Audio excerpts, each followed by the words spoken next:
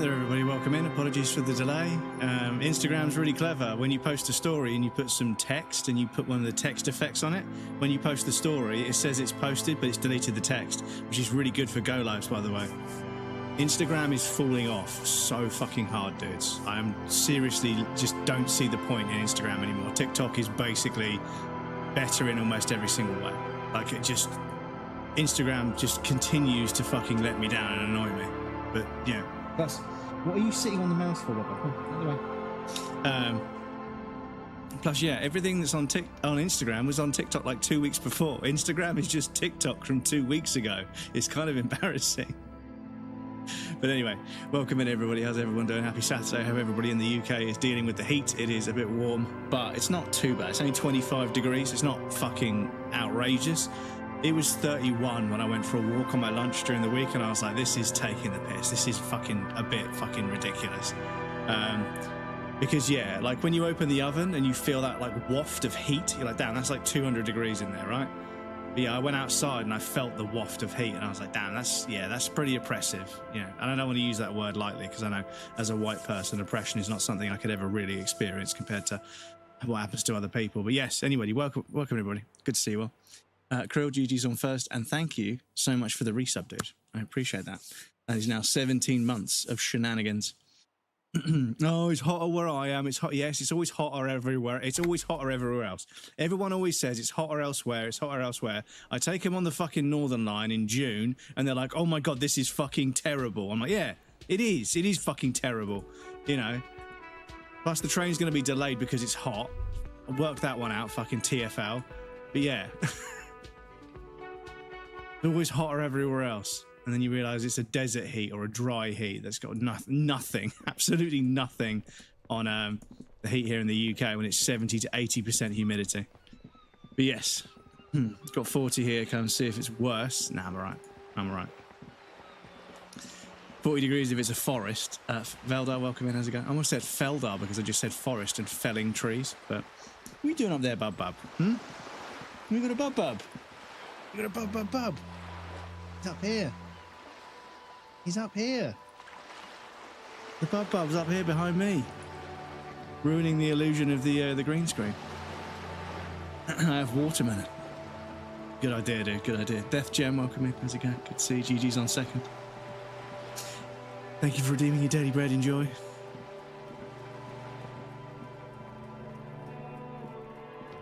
Just an ordinary war. Just waiting for the massive forest fires. Well, yeah, this is it, isn't it? You know, people are like, oh, it's not too hot to work. It's not too hot to walk. Yeah, the train tracks are melting and deforming. Roads are becoming liquid again.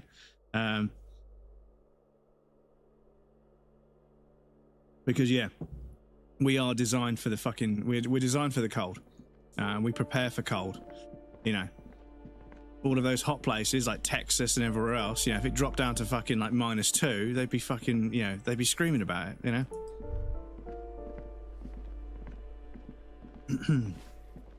Red, you're blocking a view of the real streamer. Yes, I know, he's cleared off now. The Artorias. No, it's not this balcony, is it? It's over here. Work outside, just need water. Yes, yeah. Staying hydrated is the one. Down south, yeah, this is it. It's just, you know, your environment is governed by the climate, and when the climate is significantly different, yeah, it has an effect. You know, when it gets really hot in the UK, it's unbearable, you know, but when it gets really fucking cold in other parts of the world, they're not prepared for it. You know, it drops down to like 7 or 8 degrees, and people are like, oh yeah, people are dying of coughs and colds because it's so freezing in this. But I'm like, that's not cold at all. That's like a fucking jumper, you know. It's not even in the negatives, you know. But the thing is, because I live in the UK and our climate is, you know, reasonably temperate, it could be like really fucking cold for us, and my friends in Canada will be like, meh, it's not cold, you know. -30 is cold. I'm like, yeah, all right. But then when it gets hot, I'm like, oh, it's fucking hot. And then my friends in Texas, like, it's not that hot, you know. 38, 30, 39 degrees is hot. And I'm like, yeah, okay. So I'm just not allowed to talk about the weather at all. Because, yeah, there's always somewhere hotter or colder, apparently.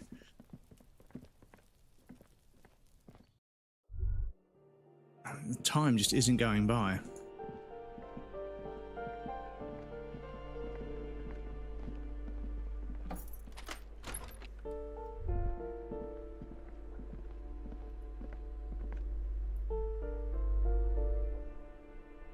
Oh yeah, I've got this mod that turns the HUD off.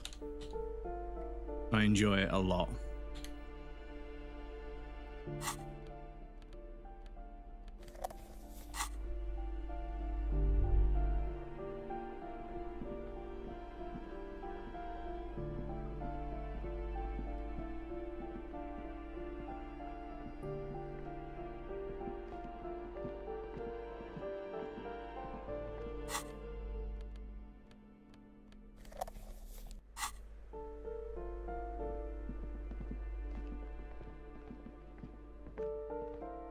Those Americans shitting on Scandinavians for not handling Texas heat when they couldn't last 1 minute in -30. Well, yeah. Plus, you know, when you go to parts of the world that have air conditioning in every single room of the house and every office and restaurant and business and every car, everything has got like aircon on all the time. I'm like, well, you guys can't handle the heat either, you know?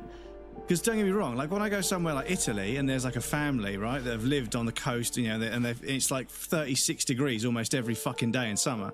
And there's old people that just sit there at cafes in the sun, just drinking Chianti and espresso and somehow not getting heart disease because of some genetic, you know, superiority for dealing with that sort of thing. They don't mind the heat. They like the heat, you know, they're used to it, right? They actually sit there in the sun, right? But yeah, you get people that live somewhere hot, like a desert climate, but they live indoors. They never go outdoors. Oh, it's too hot to go outdoors. Right, so you don't really like living somewhere hot. So you go and live somewhere hot that then fucking makes you want to have aircon all the time. And then you complain about other people saying it's too hot. Hello again, officers. Have you come to admire my mural? The lieutenant is desperately searching for another handkerchief.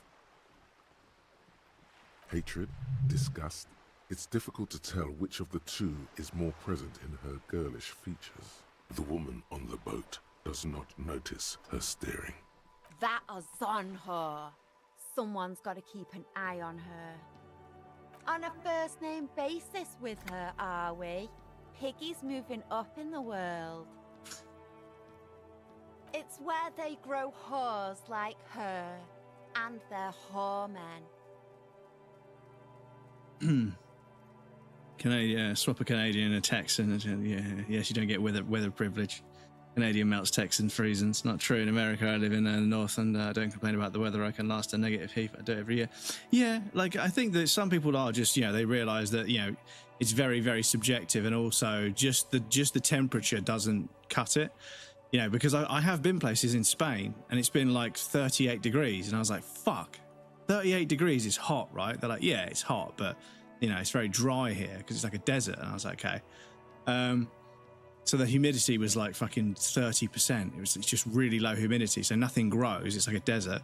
And I was like, but I don't feel hot, but I was getting sunburned. And I've been to other places where like it's really cold, but the humidity isn't high enough for you to feel it.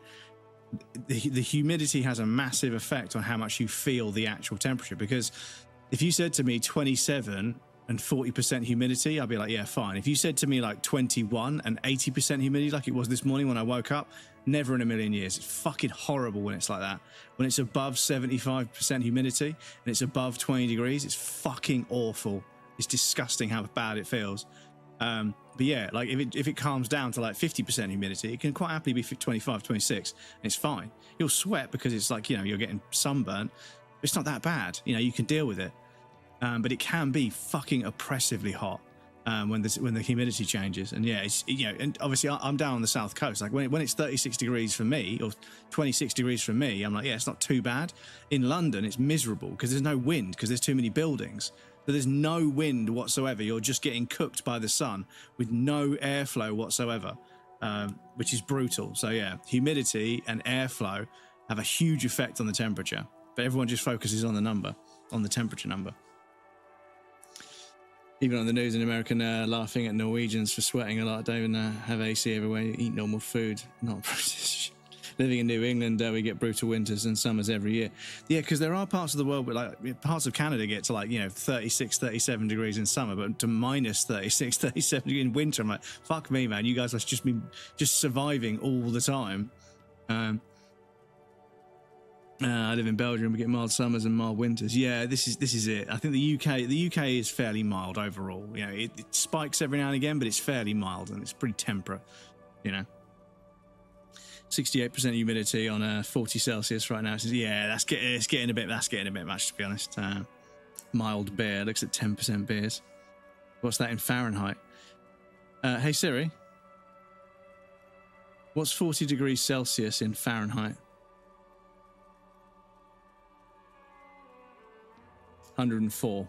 I know the alcohol percent sneaks up on you. There are a few Belgian beers that taste really, really nice, but they're actually like 11%. Like they're pretty strong.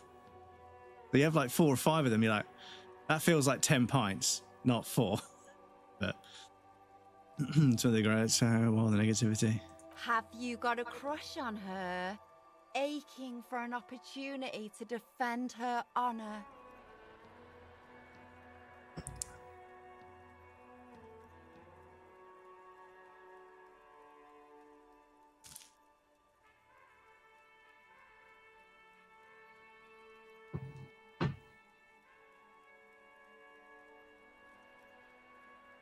The lieutenant is desperately searching for another handkerchief. Hatred, disgust, it's difficult to tell which of the two is more present in her girlish features. The woman on the boat does not notice her staring. That is on her. Someone's got to keep an eye on a first name. Pig's not half as dumb as he looks.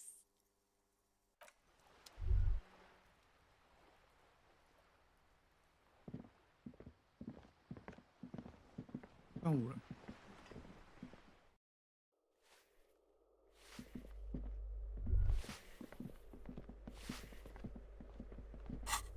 You just won't get to 21. The time it's taking so long to fucking progress time.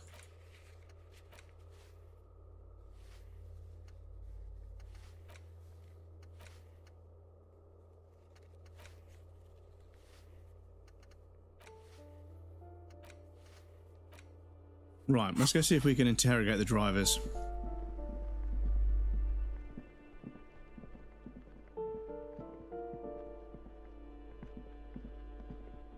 See if that pushes time forward a little bit, because yeah, I feel like time's moving in.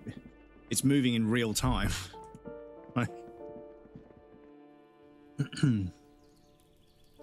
More for Czech beer. Yeah, Czech have got some good beers. Off the top of my head. Is Tisky from Czech? From the Czech Republic or Czech? Czechoslovakia? Whatever it's called these days.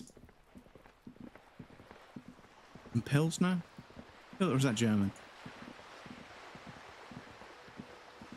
Eating ice cream, drinking beer, and Lisa's Paul arguing with his career is better than Japan.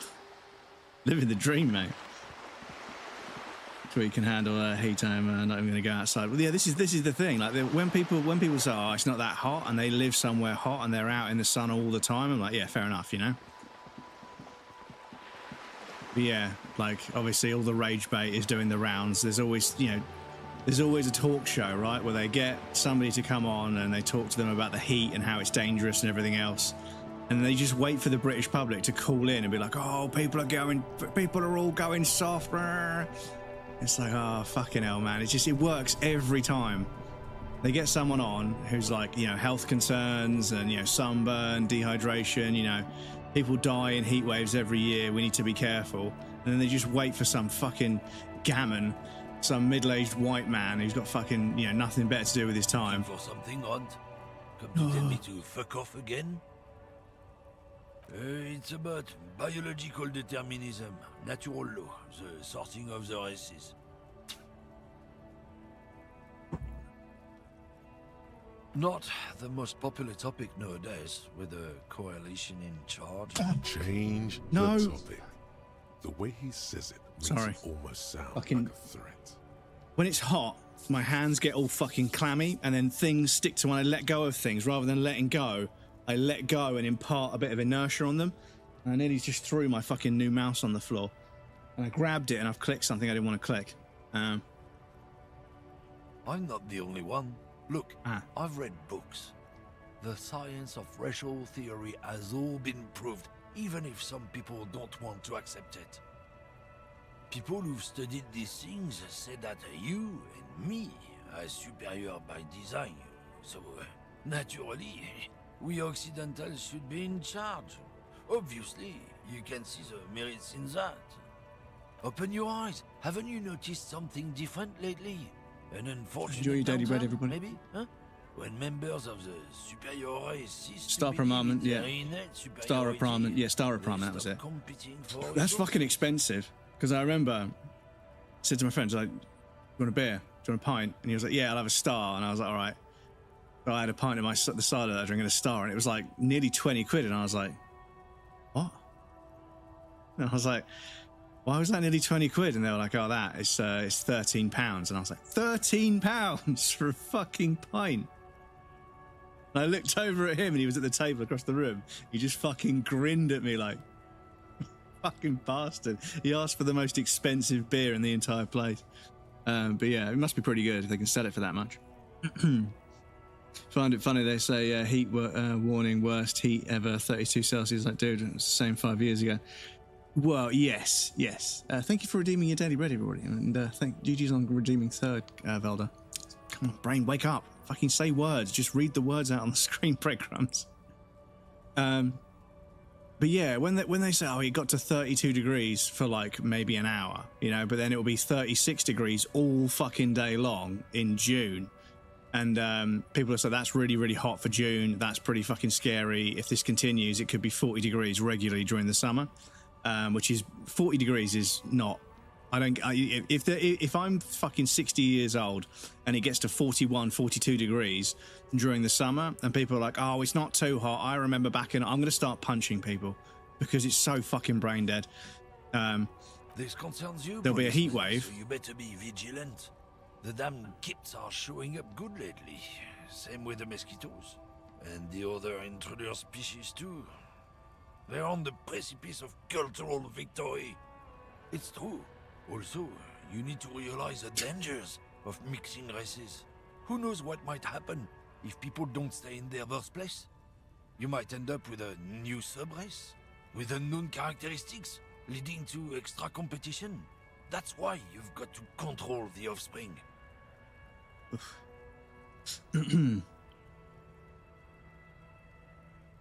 Babe Ruth, 13. A 3, yeah. We rewrote history specifically, so this is not canon. So every year it's history's highest ever country, so they do that. Yeah, in the UK. But the thing is, the globe is getting hotter. It is getting warmer, you know, and there might be random spikes of 36 degrees back in the 70s, but it was like one summer. But in the UK, like 5 or 6 years in a row, like almost every year, there's a new record high temperature, which is a trend, and it's, you know, everybody agrees it's fucking miserable. And it's not just like it spiked up to 30 degrees because of the fucking trade winds or the fucking solar, whatever the wind is called. It wasn't like it just got hot for like, you know, a couple of days like it did in the 70s. It gets hot and it stays fucking, it doesn't go below 20 degrees for like weeks at a time. You know, but it'll fucking piss it down with rain for like, you know, an hour one day. And then it goes back to being fucking 35 degrees. It's fucked. It's absolutely fucked. One day it can be beaming sunshine, you need sunscreen, and then the next day you need a coat to go outside. It's fucked. The weather is getting really fucked. If we, the evening people, pull together, we can form a bulwark. I'm only clicking on this for the troubled trophy. times. I think I need to... Root out the forces that seek to undermine the well-being of our people.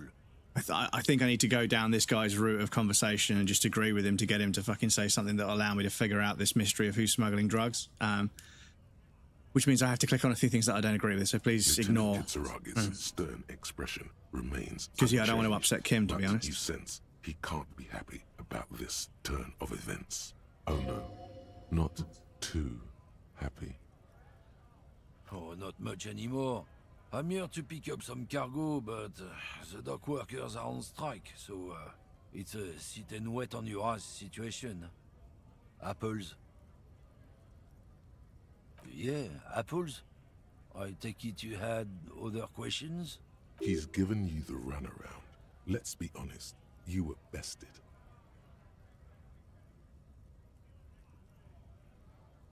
Isn't it obvious? Fucking Sealang. that beady-eyed South Samaran. His little side business is a scam. I wouldn't be surprised if he was peddling drugs as well. Of course he's a lorry driver. What? He tell you he's just some simple businessman or some shit? He's selling his employer stuff after he broke the seals on his Humanox lorry. His tribe are natural liars. It's in their blood. He's your man, all right? 100%. I wouldn't be so sure about it. Not until we've heard what Sealang himself has to say. Guess so. When you said before that you were down with racism, was it meant in earnest? Or were you just trying to win his confidence? Well, now you've done it. Let's see if you can talk your way out of this one. I suppose that's a relief. Just be careful how often you avail yourself of this technique. A lie may be useful in the short term, but I have a way of catching up with you later. And one more thing. As you've seen, these sorts of attitudes are quite common in Martinez, so I expect this to happen again and again. Expected my suit earlier. Glad to hear it. I've had this It looked great. conversation enough times in my life. From now on, Nice soft I'm going to colours, stay out of it. suits your skin How you tone. choose to respond is your business. If you get yourself a nice coloured dark belt and some dark Now let's shoes, move on. a pocket square. Because the suit itself is quite reserved and quite sort of like, low key. It's a good cut. It fits well. But you can then decorate it how you want. So it's a really versatile suit.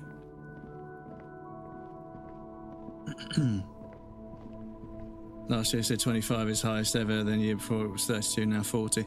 Yeah. Well, the thing is, right? You've got the temperature rising and falling throughout the year, and what a lot of the time what they're reporting on is that it's getting a lot hotter earlier in the year and then staying hotter for longer, which sounds great until you realise that actually, after a week of it being fucking roasting hot, I'm fucking done. Like I don't want to fucking be sweating my bollocks off when I wake up every morning. Everything's still cool here, officer.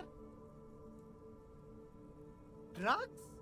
I don't go in for that, officer. Drugs ruin lives. Unless you're into drugs, of course.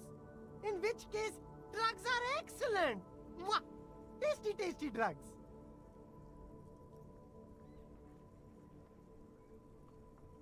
That's very cool.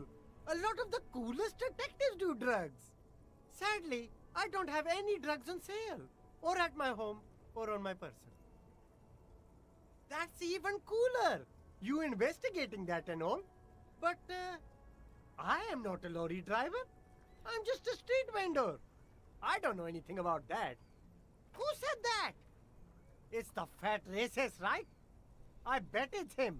He has an agenda against me because I'm an immigrant who Good works weather harder for- than he does. He's a hater. If he does decorate for the wedding, we can't either. For decorations, I'm waiting for word on that from the groom. If he doesn't decorate, exactly. You don't want to be seen to be doing more than the groom. Yeah, that's fair. I'd say it's the highest ever every year in 2030 in July. If it's different every year. Accessory, pocket squares, neckerchiefs, sunglasses, watches, rings, jewelry, belts, shoes. You can sort of wear sort of more flamboyant, sort of eye-catching versions of these things. A neckerchief is always going to be, like if there have been a couple of times I've put a suit on, and I've said, you know what, I feel like this needs a neckerchief, just to be a little bit kind of like, artistic with it. And like the girl whose friend I was with was like, that's actually a great idea. And she got in her car, drove back to where she lived, got this really nice pastel pink neckerchief on a blue suit, pink pastel neckerchief. It actually fucking worked. It really fucking worked. I got some shit for it, but you always get shit for wearing something cool. Like if you don't get shit for what you're wearing, you're not dressed cool enough. That's it. Like if you don't get like shit, like getting shit is because it's being noticed. And it's being noticed because you made a statement, right? And you can get it wrong. Don't get me wrong. You can get it wrong. But yeah, I think if nobody says a word, then yeah, you haven't tried hard enough. I work harder, and he's an asshole. But there is such a thing as doing too much. I think that you should only ever really do like one accessory with a suit. Like you could have like a really nice you could have a really nice pocket square, and I have a pocket square that matches a tie, and that's quite a nice little sort of set where I've got a nice navy blue suit but a nice pastel floral pink tie, and I've got the same print as a pocket square, and that means that they match, but everything else is just a plain suit.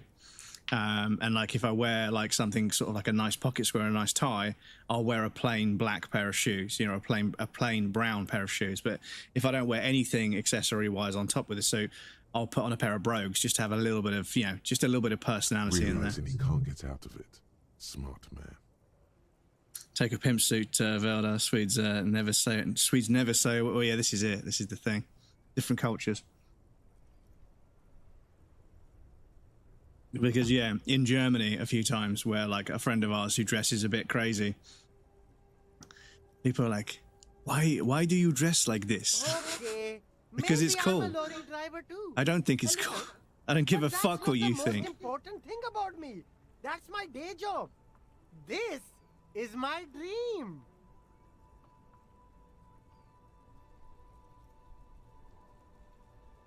Exactly. It's such a small part of my life. It's in the rear view mirror now. I'm climbing out of that hole with ingenuity. Nothing. I told you. I'm not a dumb guy. I don't get involved with that crowd. And what crowd is that? Crowd. You know, the drug crowd. Well, Scandinavia rejoiced when social distancing ended. They could go from 2 meters apart back to their usual 5. Kind of casual clothing is seen as high fashioned in some kind. Yeah, this is, yeah, like I say, it's like different culturally. Like, you know, when you go to Italy, people dressing casually is like, you know, button down, like polo shirts and like, you know, tailored shorts, ankle socks and boat shoes, loafers or whatever. And like a nice watch. I'm like, damn, these guys look fucking really good, even though they're making no effort whatsoever. They're just chilling. Whereas in the UK, chilling is like jogging bottoms and a fucking baggy t-shirt that's got holes in it. You know, that's our casual, you know.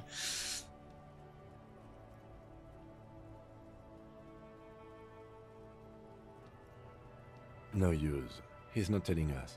He's too afraid. We need to take him to my station and ask him there. After we've called his boss. Okay, look. There's bad people doing bad things here. That's all I know.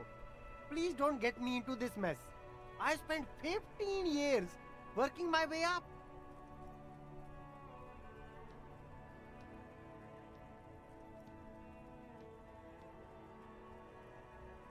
It's a she, okay? The other drivers call her the lady driver. You're better off staying away from her. The way they talk about her, she's no lady. Interesting. Could this driver be connected to the Hardy Boys?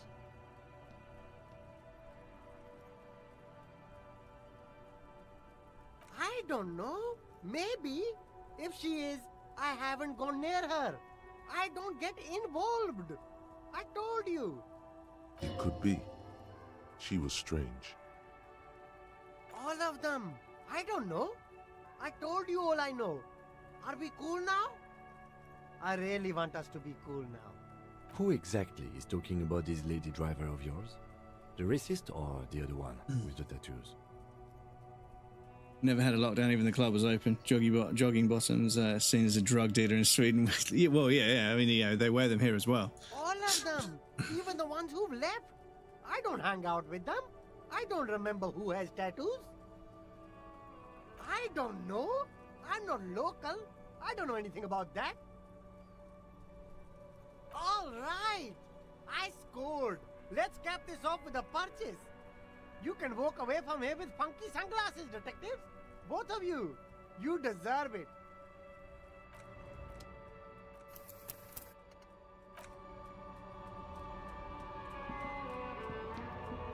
Everything's still cool here, officer. No need. I just want to see if I can actually get him to give me money. Everything's still cool here, officer. No need to.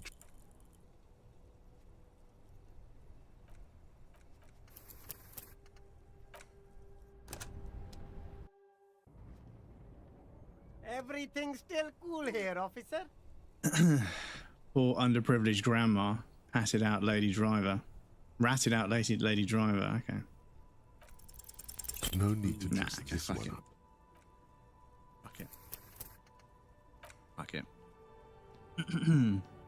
You also say flink in Denmark 0.5 when someone does a good job. Flink.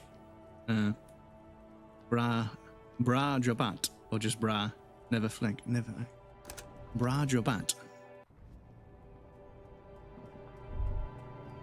Yeah, chat, I'll tell you, he doesn't mind this heat. Little Bubba. He doesn't mind the heat at all.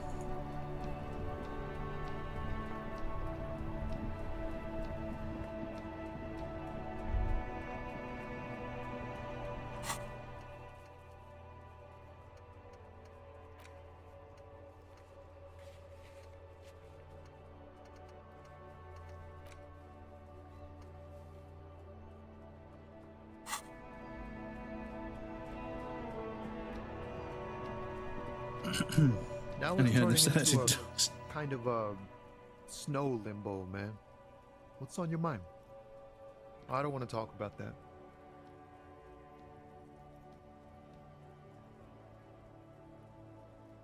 Man, I was hoping it isn't going to be her. All I can say is, she isn't around here anymore. She isn't some evil drug trafficker. And I don't know where she is.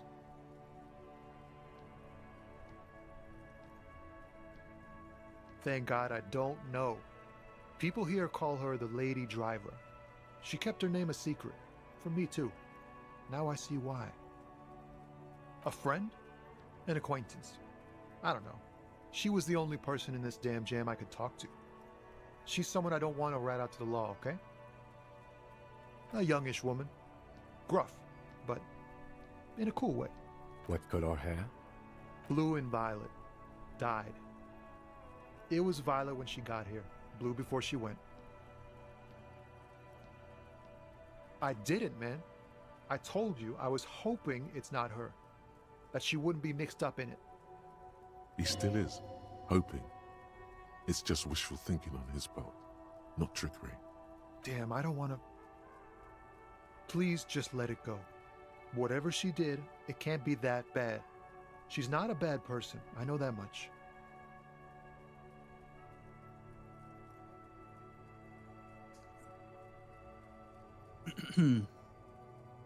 Norwegian called a grown adult flink. We can't just let it go. It's part of a police investigation. That's how it always is with you, isn't it? All part of the investigation. The girl's troubled. If you hunt her down, she may not survive it. I can't have that on my conscience.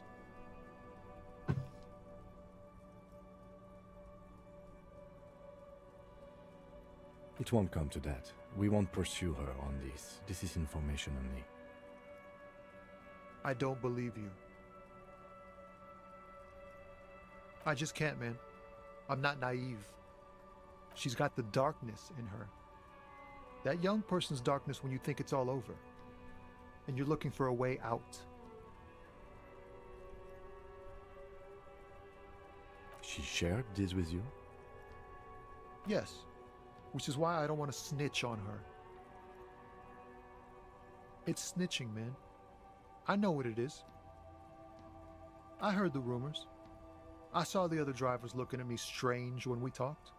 And she told me, too, that she's had a violent life. But I wasn't afraid of her. More like for her. Did this violent life include drug trafficking? Well, it looks like it did now. But we didn't talk about that. We talked about life, you know? She talked about her mind. The way it worked. The trouble it was giving her. The pain it was causing her. Fuck, man. Go grill someone else with these questions, okay? There are plenty of drivers here who couldn't stand her, or were afraid of her. They'd be more than happy to rat her out. He's right. There are other options. The raceman, for one. Push Tommy, and it will break his heart. And his spirit. Don't expect you to be pals. Now is not the time to focus on feelings. You need that info, son. It's right here. The answer is right here. You just need to ask him. Come on, do it.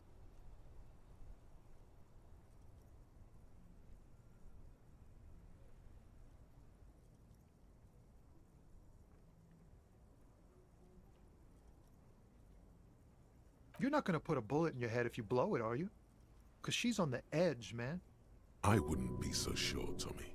Imagine it. An explosion of stars. Goodbye world of men, money, and machines. Thank you, friend. Wow, this makes me feel like I should pick up smoking again. Would help with... Alright. Now it's turning into a kind of a snow limbo, man. What's on your mind? Right, let's go speak to the other driver. Horrible racist guy we had to agree with to get information.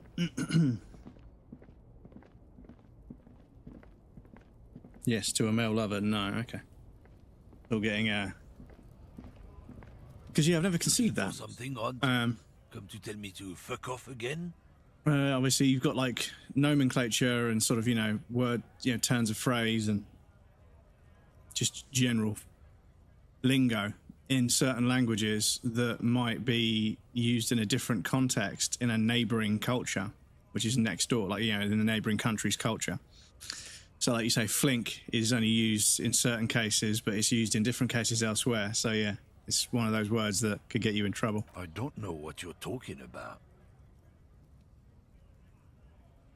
He did something. He stole his employer's goods and another honest lorryman's job. I don't think you're as down with our fight as you'd like me to believe, brother. Why is the saffron man still there? Talk to him. I don't know anything. Listen up, fuckwits. You don't scare me. You cops don't run Evashel West. You don't run Martinez. You don't run anything. No. He means La Puta Madre. The name resounds like a bell in the air. A dark gong. You get a bad feeling about it. Looks like the lieutenant has a plan. Let him do this. Yeah, him. Then I presume you are familiar with his peonies. Yeah, they're his little bitches. He's got them all over the unions. Not just the unions. He has peonies everywhere. Some say he even has them in the RCM. Dirty fucking peonies who'd do anything for him. Multi-ethnic drug addicts. You're not peonies. You wouldn't be investigating a drug thing if you were. No, of course not. We are not peonies. But if we were, and one of Madre's drivers were to be stealing from him, then it's a good peony's job to find out who that is. It's not a hard job. It won't take a long time. It won't make Padre Madre angry. But a stupid fucking racist is standing in the way, protecting this fucking thief. I'm not scared of you or the mob. I'm under the protection of the Lorrymen and Carters Guild. You've seen that corpse in the ceramic armor there. Did his shitty little guild protect him? Nah, you wouldn't just leave him out there if you...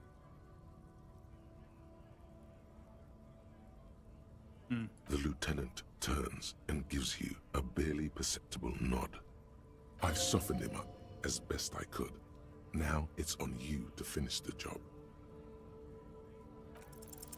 The main thing Fuck is off, man. to not overdo it, even when you're trying to scare someone. The most important thing is, how does it look on your resume?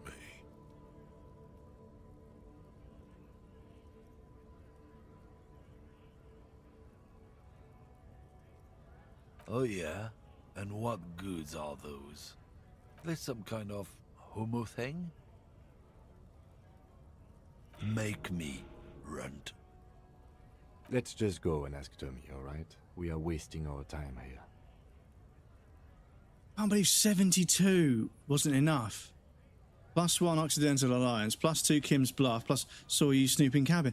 Like, yeah, I remember now that some of the skill checks seem kind of like rigged, which is a shame.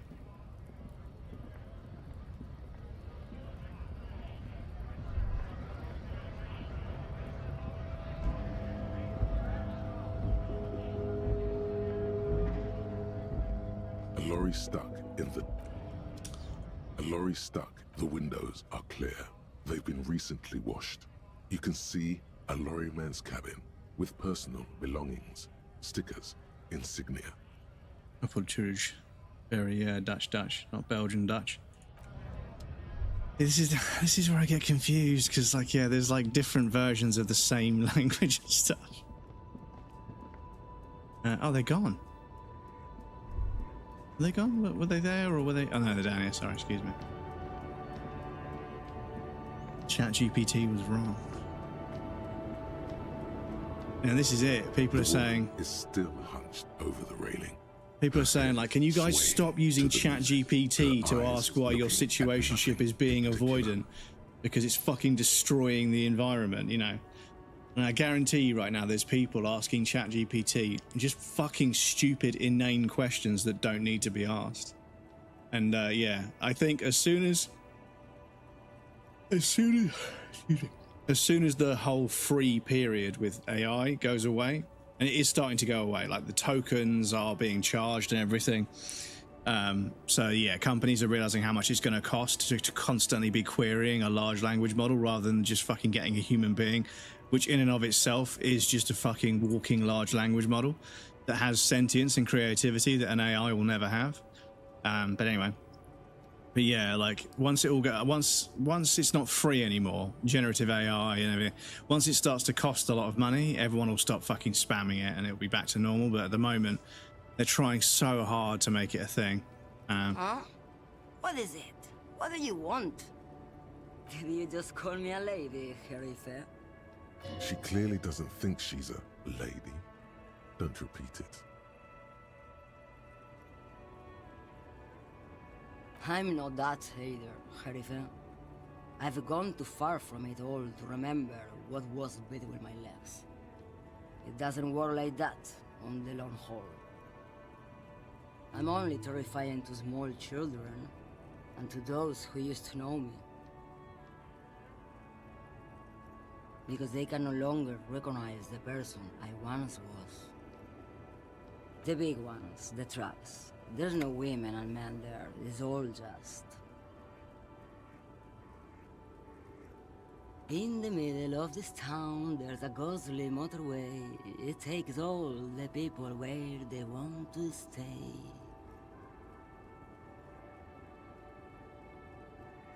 Belgian province of Luxembourg and the country of Luxembourg, separate entities located. Yeah, Krill sent me a fucking video explaining that there's Luxembourg and then there's Luxembourg in Luxembourg. You feel yeah, very cold. fucking hell, man. As if standing face to face with a terrifying adversary. Then the feeling dissipates and all you see is an aging woman. How should I know? Do I look like I spend a lot of time with the other communers sniffing around when I have my movies to go to? Oh, Sim. Something in her is pulling towards some unknown rest state. She twitches like a sleep kick.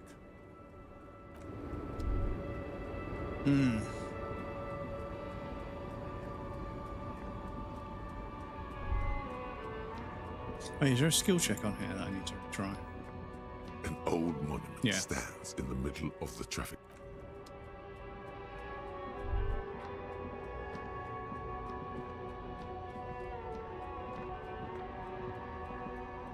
It's easy. But nah, like my whole like geographical knowledge, like I learned about Spain and Germany and France, Russia and everything, but that whole northern section of Europe, or above Europe, whatever it's called, just, yeah, it just completely eludes me. Switzerland, Norway, fucking Denmark, I have no idea where any of it is.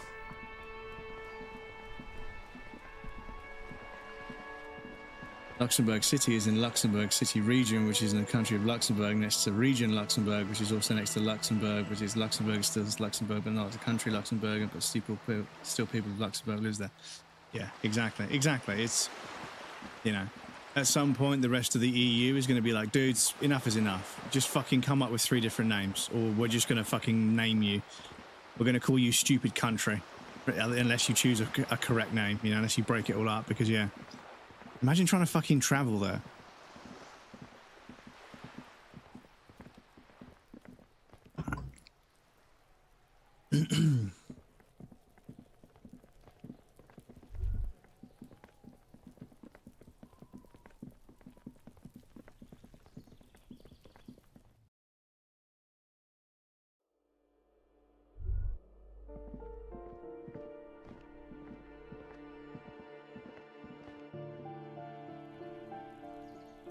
Ah, there they are. Let's go speak to him. Right, I'm going to save the game first.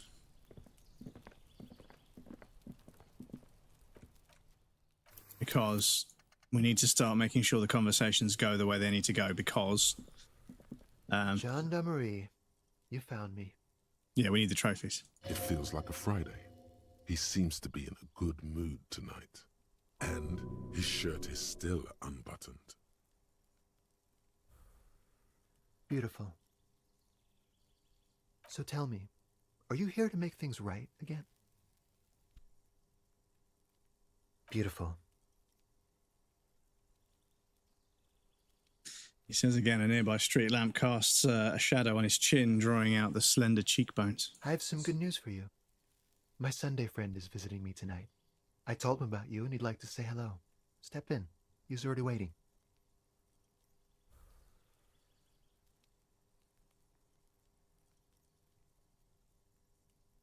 That's nice, but I don't have anything to tell you. It's my friend you're looking for, not me. He takes another drag of his unfiltered cigarette and looks around. It's getting dark and the neighboring windows have lit up, one by one. Besides, I've got to run. He's going to leave you alone again. That's sad.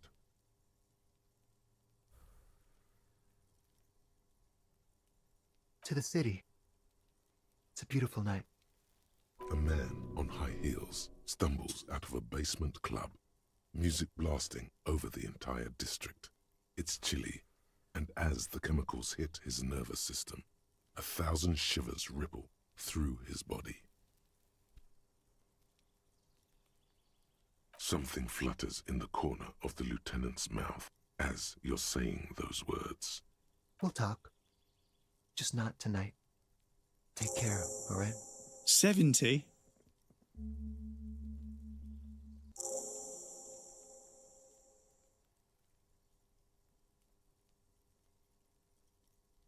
Right after you. Right, chat. Unfortunately, we do have our first ad break of the stream. I need to pop you guys over on the BRB screen. There'll be a ref and some clips for you guys that want to hang out, but please feel free to get up and move around, grab a drink or a snack. You won't miss anything. I'm going to take a break as well. And we also have anonymous follows on the BRB screen, so if you're lurking, you want to follow in secret, that's perfectly okay. Once we're over on the BRB screen, there's no alerts for follows over there, you'll be safe. But yes, I like this mod that allows me to turn off the HUD with the caps lock key.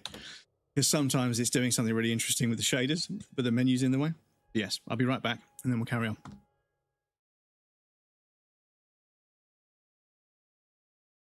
Bit of a puzzle to figure out which ones to reverse and which ones to leave.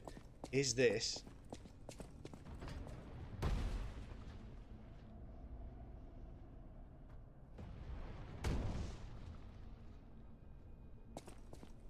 No.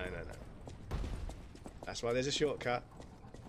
That's why there's a shortcut, breadcrumbs. Come on, you know how these games work. You know how these games work.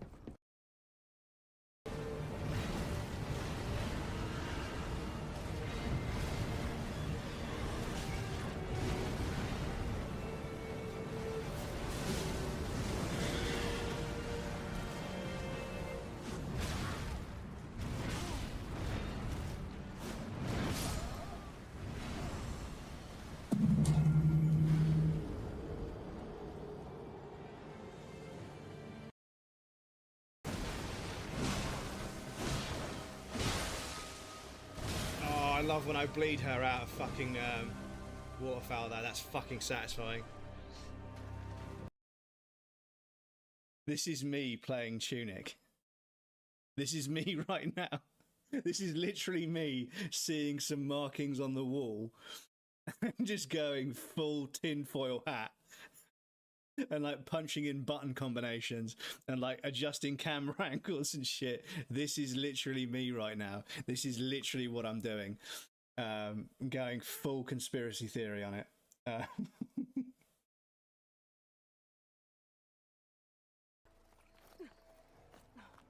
can kind of climb anywhere. Or, well, either that or...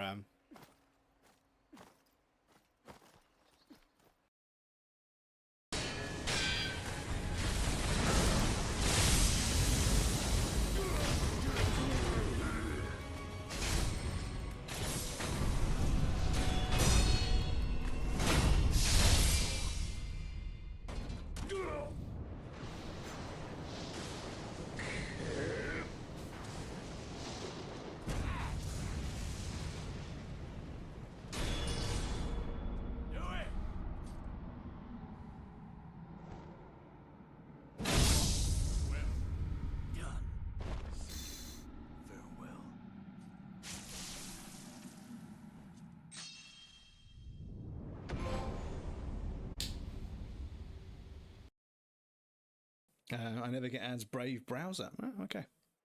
Thanks for not contributing to my ad revenue. I'm just kidding.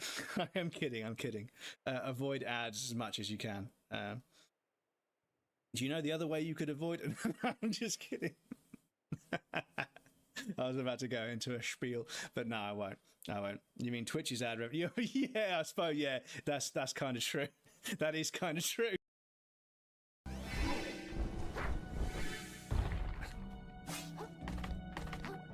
Oh, fucking hell.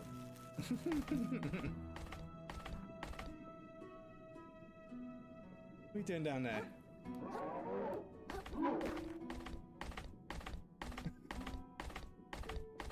See you later, boys. I have a nice life. Oh, he's trying. He's trying. He's fucking trying. He's not happy. Two, and there is 5-5 on that row is good. 1C, and there is 5-5. That's good. 5-5, 5-5, and then we need 5-5. We got all three. Fucking let's go. Let's go. Fucking laced it. Excuse me. Let me just catch up on chat real sec.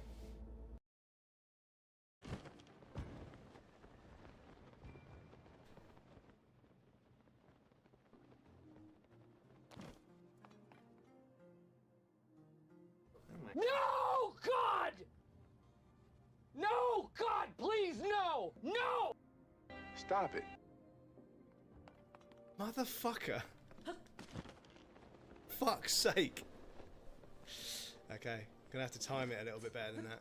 Fuck's sake. Gotta move.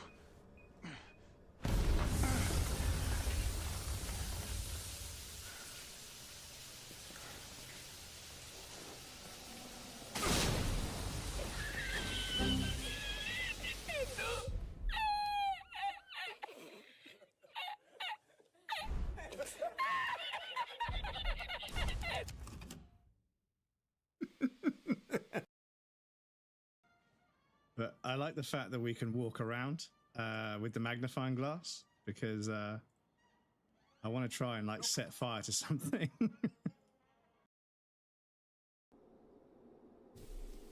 So, as you know, some streamers have merch, and sometimes that merch includes plushies, which are like big teddy bears, right? So I've created the Trash and One prototype plushie.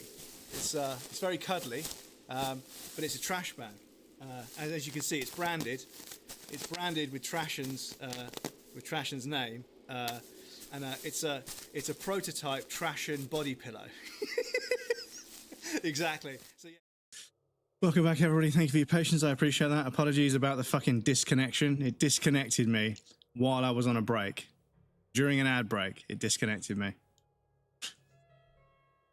So I don't know how that's going to work. I think we're back live again. I've checked my own stream and we seem to be live again. I'm just going to check the vertical as well. But yeah, apologies, chat. The shit continues. Yeah, enjoy your daily bread. Enjoy redeeming first, second, and third again, because everything's broken. But yes, apologies, chat. I don't know. I'm fucking so fucking fed up with. No. Yeah, exactly. We disconnected again. Oh, it's running a fucking ad. Okay, that's great.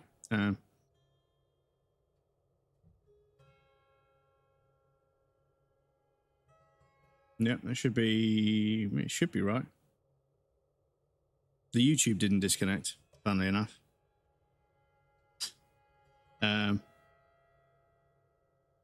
So yeah, it's not showing me the vertical.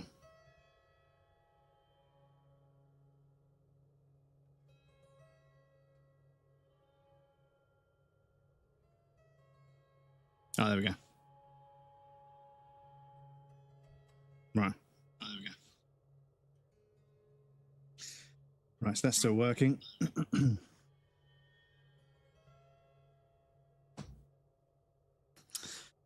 Stop disconnecting, that's right. Yeah, I don't fucking know, dudes. I don't know.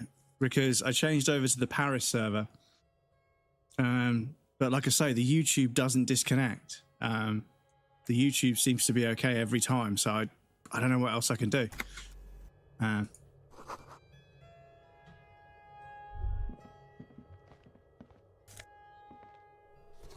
Oh, Party Dragon's silk robe.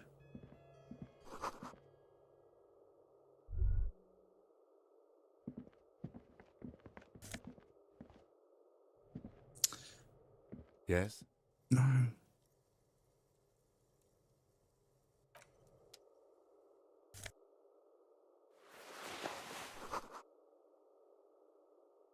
Because it cannot be made of metal.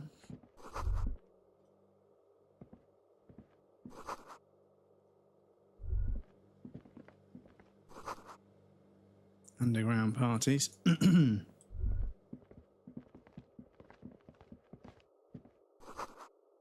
Buckets of paint on a layer of old newspaper. Oh, there's paint there as well. Okay. Right. So.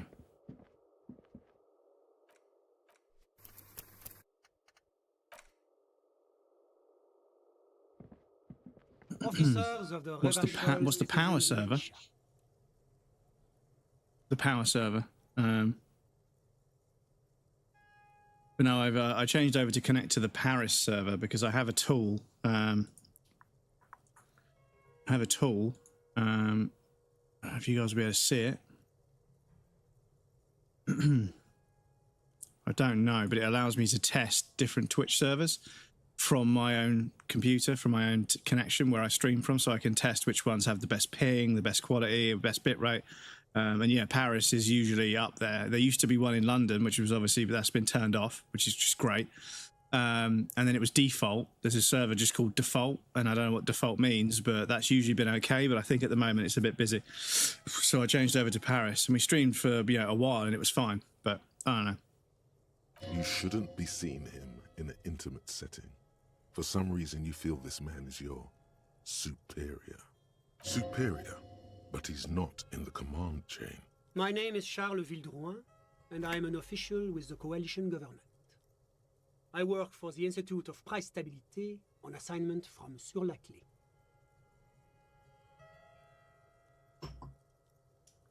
I heard you talking to my friend outside. Very good. Super. I am here to assist you in any way possible. Which, his 50 seconds of ads, yeah. I'm really sorry, dudes. It's, obviously, it counts as a new stream. When I get disconnected and it doesn't reconnect, I then have to start a new stream effectively. And it's, I mean, it might have sent 2 pings to the fucking Discord, which I apologize for. But yeah, it's just, it's a mess. And I hope by now you guys know and you can tell and you realize and you understand that I work things out. A problem presents itself and then I fucking go about fixing it. And I find out how to get around it. I find a workaround. I find a way to fix it to make the stream work. But this disconnection issue, I just think Twitch just disconnects me. I think Twitch is struggling a lot of the time in lots of different ways. And when they need to cut a few people loose to make sure some other stream stays up, they just pick someone like me. And I don't want to be all fucking victimizing and all boo-hoo to me. But that's what I feel that it is. I feel as if there's nothing I can say or do to them that will stop them doing it, because they have to do it, because they have to keep that other stream up, because that stream makes them more money. And that's just how it is. I don't want to be fucking conspiracy theorist. I don't want to reach or fucking cope or whatever, but that's just the explanation that I've come to. I can't think of anything else. Like I have fiber optic broadband, which I fucking got specifically to improve my stream's performance because copper kept fucking me around and nobody would own up to it. So I thought, fuck it, I'll go and get fiber with fucking BT, who are the people that own all of the infrastructure via, OpenReach, which is a subsidiary of BT, I presume. And yeah, I call them up and I get somebody that has a script to read that doesn't really have any technical knowledge, and I explain logically. I spent like, I don't know, half an hour, 45 minutes on the phone with somebody saying, listen, I know what you're going to say. I'm not going to reset the router. I'm not going to, and they're able to just open my router and they're able to see everything on my router. They can't just check the line. They can go on my router and look at the devices on my network. They say, you've got quite a lot of devices. I'm like, yeah, I've got a switch that plugs in, a network switch that plugs in like another 5 or 6 devices over Ethernet because I don't trust Wi-Fi. And they're like, well, maybe the Ethernet cable's failing. I'm like, well, I don't think so. Because if the Ethernet cable was failing, I wouldn't be able to connect to the internet. I wouldn't be able to do anything. I'm just getting disconnected in certain regards. So I need to know what you guys are doing, because I think something you're doing in terms of port forwarding, IP allocation or something is causing a disconnect to Battlefield servers and also to Twitch servers that I need to stop, because those are the two main things I use the internet for when I'm not working, right? When I'm working, I'm on a VPN, it's a virtual pipe, it's fine. But yeah, I have to get somebody from the engineering team to speak to me, because the people that are on the phone, they don't have the knowledge or the expertise to actually troubleshoot the kind of issue I have. They only know the sort of 5 issues that they get all the time, which is fair enough. They just, most of them are old ladies, don't know how the internet works. They just need to reset the router, it's fine. But for me, because of all the stuff that I do and because I stream and I play video games online, I need the internet to work in a way that doesn't disconnect me from servers, and it is. And I explained to them, listen, most people, 95% of people, are just watching iPlayer, they're just watching YouTube. If there's a drop in the connection, but there's buffering and it picks it up and it's fine, it's fine. But I don't do that. I do a lot more with the internet, and therefore I'm not really a normal user, and therefore I need somebody to really dig into the details to figure out what router setting I need to change to stop it disconnecting me from things, because it drives me fucking nuts. But, like I say, if the YouTube stream isn't disconnecting, all I can say is that Twitch is disconnecting me for some reason. They're choosing to disconnect, which is why I won't get a clean answer. This is why I can't get a straight answer from them. I've asked them 7 different times. I've raised a ticket like 5 or 6 times and said, why are you disconnecting me? What do I need to change? Well, we can't see a problem. We can't see a problem. Because they don't want to tell me. They don't want to tell me the truth, because it doesn't look good for them. Anyway, we'll play the video game, but yeah. Nicest way possible, absolutely the fuck not. With their handling of the TC last year, Twitch as a company can go get stuffed. In my opinion, zero trust, zero goodwill. Here for the communities only. And this is the thing, dudes. It's like, I can't even argue with you. I don't want to talk shit about Twitch when I'm streaming on Twitch, but it's just, I just feel like everybody fucking hates them. And it's like, for fuck's sake, man. Like, I don't think they realise how much people fucking resent them as a platform, because, like you say, the communities and the creators are so fucking cool. They're so good to hang out with. I appreciate the content they make so much. Fuck me, is it a headache? I just have more problems with Twitch than any other fucking platform.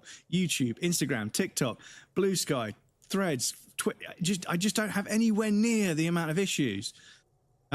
It's such a pain in the arse. No, first, but, what can we do? Personal question. What can we do? Off on the right foot. But yeah, so many people are like, they're polite about it because they want to stream and everything, but there's just this resentment because they just fuck people over all the time.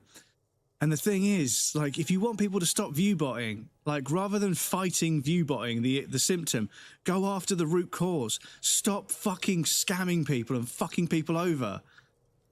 Allegedly. Stop fucking making people work really fucking hard and getting nothing for it, because it's just a recipe for people to cheat. It's the same in every industry. Doesn't matter if it's music, streaming, manufacturing, entertainment, service and hospitality, manufacturing. It doesn't matter. It doesn't matter what fucking section of the fucking industry of anywhere you fucking choose. The same thing has always been true with humanity. If you don't establish an environment where people can convert hard work and creativity into success, people will fucking cheat. They will fucking scam and cheat and lie their way to the top, because it's the only way to do it. And that's what fucking pisses me off the most, is that I know that I have the ethic, I have the work ethic, I have the creativity, I have the dedication, I have the time, I have the equipment, but none of that matters. None of it matters. Anyway, I don't want to. I don't want to talk about it. I don't.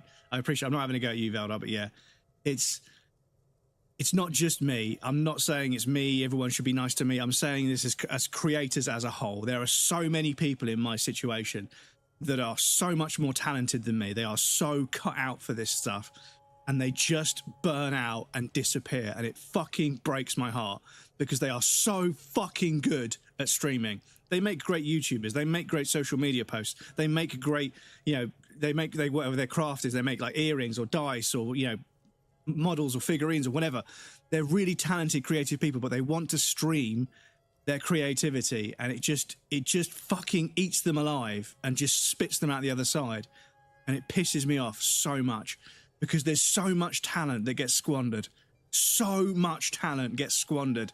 And there's so many people that could be so successful if the platform would just fucking let them grow organically without doctoring and biasing things because of money. It's so annoying. Excuse me. Morality has left almost every industry in this. Yeah, exactly. Yeah. So Red, tell me how you really feel. Yeah. Sorry, gang. It's getting to a point where like I love streaming, but fuck me, man. It's not as if OBS and all the other shit isn't complicated enough, man. But yeah, when I see like somebody that's been streaming for 4, 5, 6, 7, 8, 10 years and just hasn't really gone anywhere, hasn't grown their community to a point where they can do really interesting things with their stream, and they've got years of experience. They stream 3 or 4 times a week, fucking 5, 6 years. They've got so much experience. They are so well honed in their craft as a streamer, as a content creator that is a streamer. But yeah, it's just a dead end. And then the platform's like, oh, well, they're losing money. Yeah, of course you're losing money. There's so many fucking incredibly successful creators that you fucking just ignore because they aren't quite as profitable as you think they should be. It's ridiculous. And it's just, whatever. It's like complaining about the weather. It ain't going to change. It ain't going to change. Assisting you.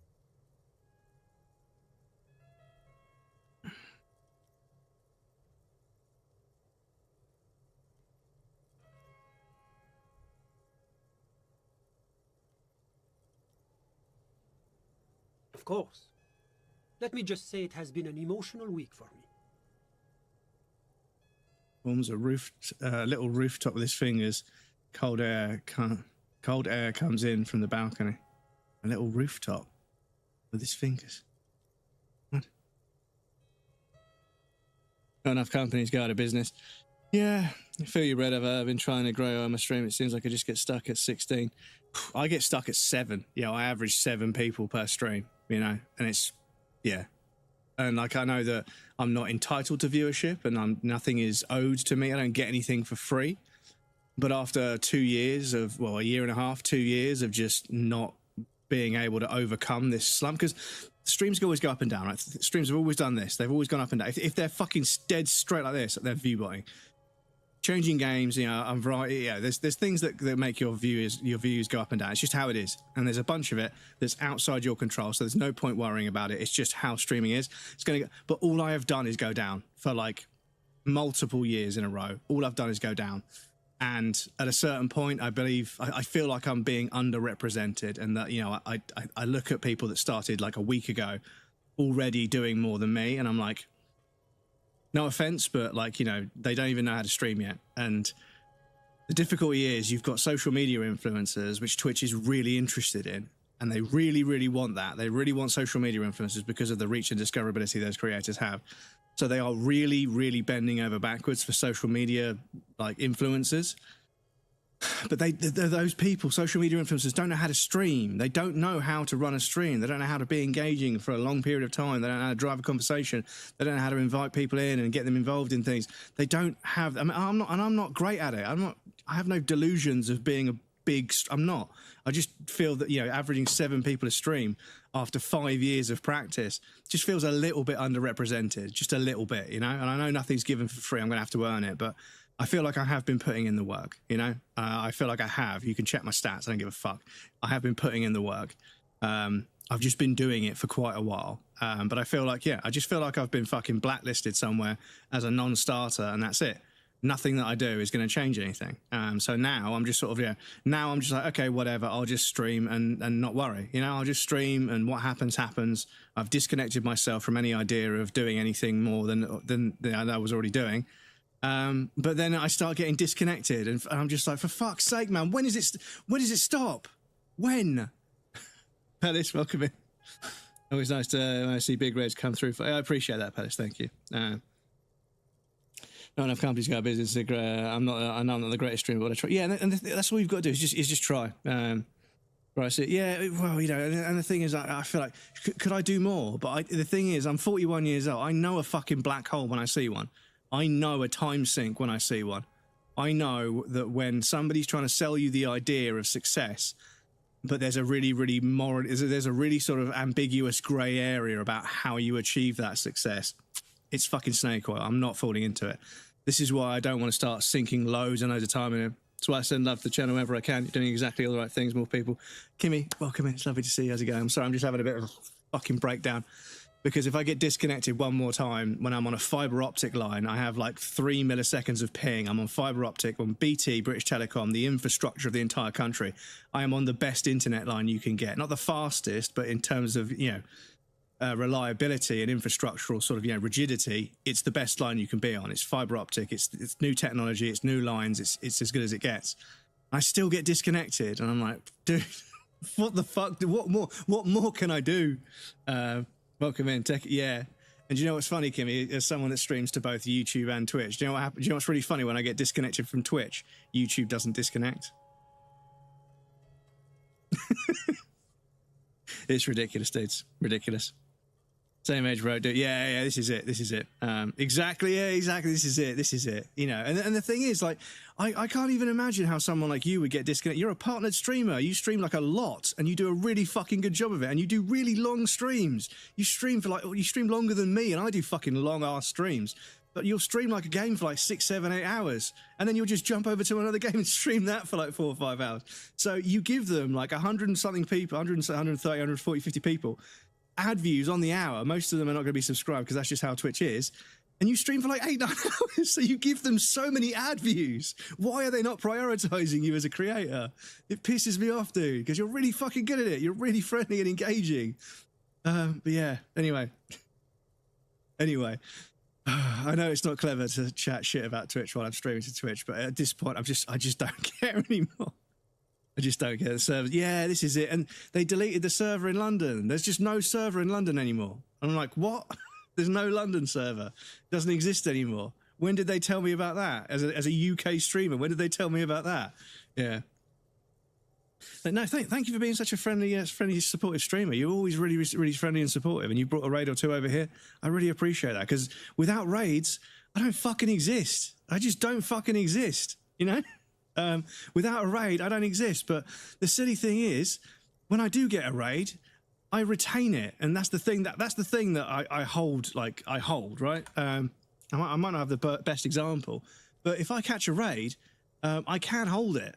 You know, even as someone that's like, you know, a nobody, if I catch a raid, I'll hold it for fucking hours.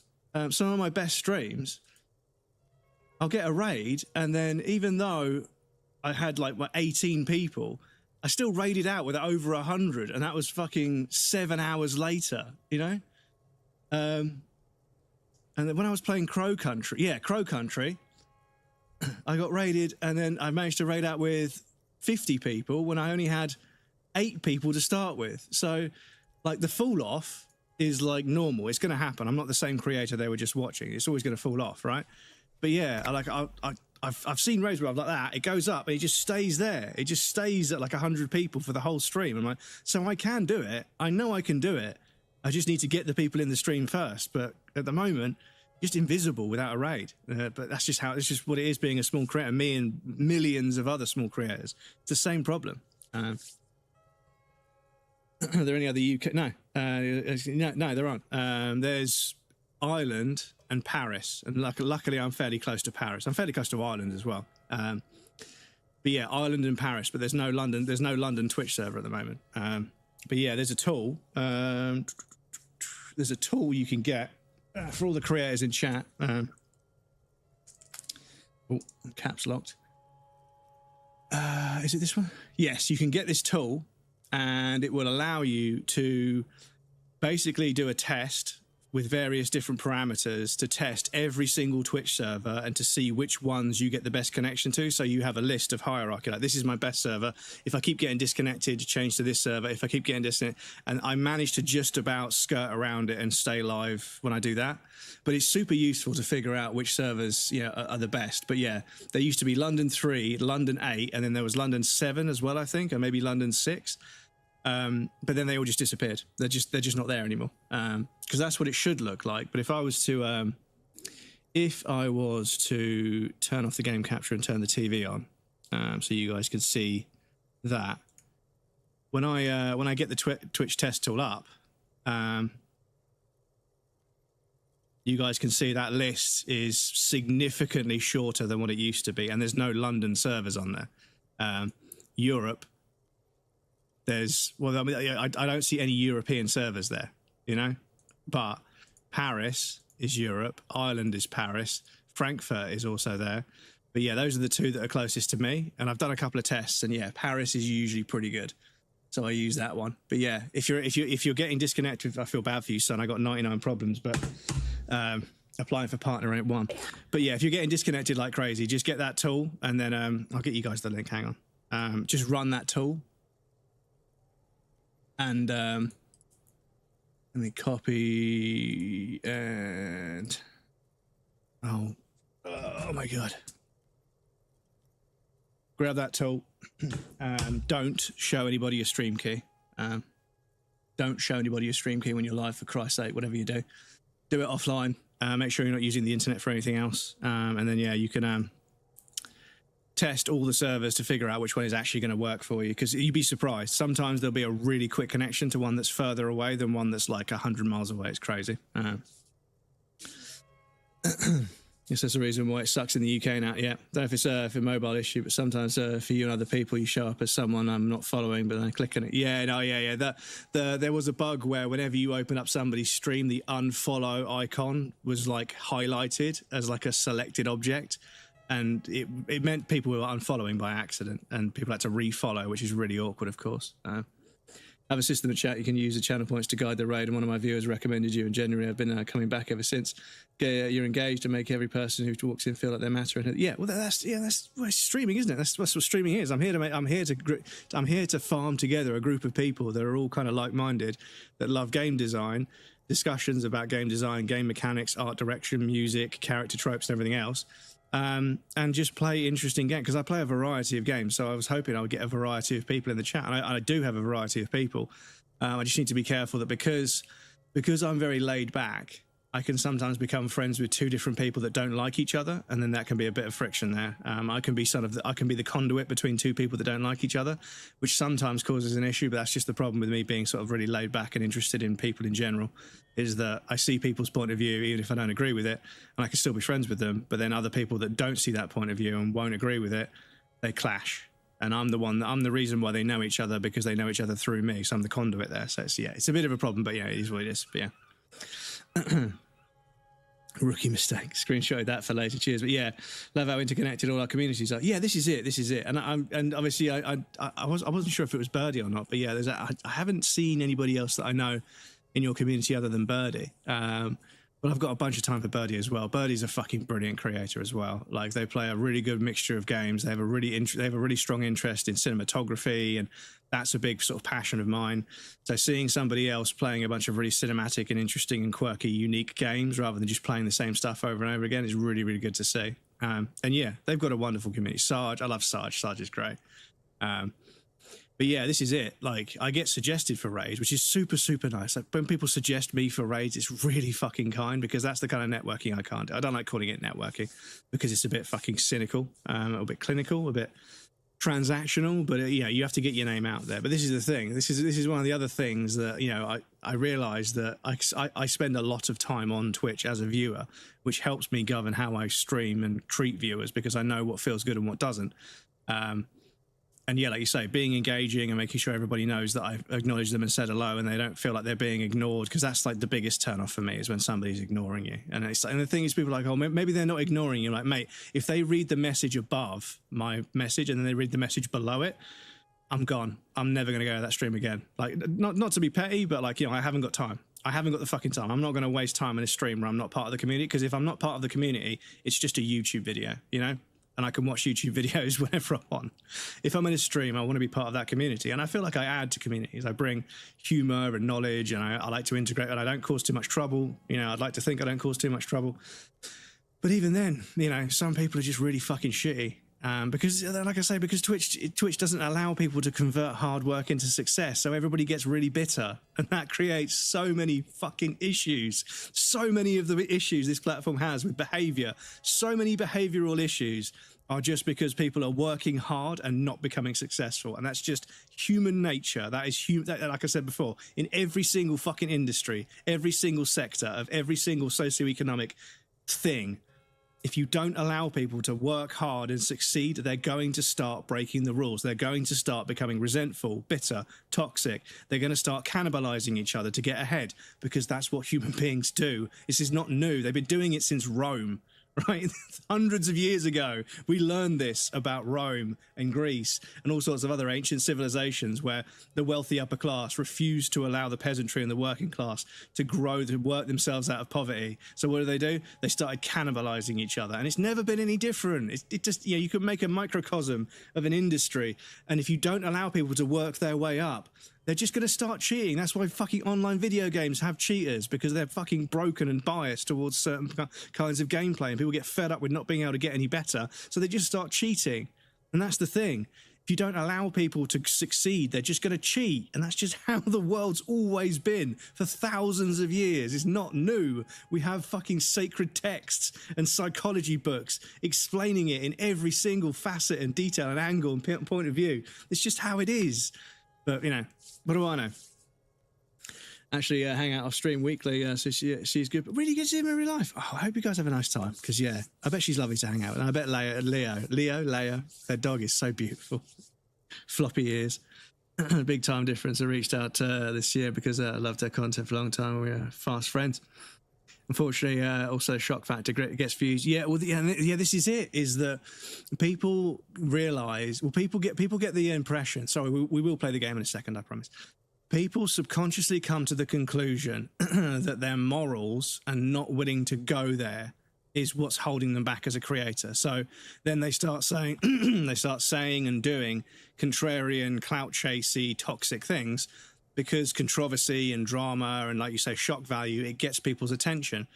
But it doesn't last long, because you're basically cannibalizing your brand and your integrity for short-term views, and that's never going to be my goals are long-term. I'm an outcomes-based guy.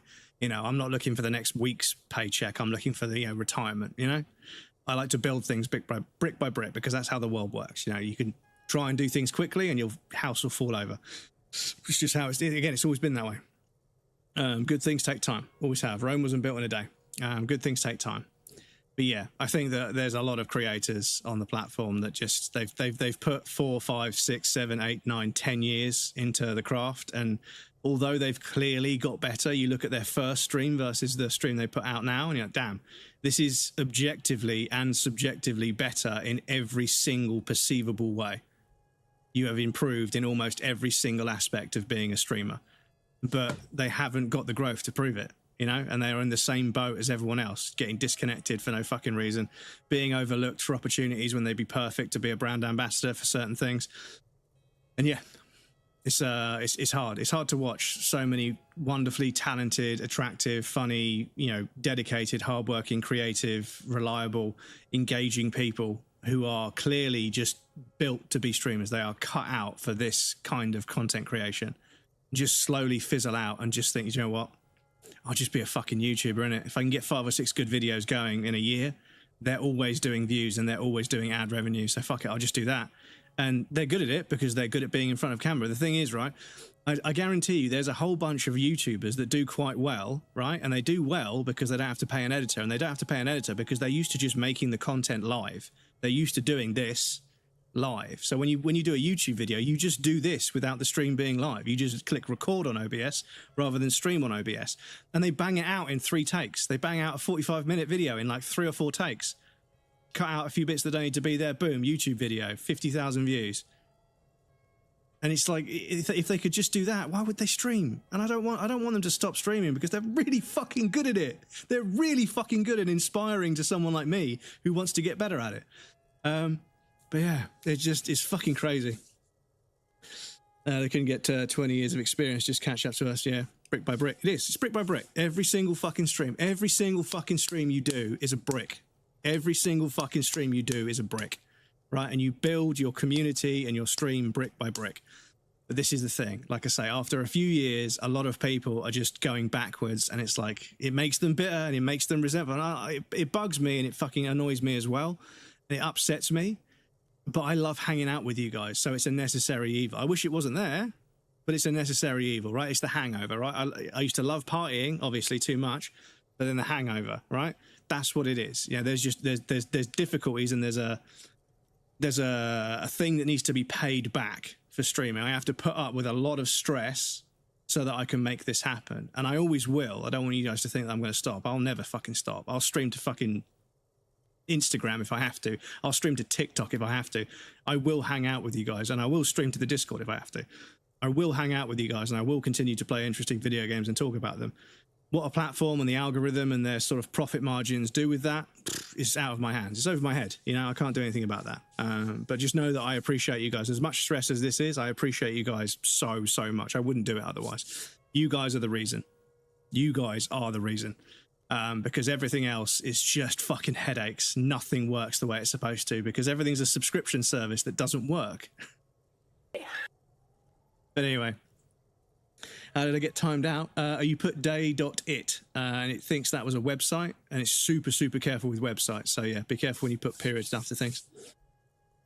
No space around the period at the end. Yes, that was it. Or I see around. So timed out for posting, I think. Happy Saturday. Pancake, welcome in. Good to see you over on the YouTube. But yeah, I joke about streaming in the retirement home because I generally do this because I love it and playing games with it. Yeah, and you can tell. The thing is, you wouldn't bang out like a 9-10 hour stream on a regular basis if you didn't love it, you know?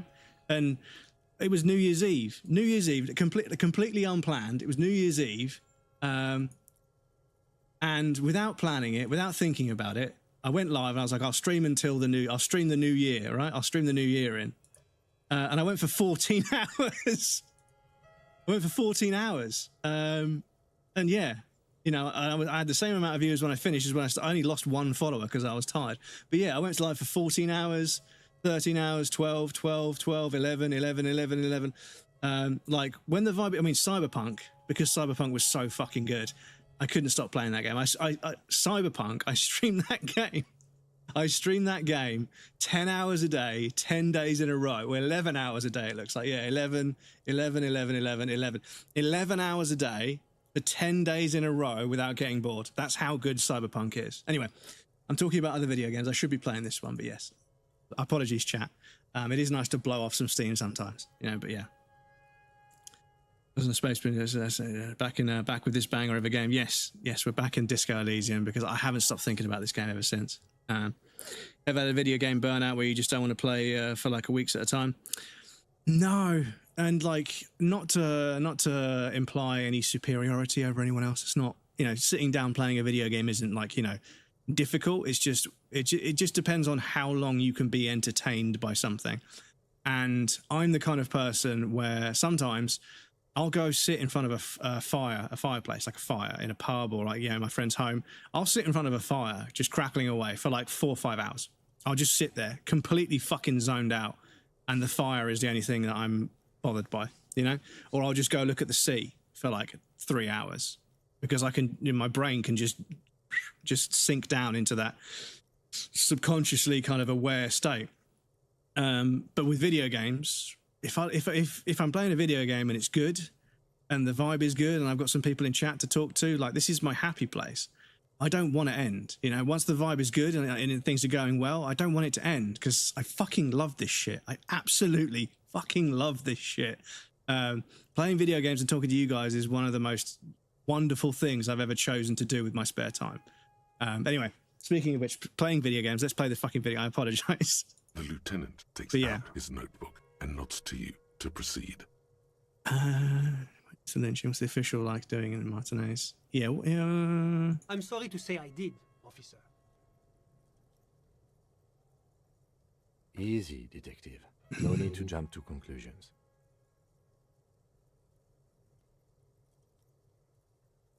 Officer, it's very difficult to describe what I saw that night. It was so surreal, like in a play. Hard brain reset, yeah. Opening the nothing box, yeah, for sure. And some video games can be like that. Like I'll be playing Bloodborne, and I've completed that game like 9 times. So like, you know, I love that game and I'll play through it. But I don't have to be like super conscious, focused, like alert. I can just move around in that game. And Cyberpunk, I can just jump in a car and drive around for ages. Grand Theft Auto, I can jump in a car, drive around for ages. Death Stranding, oh my God. Death Stranding, I can wander around in that game for days. And, you know, I built all the roads and I carried the majority of the materials by hand, on my back. That game, it understands the tranquility and the catharsis of just letting the player just fucking move through space, and just a little bit of music comes in every now and again, but not too often, really infrequently. And just, the design of Death Stranding 1 specifically, it's just the isolation is just like a breath of fresh air for my brain. I love walking around in that game. Death Stranding 2, they put in a lot more sort of stuff that interrupts you, which was a real shame. I know, I can see why they did it. But yeah, I feel like Death Stranding 1 is just, that's, for me, it was fucking the peak. That's the perfect amount of stuff for me to do and amount of space in between it. Because, like I said, when we were playing Death Stranding 2, the modern video games are just constantly jingling their keys in your face. Like, look at this, there's an item to pick up. Hey, look, there's a quest over there. Oh, by the way, your compass is telling you to go over there. Oh, look, this is highlighted. Oh, look, we're going to do a canned animation of something to make it feel less stale. And it's like, yes, but just, let me just fucking move around. Let me just go from A to B. And the one game that it hurt the most, I think, for me personally, was Red Dead Redemption 2. There were a handful of times where I started to get that big open space, like empty kind of like catharsis of just moving through space uninterrupted. But then it had to throw something at me so the game wasn't boring for players. And it's just like, oh man, I was just trotting my horse down this path in the wilderness, just enjoying the peace and quiet. But you had to do, and it's always these repetitive kind of things that they keep putting a bandit or like, a wagon that's crashed or the blind beggar or something to sort of season the distance in between two actual parts of the story or between two actual gameplay quest things or whatever you want to call them. And I get it. I know that long stretches without much happening bore people because everyone's got TikTok brain. But fuck me, man. The feeling I get when a game just fucking lets you just leaves you to just fucking go from A to B and you just proceed. There's something so cathartic and just peaceful about it that I love. Because once you remove all those distractions and all that sort of stuff that's supposed to sort of, keep things fresh and engaging, suddenly the atmosphere takes center stage. And the atmosphere can then do things that you can't do with gameplay elements and mechanics and on-screen HUD elements and stuff. Atmosphere is way more indirect. It's way more subtle. But you can only do that when you let the atmosphere do the talking for a prolonged period of time. And Death Stranding does. Death Stranding just lets the atmosphere be the thing for like good 20-minute chunks of game. And it's fucking cathartic. It's just so refreshing to just move through an environment in a game without constantly being pestered to engage with something to make it into a game, in my opinion. But yeah.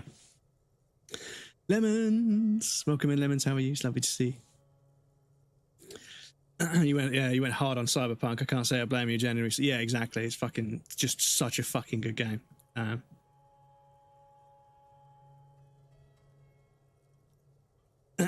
This point, it seems to me like, you need a channel for streaming video games and a channel for ranting. I think Bread Rants would be a great channel. This is the thing, Def Jam, right? Is I don't want to go off on a tangent and rant on stream when I'm supposed to be playing a video game, but what's what's the word for the opposite? Conversely. Conversely, is it conversely or is it something else? Thank you so much for the resub, Lemons. Thank you so much. What's this? 24 months, 2 years, 2 years. Are you fucking crazy? Thank you so much, Lemons. Enjoy the ad-free viewing and the emotes. Thank you so much for the resub, and I appreciate that. And enjoy the raffle.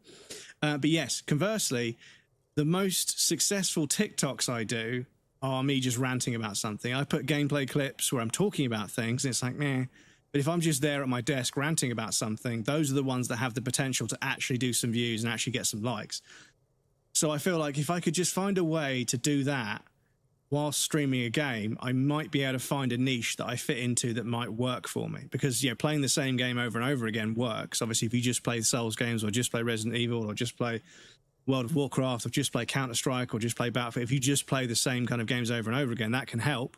What do you mean? And credit to people that do that. I think if you love a series enough to just do that, that's great. Me, I burn out. I'm a variety streamer. I don't just play, I don't play a variety of FPS games or a variety of Souls games or a variety of RPGs. I play a variety of genres, categories, eras, platforms, the fucking lot. I play all kinds of shit from all different platforms, and that's probably one of the main detractors for me as a content creator, is I keep jumping around from category to category. It's just how it is. First played Cyberpunk on a base PS4. I don't think I'd have struggled through any other game with how rough it was. Yeah, base PS4 was fucked on release. But yeah, it never should have released on PS4. It was such a silly thing to try and do. It just wasn't a PS4 game. There's way too much going on in that game to make it PS4. Because on PC, apparently it was fine. And PS5, it was fine. But it got so much bad press because of the PlayStation 4 version and the Xbox version of that generation. Then it got taken down off stores and it was like completely fucked. But CDPR, you've got to give it to them, right? Not only have they made The Witcher, which is an incredibly popular series, but they've also made Cyberpunk, which had a horrific release, but then they grinded the fuck out of it and made it into overwhelmingly positive on Steam, on the reviews. It was massively like review bombed for being like, even on Steam. And I was like, it was fine on PC, but people still review bomb because they're miserable. But yeah, it went from being pulled from game stores because it was so bad to being one of the most popular games out there, and they had to fucking work to get it there. And it's proof. It's proof that studios can do good work if you just fucking let them. Stop trying to fucking release games early. Just fucking let the studio do the job they're good at. It's what you've hired them for. Just let them fucking cook, because then we'll get better games. It was just so strange. But yeah. I could barely comprehend what was bread takes are always good. Not always, but yeah. Being a true variety streamer is very tough. Yes, this is it. Obviously, I one of the serendipitously, well, not serendipitous, that's good. But one of the unfortunate series of events was I finished playing the Souls games, like doing 100%, at the same time as lockdown ended. So like both of those fall-offs compounded, and that's what first started it, was the fact that I finished playing all the Souls games, didn't want to do challenge runs. So I moved to everything else, which is obviously less popular than Souls games, because on streaming, lots of people want to see Souls games. And also the lockdowns ended like a couple of days after I finished the Souls game. So a load of people stopped coming to Twitch. So just like, but it be what it be. It is what it is. That's in the past. Can't change it. So why worry about it? I'm just thinking about the future. But yeah. People keep buying unfinished games. Well, yeah, this is it. People keep fucking pre-ordering digital games. This is why they think you're idiots. This is why they keep scamming you. It's because if you keep spending 80 quid, 70 quid on a game that doesn't come out for like 9 months, when it's not going to be out of stock, preloading the game, buying the game a couple of days before it releases, and then pre-downloading it, fine. Even a couple of weeks before, if your payday is there and it releases mid-month, you'd rather just pay for it on payday and then budget from there. That's fine. That's what I do. So I'll buy a game on the payday before it releases. I won't buy it any earlier than that. If I can buy it the day before it comes out, then I will, because I want to pre-download it if I'm getting it digitally. But these days, the physical version is just a code in a box. It doesn't even have a disc. Half the same. Even Grand Theft Auto doesn't even have a fucking disc, apparently, which is crazy, because you're going to have to pre-download it with everyone else on the internet, which is going to be fucking terribly slow, because the servers are going to be completely pushed, because it's the biggest game release in history. But anyway, but yeah, it's crazy to pre-order games and pre-order bonuses that are just, a couple of cosmetics that don't make a difference. Like, if we started seeing really genuinely, like, you get a DLC for free day one that's not going to be available to the public separately unless you pay for it. Unless you pay for it in 6 months' time, then you'll be able to get it. But everybody that buys the deluxe version gets that DLC included on day one. You're getting more game for your money, and it depends how much you really want to play the DLC. And if you love the franchise, then yeah, you're going to get it. Of course you are. You're going to buy the DLC anyway, so why don't you get it with that would make sense. But that's not what they do. They've already fucking broken a bunch of stuff off into a DLC that should have been in the main game, so they can't then give that to you as part of the main game. They've got to give that to you later on to drum up a few extra sales down the line when the sales of the actual game start to tail off. So there's just fucking cosmetics and shit. But I'm reading that Grand Theft Auto, like a bunch of the customization stuff, it is cosmetics, but tattooing, customizing cars, haircuts, and maybe clothing as well, they're not going to be available unless you buy the deluxe version, which is like £100. I'm like, but that's like a huge part of Grand Theft Auto. You're taking a huge component out of Grand Theft Auto and putting it in the deluxe. Rockstar is really running a risk of tarnishing its otherwise impeccable brand. It's had an impeccable brand up until now. The Rockstar games have always been worth every single penny. Like, I've never begrudged giving Rockstar £60, £70 of my money, because I know I'm going to get 100 hours of gameplay that I really love out of that £70. I know that time investment is going to be so much worth it. I know. But yeah, they're starting to put the screws on now, which is terrifying, because they were the last bastion. Almost every other game studio or every other publisher has turned to shit. But yeah, Rockstar, and obviously through Take-Two, have been like pretty good for a long time. But even they're starting to fucking put the screws in, which is, so annoying. Anyway. 2 studios had a big turnaround after launch. Yeah. Why pre-order something you can't see the same day? Yeah, I think I'm going to hold on until they do a disc version of GTA 6. They've notioned they're going to do that in the coming months, apparently. Yeah, if everyone just doesn't buy it day one, if everybody cancels their pre-orders for the physical edition, and then only people buy it digitally, and then they think, oh shit, we didn't get those sales back in digital, we've just lost sales, they'll immediately put it on like 2 discs. And don't get me wrong, because the thing is, somebody was like, it's not that difficult to put games on a disc. It's like, well, this is not any game. Grand Theft Auto 6 is going to be at least 400 gigabytes. It's going to be at least 400 gigabytes. So Red Dead Redemption came on 2 discs. It wouldn't surprise me if GTA 6 needs 4. It really wouldn't surprise me if GTA 6 needs 4. So it's not just putting a game on disc, it's putting a game on 4 discs. So it's as much as printing the game 4 times. Printing, burning, whatever. It's going to be a fucking monster of a game. So yeah, it's not quite as easy for a game that size, but it should still be an option. I think that, you're going to have to respect people that live places where... Because Grand Theft Auto can be a single-player experience, as well as... Lots of people buy it for the online, but it can be a single-player experience. So I don't doubt that there are people around the world that have very, very cagey internet that want to buy games physically because the internet just can't be fucking trusted. It takes weeks to download games, and they might crash or cancel the disconnection. They might disconnect from the server. They might have to retry the download. It might take 2 or 3 days to download a game because their internet's so bad where they are. They can't get better internet until the entire town gets new internet, which is not going to happen because the fucking city commission won't allow it because of the upheaval it's going to cause, putting new wires in the ground under the roads and everything. So they're stuck on shit internet. But they can buy physical games, they can pre-order them, get them delivered on day one. Because yeah, if you buy a physical copy and it's delivered to you on day one, as in all the fucking logistics happen before, so it can be delivered on the day. It's in your local postal service the day before, so you can get given the game. Obviously, the internet won't activate it until you can actually play the game the day after.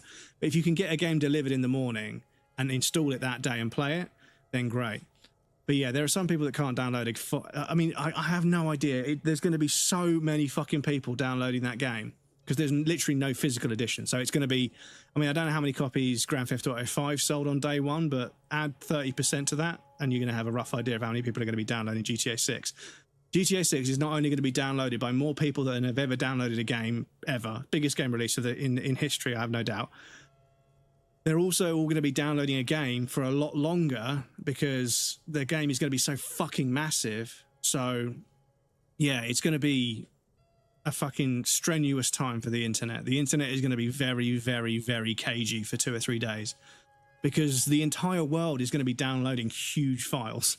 And the internet isn't really necessarily designed for it, which is why you have to have Dropbox and, cloud storage servers for moving large files around. So yeah, They will do a physical version, but later they say December. Okay, there you go. Lucky in-game shops behind a deluxe edition is so scary. Yeah, it's yeah, I know. Thank you. They just need to start making games where you have to unlock in-game content for completing things like they used to do, finishing game completely, and nobody loses out. Yeah, this is it. You should be able to earn stuff in the game, but the trouble is EA... Sorry, we will play the video game, but it's getting a bit talky. Interacting with chat is a big part of streaming, so I apologize to anybody that's watching. But EA, with the Battlefront games, the Star Wars games, people did the maths of how much time it would take to unlock some of the higher cosmetics. And it was like years. You'd have to grind the game for years to unlock cosmetics.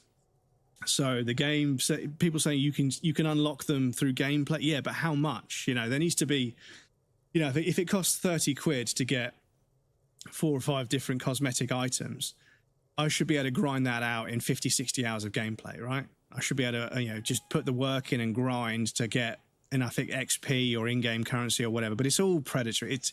It's all predatory because the second they convert things to in-game currency instead of real money, it separates it from a lot of the gambling laws. And that's how I think a lot of these games get away with these loot boxes, because you're gambling with a currency in a game, just like you have currency in a game where you buy things and everything. It's not real money, and therefore they skirt around some of the gambling. But I think they need to change that, because a lot of these video games, a lot of these cyclical yearly release games, and a lot of these other kind of, you know, predatory games, they're marketed to a very wide audience from 9-10 years old all the way up to mid-40s, and they're absolutely riddled with gambling, and the framework is all gambling, but because you're gambling for certain things, it falls into that grey area of games of chance, which video games are technically games of chance, right? Even if you look at it as a principle, as a piece of entertainment property that you may enjoy or you may not, it's a game of chance, buying it and seeing if you like it or not, which is why refunds and stuff exist within a certain time period usually.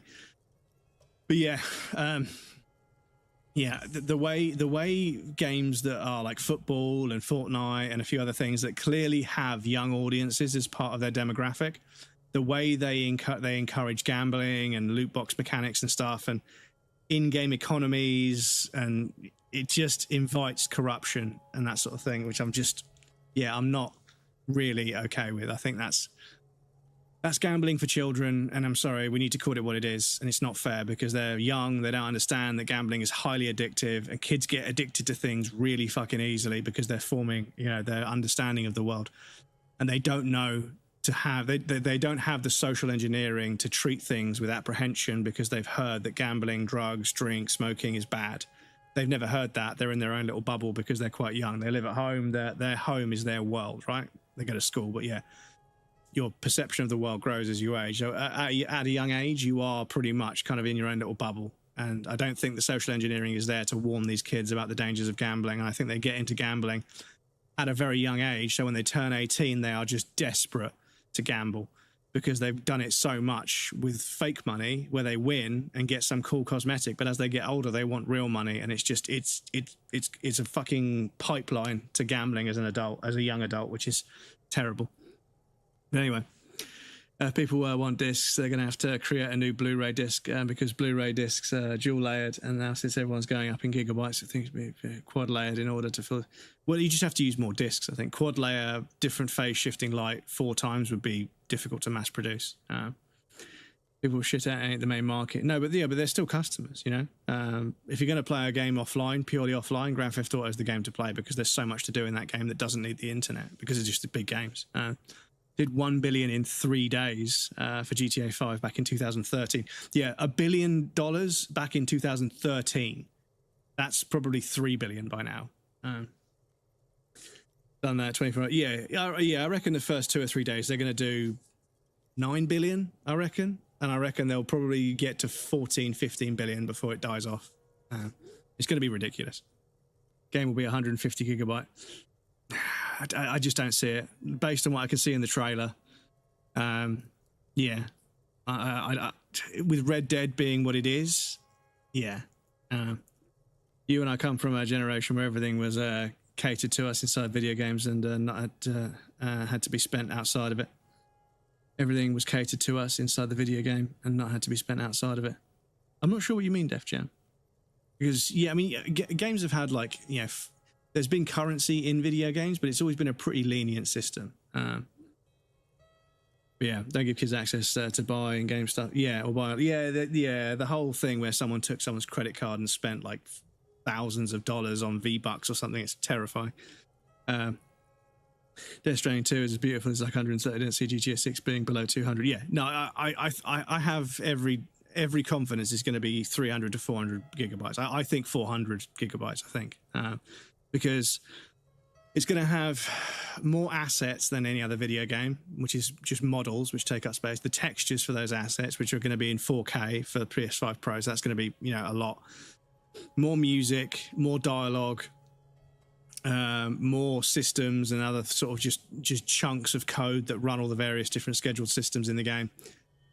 They're just really complicated games, and they've always been like 2 to 3 times the size of every other video game at the time.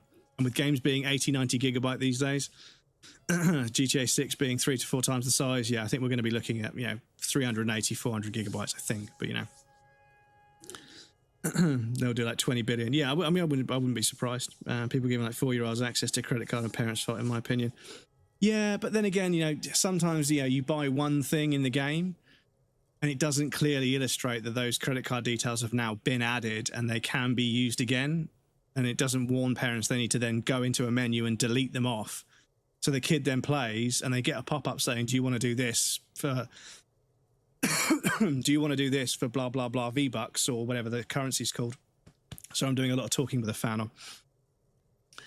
And it doesn't say it's going to charge the credit card to give them the V-Bucks to then do the thing. It just, it layers the transactions in a way. And it's predatory. It is predatory, which is why a bunch of people fell for it. I was on the balcony when it happened, getting some fresh air. I remember that first they came in. Yes, need to go get a drink. One more sec. Like a body. And then I saw all the surrounding windows go dead, one by one.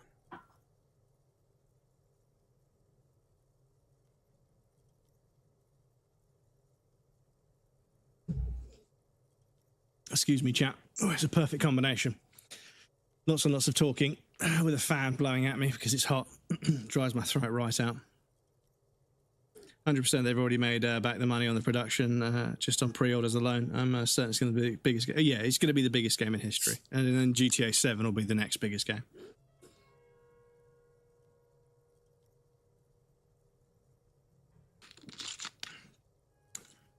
Yeah.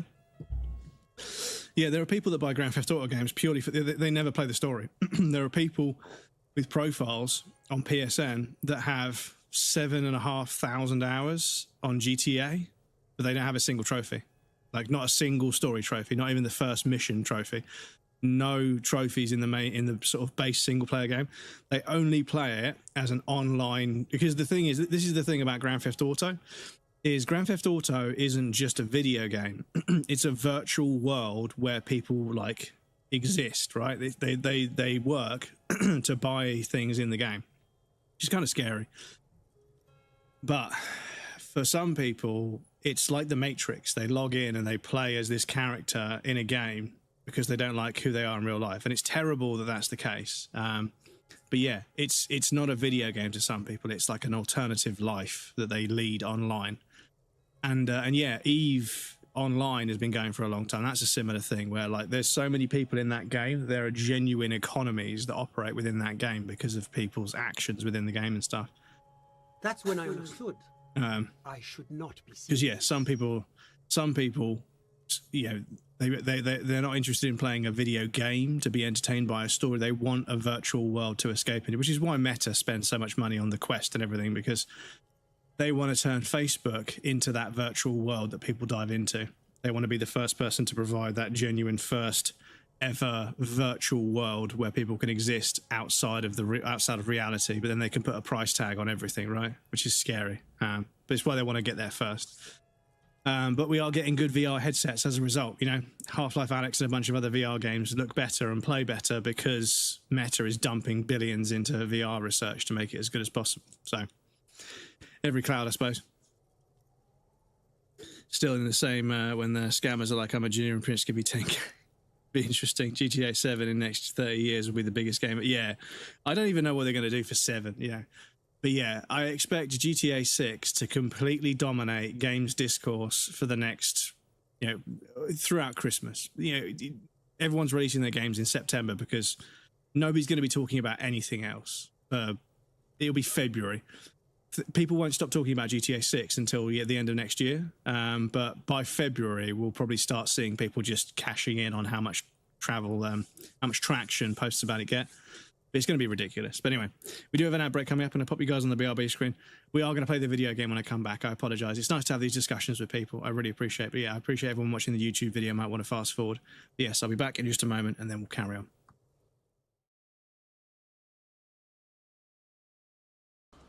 Grant me this one wish. Take this finger, my finger. Scale the jagged peak. I couldn't resist. I couldn't resist. We need to find not just one, but 5 beavers, and literally everywhere, just doesn't have beavers at all. There's 0 beaver. It's just like me when I go on a night out. So we need to go down here.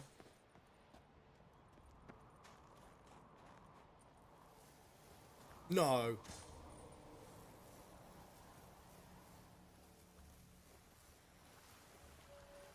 Oh my lord.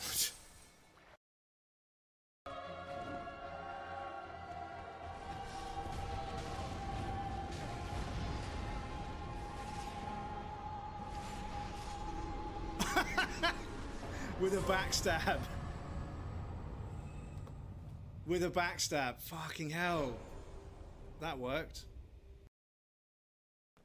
Oh, do we have to attach these balls together? Do we have to make a pair of fucking testicles, chat? Do we have to make a pair of fucking testicles?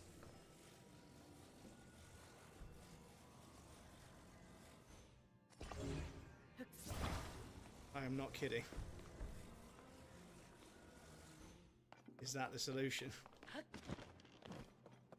As always, the answer is bollocks. Oh no, there's another one. What? We're going to have to make a 3rd bollock. Oh god. Oh god. Oh no, my balls won't fit. My balls won't fit. Okay, it's fine. If you put your balls sideways, they fit. Please go follow Lim. Really, really good sense of humour. Really, really fun dude to hang out with. Does a lot of not geology. Is it geology? No, it's not. It's not. Is it archaeology? What do you? What do you do again? It's rocks. It's to do with rocks. Not paleontology. Is it archaeology? It's to do with rocks. I can't remember. But they do a lot of that content on TikTok. It is archaeology. Okay, archaeology. Our stats. If we drop down there, we can't get back up, so we won't do that just yet. Oh, what happened there? What's he doing up there? Let me guess. We can't jump up this way. But we can come back this way. Oof. Big oof. Yeah, okay. They've made it conveniently a little bit too... Fucking hell, breadcrumbs. Pay attention. Fucking hell. They've conveniently made it a little bit too high. This is just a way back, not a way there.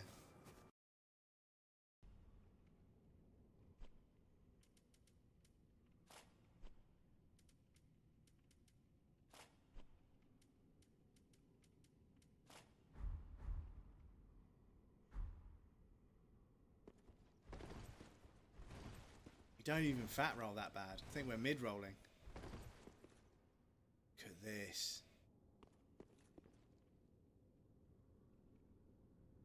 Look at this. But we could have completely fucking sequence break that. Fucking hell. How the fuck did I get away with that? That's my testicles, please. When my cat decided to start making biscuits in a very particular area. Anyway, excuse me. Welcome back, everybody. Thank you for your patience. We will now continue playing the video game, I promise. But yeah, this is it. If I don't engage with chat, then what's the point of being live? Like, having these discussions with you guys is what sustains me. Like, I love chatting to you guys about things. Because this is the other thing, right, is that there's this whole principle where you're streaming a video game, but if you don't engage with the chat enough, people stop counting as viewers. So there's no point playing a popular game and doing all the effort to market your stream and everything to get people into the stream. If you can't constantly get them to chat all the time, it doesn't count. Like, you realize that this is just going to drive people to create bots that just chat because that's what makes viewers. They're just going to work. It's so silly. It's such a silly war on trying to force creative people to do the most profitable thing at all times. It's so stupid. Anyway, Gat, welcome indeed. How's it going? It's Sai indeed. Yes, Sai. Figure that was meant as a compliment, like you're an honorary Swede now. Enjoy. Are you guys starting a civil war in the chat again? Excuse me. Sounds like the victim was unconscious, or at least incapacitated. Interesting.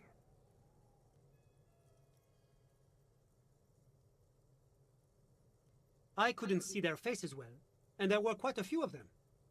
But they were very loud and very Martinez. Let's just say that the laboring classes can get rather expressive with their profanities.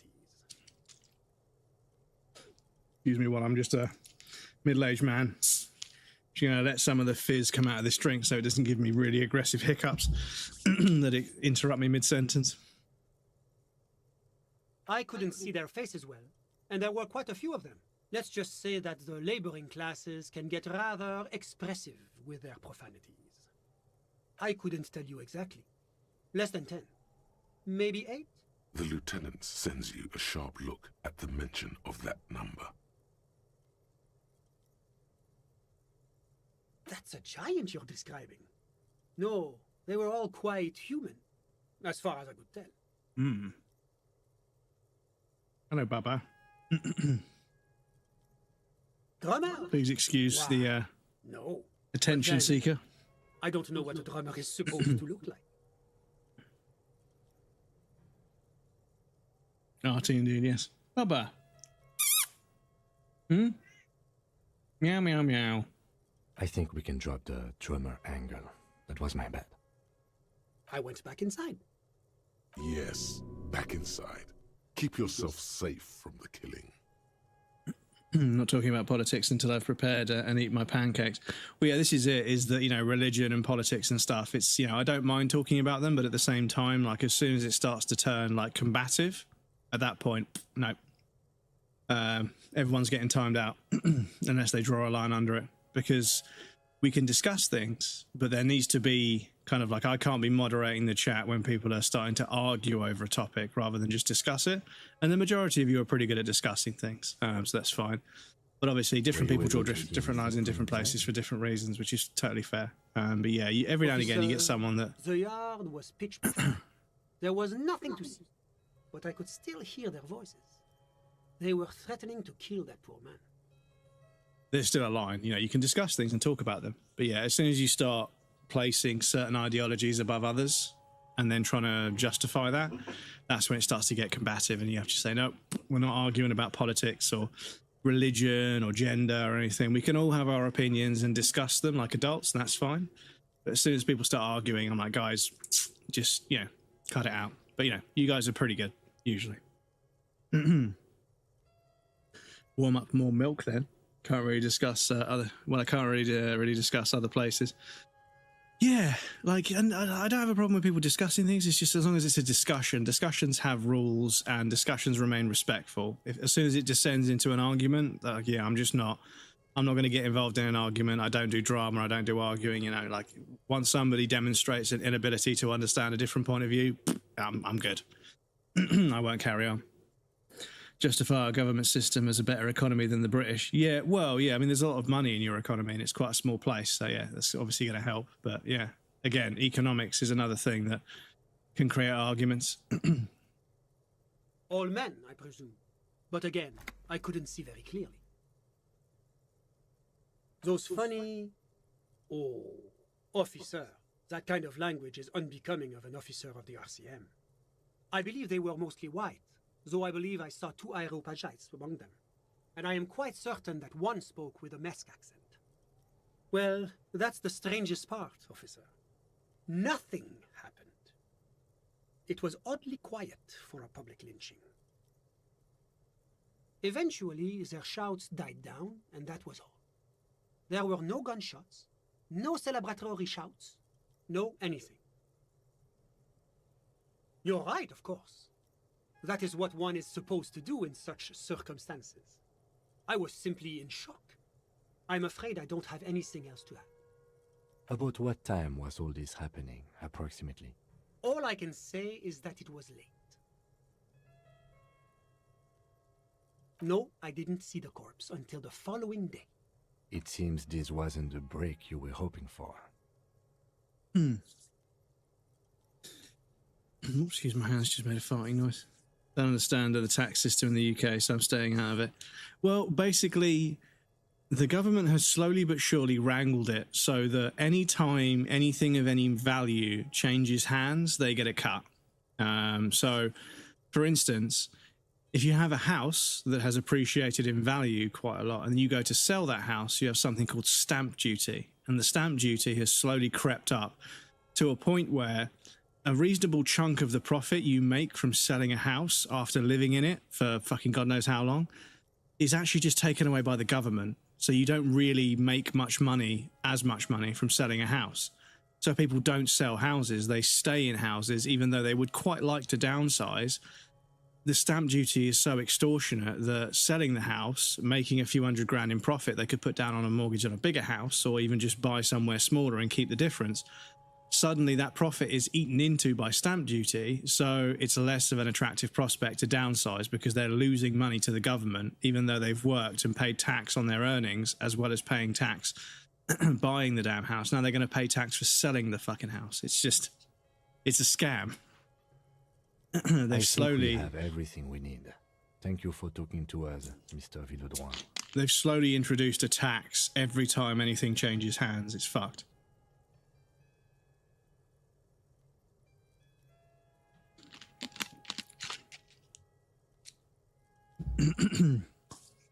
TV tax, car tax, road tax.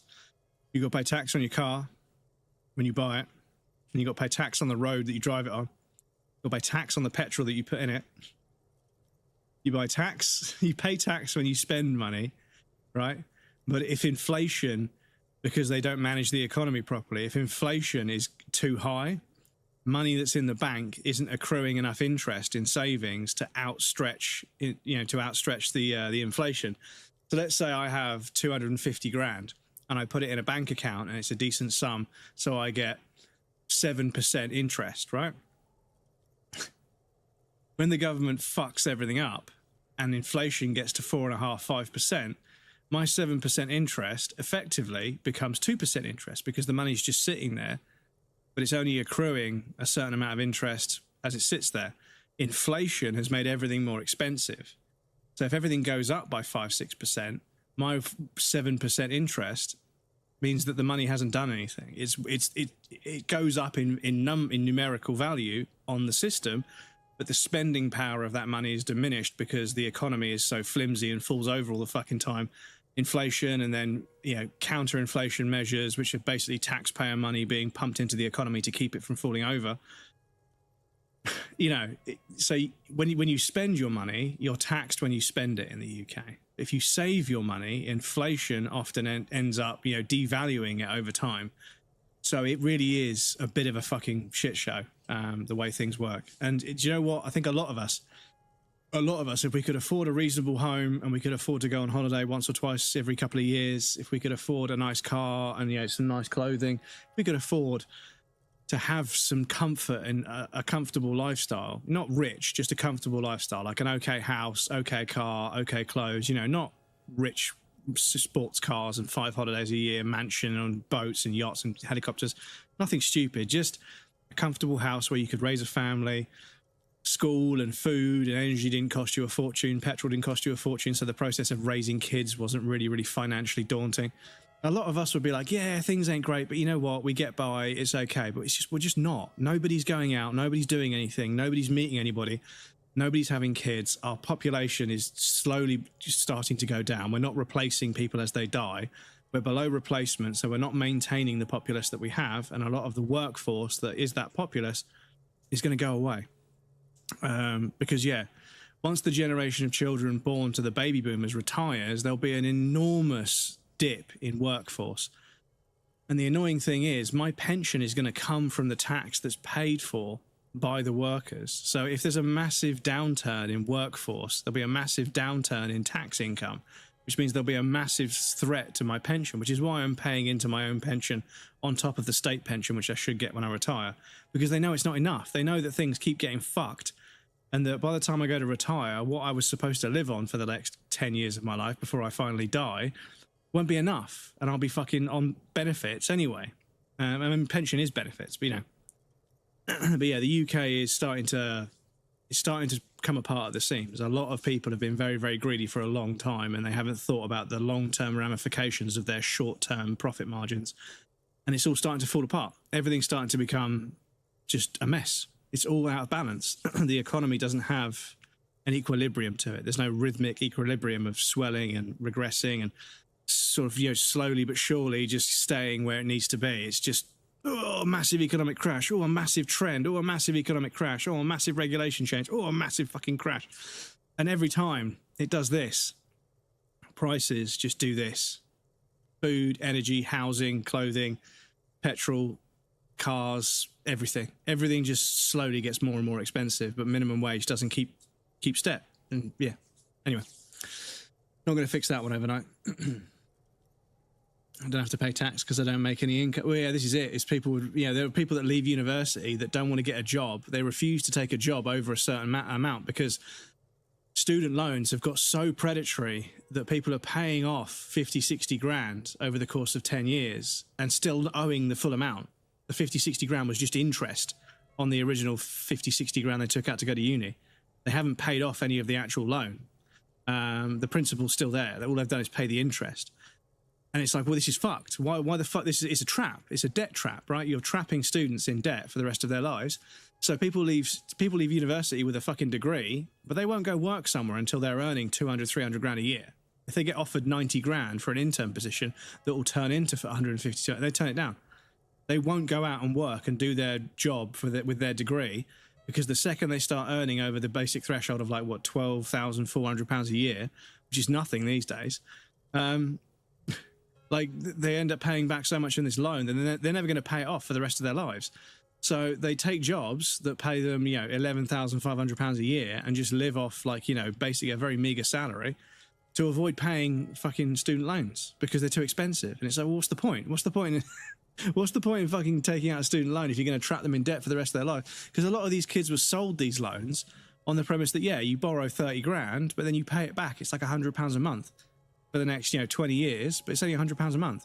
And you only pay it when you're employed. If you're not employed, you're not earning any money, then you don't pay it. But then it changed, it all got changed. And then now people borrow 30 grand. Well, they borrow 45 because tuition fees have gone up. They borrow 45. The rent is now 3 times what it was. So they need to borrow money for that. They're working part-time, trying to earn a bit of scratch to fucking have a few beers after the lecture or whatever.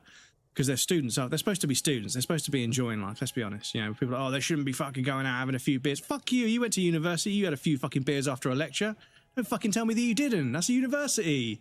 They get to have that experience too. It's not their fault that the economy was fucked by the time they were born. They still get to have the experience. It's an important part of learning and it's an important part of social education is going to uni, meeting people from all over the world, studying and learning and being on your own 2 feet for the first time, but in a controlled setting because you're in student halls that are going to look after you to a certain degree, but you've got to look after yourself.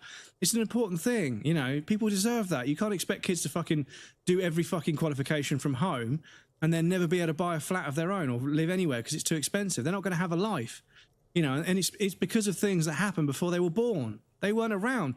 People are like, oh, the young people just need to work more. They were born into a broken economy. The economy was fucked before they were born. You cannot pin this on them. They weren't around when the ramification, they weren't around when the fucking decisive, the fucking choices that were made that fucked the economy. They weren't even born. Some of the choices, I wasn't even born. Some of the choices that have fucked over my economy, I wasn't even alive or at an age where I could have voted against it. Anybody who was 15 when Brexit happened is completely off the hook. They had absolutely no fucking control over the fucking bonehead decision to leave the free market and fuck our economy.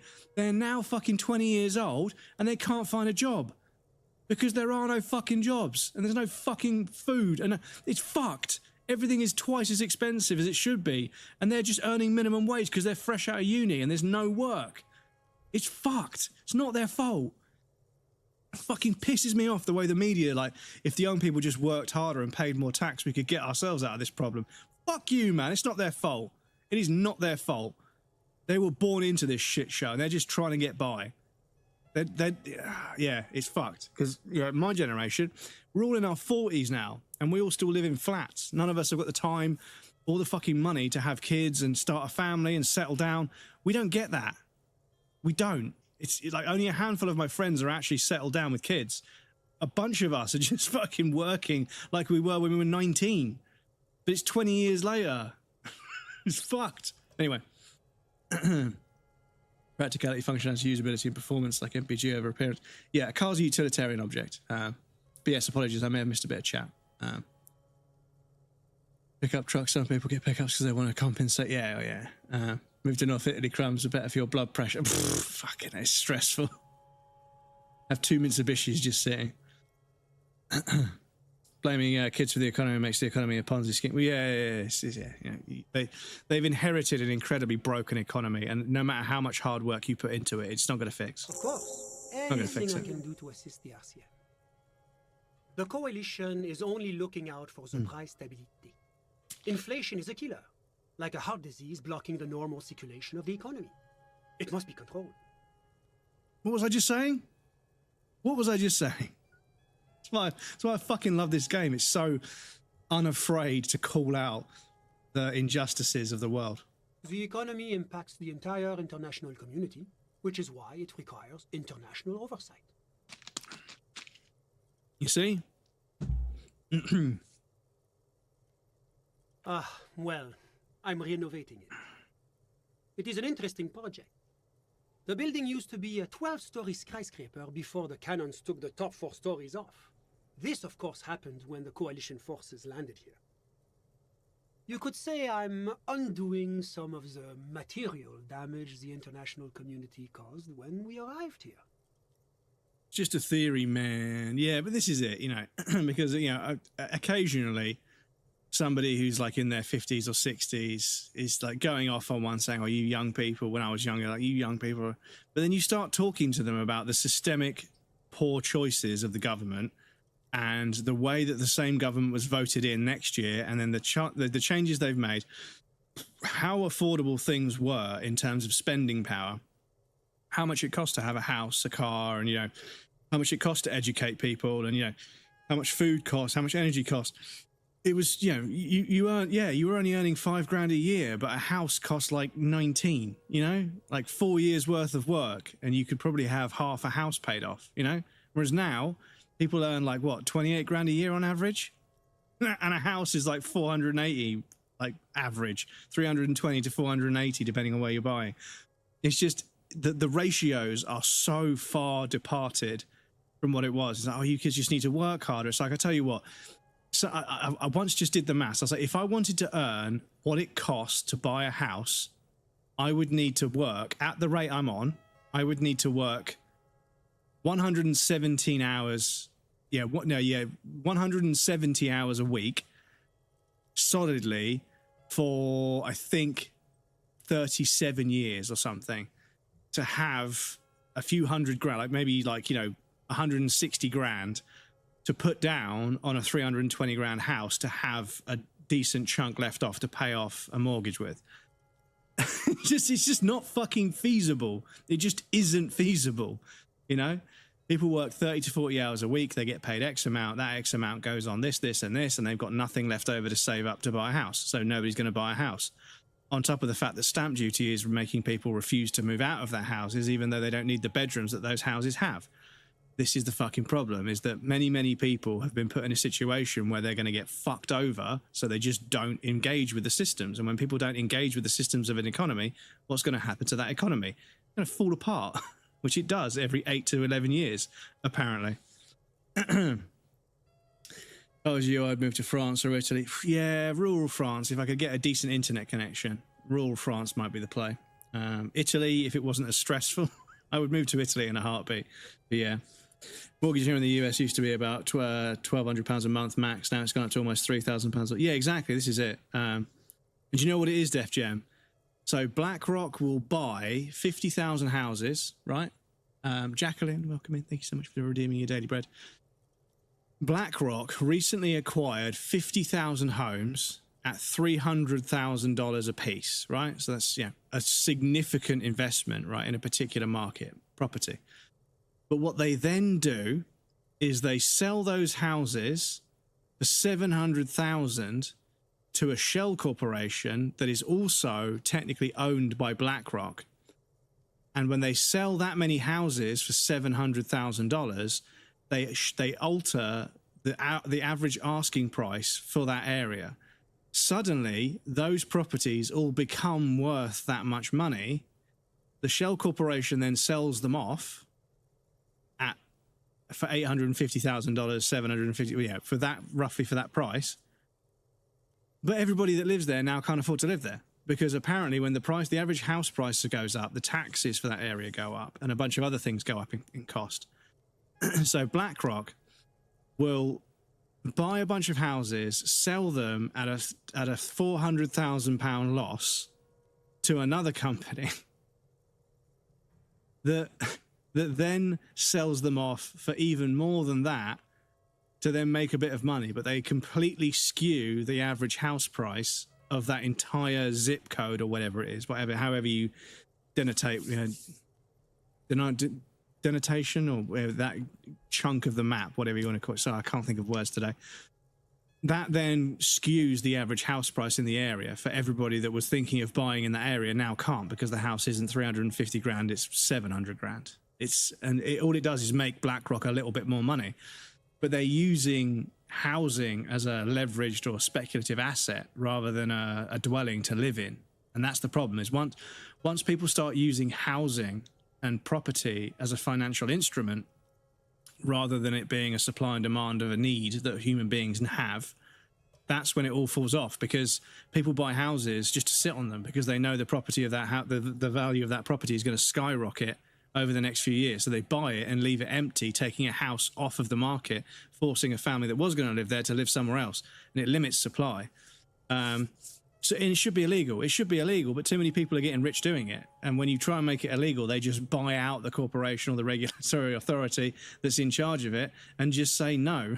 Or they put in a clause so that nobody else can do it, but they can keep doing it. And they can keep doing it as long as they've got at least a certain amount of houses on their books. They're allowed to stay in that market because they're so invested in it. But then they just make sure that they never have less than a certain amount of houses to lose that jurisdiction. It's so fucking scummy. But it's money. It's fucking greed. It's always greed. BlackRock needs to be outlawed. Yeah, they're crooks. They are. They're fucking crooks. Depending on where you live in the States, it would be anywhere between $1,800 and $3,000. Trying to think out a percentage on loans to compare to ours. Any number of houses beyond a second should get you taxed exponentially. Well, that's what they do in the UK. After a certain amount of houses, I think after your second house, I think you can have one extra house for one reason or another. If you have 3 or 4 or 5, yeah, the rates go through the fucking roof because they're trying to stop people owning too many houses. But the thing is, it's not people that own 5 houses that are the problem. It's the people that own 50 houses or 500 houses. That's where it gets to be a problem. Owning 3 or 4 houses and renting them out, if you're sort of, obeying the Renters' Rights Act and it's, priced and averaged and everything, is still too high. But, I don't think somebody owning 3 or 4 houses is that much of a problem if they're a good landlord to those 3 or 4 tenants, which is possible. But yeah, when somebody's got 50 houses, when one person owns 50 houses but doesn't have a management company with people that work in that company as administrators, and you have to do everything through 2 people, them and their brother, and they have 50 houses and it takes fucking months to get a response to anything because there's only 2 of them and they don't pick up the phone, that's a fucking scam as well. Like, if after a certain amount of houses, you should have to pay somebody to administrate. every 5 houses, you have to have one extra person on your books being an administrator of a firm, because it is a firm. Just because you haven't registered it or licensed, if you have a certain amount of houses, you should have to register as a business, as a lettings company, because you are. You know, you can't charge people extortionate rents and then also not administrate their requests properly. That's another fucking terrible fucking problem, is people are paying £3,000 a month for rent, but they can't get the fucking tap in the kitchen fixed. They're not allowed to do it themselves, and they shouldn't have to pay for it, so they're not going to, but they can't get a plumber out because the fucking landlord is one person and they have 46 flats and they refuse to pick up the phone. It's not right. It's fucked. It needs to be fixed. Shouldn't be that way. One to live in, one as an investment for your children. Yeah, exactly. Third above or tax. Yeah, I think after 4 or 5, it's, yeah. You don't need 4 or 5 houses. Don't own it personally, use trust funds. Yeah, well, this is it. It's trust funds and, you know, putting things into trusts so they're not technically owned by anybody, so they're not taxed in the same way. There's so many fucking loopholes, man. Have 1.5 to 4.5 house loan is average rate. They do tax the ground rents in England for the owner. Yeah, the ground is owned by somebody, so you have to pay a lease, or the leaseholder or whatever. You lease the flat when you buy it, or lease the house when you buy it, but you pay ground rent to the person who owns the land. And this is a family that's like, you know, 50 generations down the line from the person that actually bought the land for like 4 shillings or something, or like, you know, doubloons or whatever the fuck they used in 1210 when the land was purchased. Yes, as I said before, I am a commissioner from Sur-la-Clé working for the Institute of Price Stability. This is one of the main projects of the Moral Intern. Oh yeah, the Moral Intern. La communauté internationale is what Revacholians colloquially call the coalition. In other words, the nations that stopped the disaster of the revolution. It is the most important thing. It's the central goal of any sound monetary policy. Maintaining the price stability is essential to maintaining high levels of economic activity, which is essential for maintaining high levels of employment, which is essential for maintaining the social stability. Teacher? Basically, it makes sure the price of bread doesn't change. Précisément. Too much inflation, bread becomes too expensive. Too much deflation, it becomes too cheap for bakers to produce. There you go, chat. That's why the Institute of Price Stability works to keep inflation just below 2%. But not too far below, no. Too below is also bad. Problems is the Sunday fret. But close to 2%. No more nameless shells buying them. Yeah, the trouble is, Valdar, they would just get everybody on their books to own one of the properties. They would have like 10,000 employees that all technically buy a house with BlackRock money, and then they get a cut of it. So they would just cut people in. Fact is, housing should not be as profitable as it is, but because of the knock-on effect of selling off a bunch of council houses in the UK, this is the UK, so two significant factors in British economic history.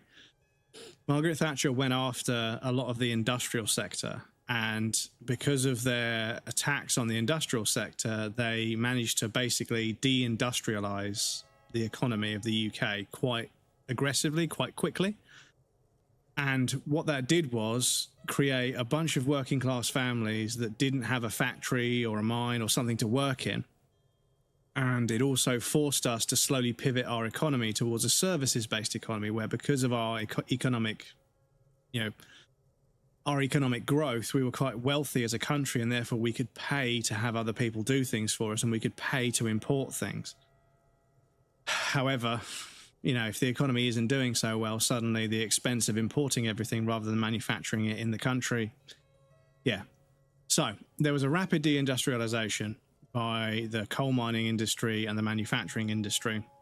Unions were arguing for things. The government refused to yield or come to a deal. They stalemated it.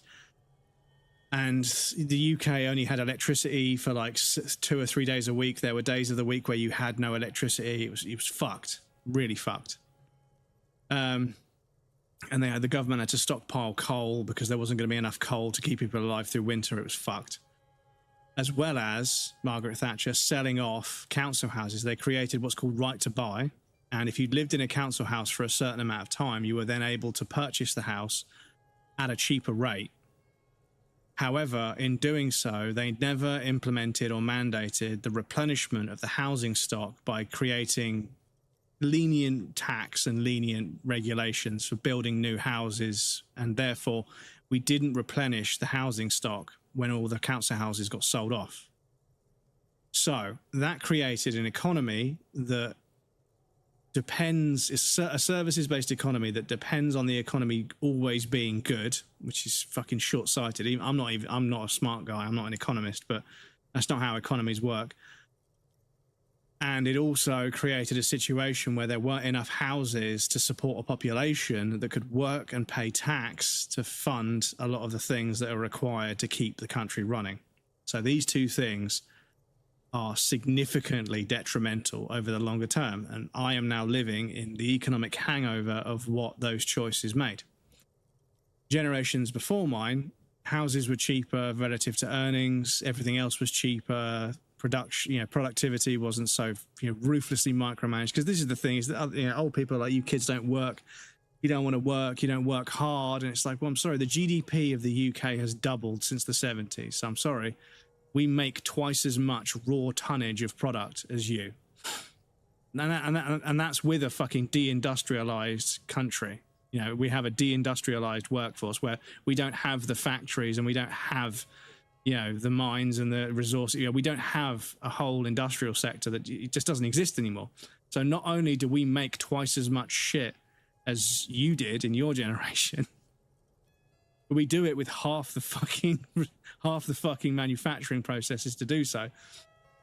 So actually, we are working really fucking hard and creating twice as much GDP as your generation, but we can't afford a house. So arguably in an economy, if we're producing twice as much, we should be earning twice as much, but we fucking ain't.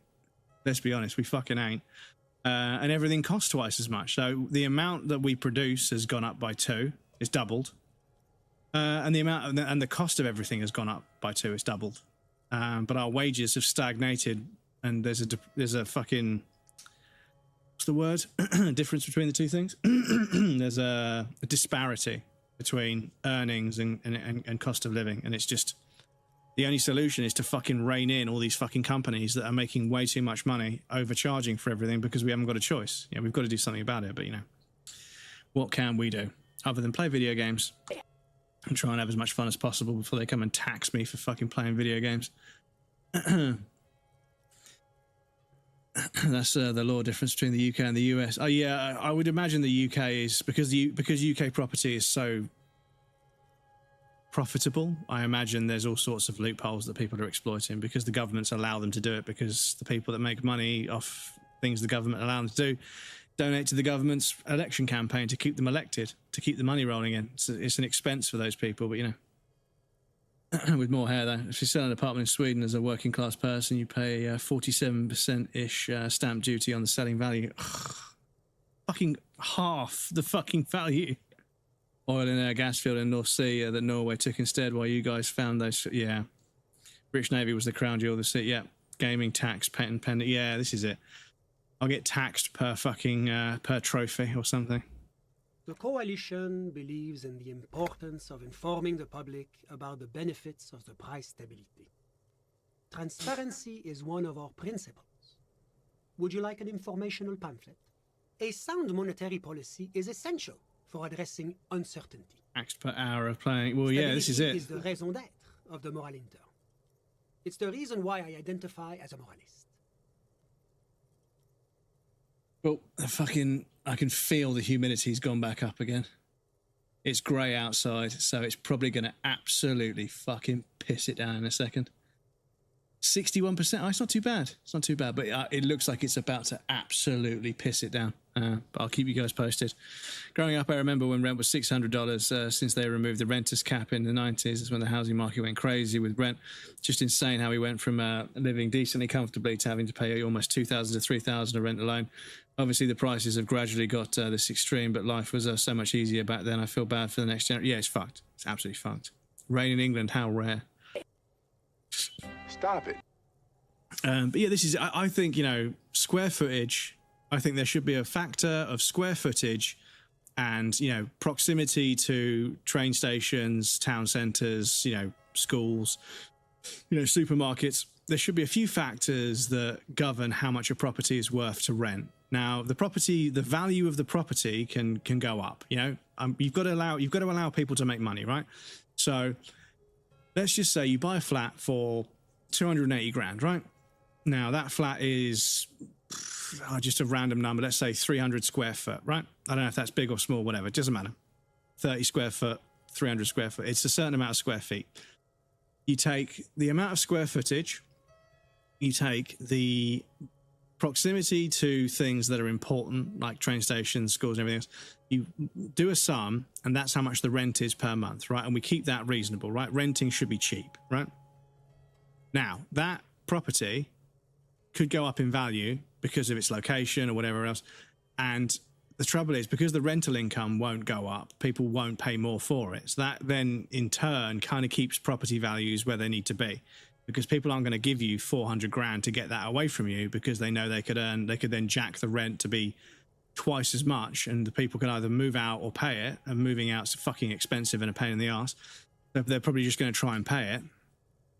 So you stop all that. So I feel like there should be a way of capping rent based on the size. Because the thing is, like, when I hear about people in Brighton and London that are paying more than I pay for this spacious one-bedroom flat near the sea, they're paying more in rent to live in a fucking studio, which is their bedroom and their kitchen and their bath. Or the bathroom and the toilet are like a separate-ish room, but they are just plasterboard walls. They're not proper walls.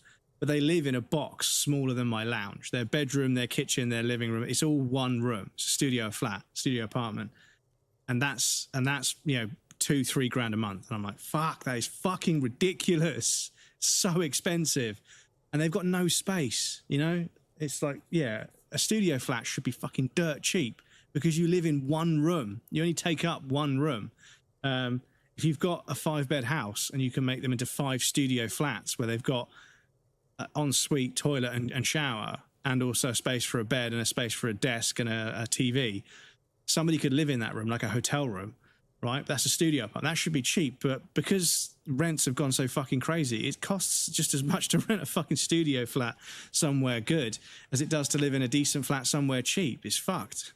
Today it's only 28 here on Thursday, with 37. Yeah, I think the high is 26 today. I mean, it's probably around about that now. Yeah, it's 26 now, but it's going to rain soon, which usually changes things.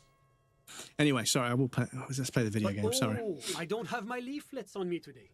That's too bad. You can always call our information line. Making information available is part of the Moral Intern's commitment to transparency. Yeah, and fuck Microsoft. Landlords take the mortgage from their own captive lending company, so the mortgage just goes, well, yeah, this is the other thing, is you've got people buying houses and the mortgage is financed by a financial firm that they own anyway. And it's like, well, how the fuck? So you're paying yourself. And this is the other thing, is that the rumor is that Twitch pays Amazon to use its server architecture, but it pays a fucking ridiculous amount of money. And that means that they're always strapped for cash and have an excuse to try and monetize, when they're actually just overpaying for the server architecture, which is another thing, which is what pisses me off about being disconnected as a smaller streamer, is I know that they're using Amazon's server architecture, which is clearly quite good, so it shouldn't be this bad. But the fact that they're overpaying for the server architecture that's still performing badly is just like, fuck's sake, man. Come on.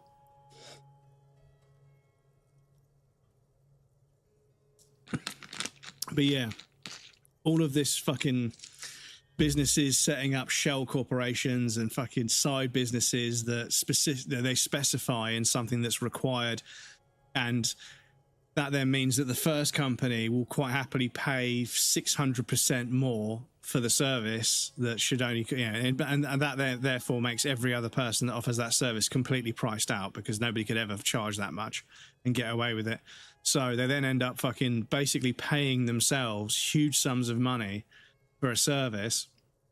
And what that does is it takes a bunch of money which should have tax paid on it and moves it to another corporation, which is then supposed to pay tax on that. But if you then pay another shell corporation for a service, you keep shifting the money until it basically becomes impossible to track, and it becomes difficult for the tax people to keep up with how much money has gone where, because money is a liquid asset, right? Once you put it in somebody else's bank account with some other money, you can't then pick it back apart again. It's just a total amount. So yeah, it's all sorts of financial fuckery that, it makes people rich. And do you know what? If it made people rich and it didn't fuck anyone else over, yeah, it's greed. But the reason it works and the reason it makes people money is because that's somebody else's money. Somebody else is not going to get paid because their company's going to go bust. And then once the company goes bust, the company that caused it to go bust has a second shell company that specializes in, leverage asset buyouts, where they buy the company that's gone bankrupt for fucking pennies compared to what it's worth. They then find out everything that's of any value, strip that and sell that off as much as possible for profit, and they keep the difference. And it's like you're just again, like I say, you're just cannibalizing. You're churning. It's called churn, right? And in businesses, you want to be very mindful of churn. You can't keep churning the same business and expect to turn profit, because you're slowly but surely cannibalizing your own profit margins. Churn is it's unavoidable. It's not avoidable. You have to churn to a certain degree to keep business turning over. But if you do it too much, you end up fucking eating your own tail, and it's just not going to work. But yeah, if you can set up multiple shell companies to just fucking,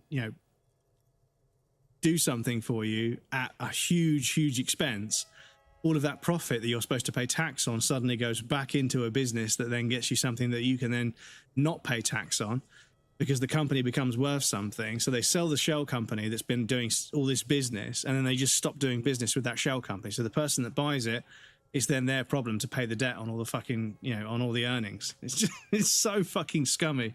But yeah. Tiger, welcome in. How's it going?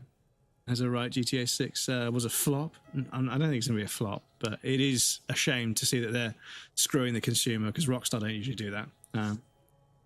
The renters cap everything were chaotic in the housing industry, but like New York has it still. Well, I mean, what's interesting is the high ceiling, because New York went through a deindustrialization of sorts as well, and that's why there's loads of factories that have been converted into studio apartments. But I don't say studio apartments like I was saying earlier, like small boxy little rooms that are tiny.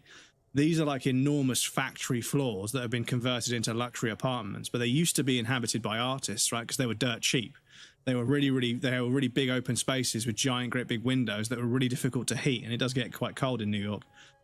So artists would live there because it was cheap.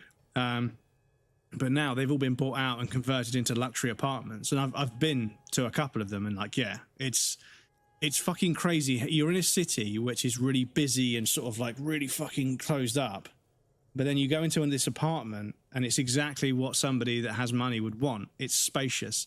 You have space and air to exist in, which in the city is worth everything. That's why penthouses are so expensive, is because living in a city is great, but it's fucking cramped and it's difficult to fucking move around, and it's fucking, it's busy.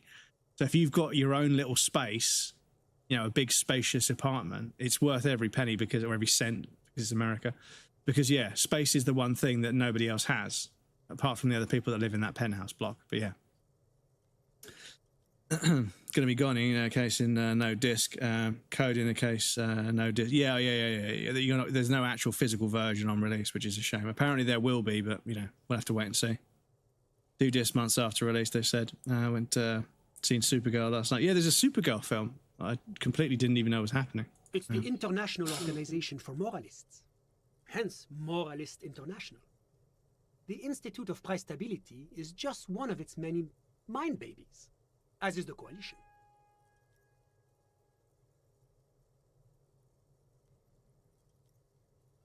There are more nefarious powers to work for than the moral intern. But of course. Well, do you value freedom? Do you believe in a normal, stable world governed by democratic values? Me? I'm a lieutenant of the RCM, dedicated to maintaining law and order in Ravachol. A very moralist answer. The lieutenant is practiced in the art of putting on a show for one's superiors. The Occident is part of the normal world. Oranje, sur la clé. You know, it wasn't even Rockstar and Take-Two that wanted to set the price. It was the people that own Rockstar and Take-Two that set the price of the game. Yeah, this is it. This is it. I don't think Rockstar wants to tarnish their brand. But yeah, you don't get, was it 8 billion they spent or they got as a budget? You don't get like $8 billion to build a video game without certain creative liberties being taken away from you. You know, like you get to make the biggest game in the world ever in history, but you have people that you owe a lot of money to, and therefore you are indebted and, you know, under the thumb to a certain degree. 2 billion, okay, 2 billion. Tiger is a super girl. Yes, indeed you are. Seeing Supergirl tomorrow. I'm excited. I really like the last Superman movie.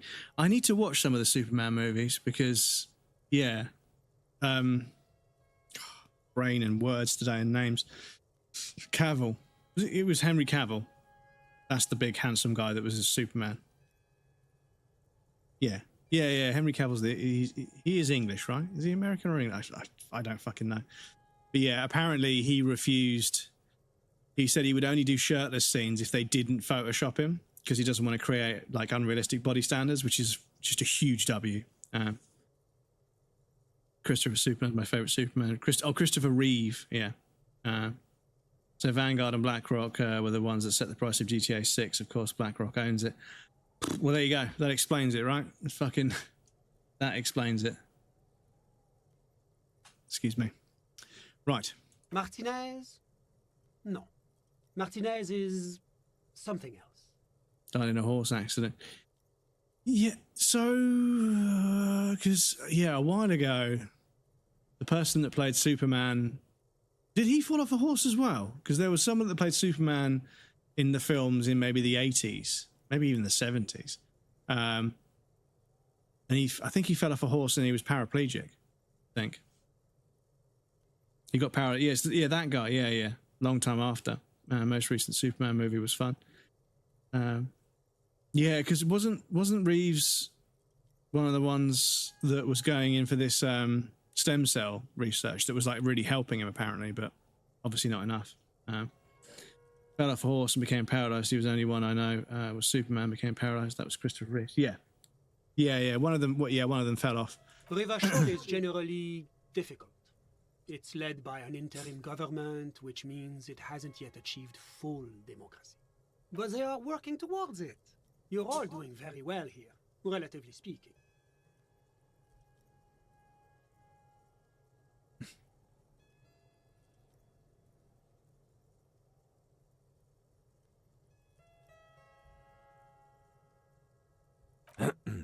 Of course, the detective's personal views do not represent the views of the RCM.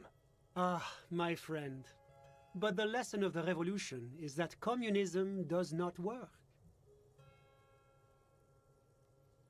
Ah, yes, the unattainable ideal. Never settle for less. Good luck with that. We haven't tried real communism yet.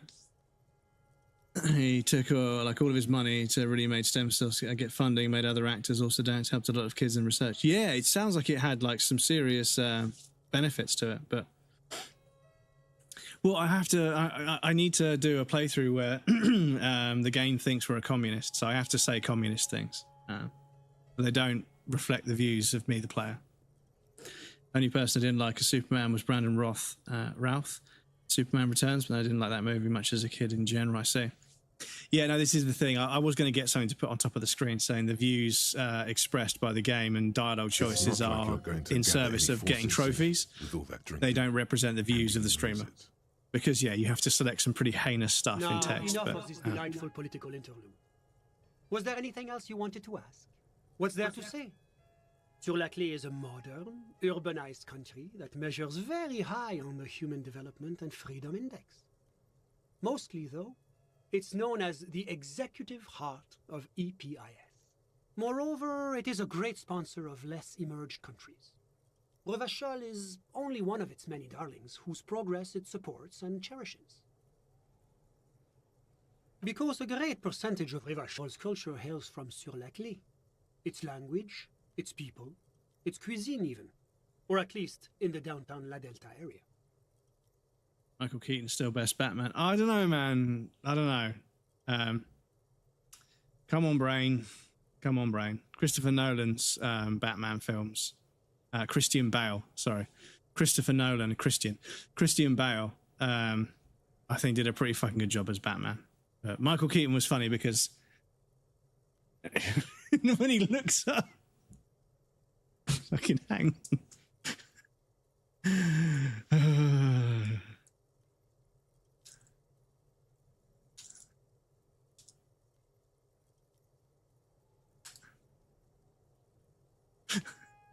It's the way he has to move his entire body to look up. Because of the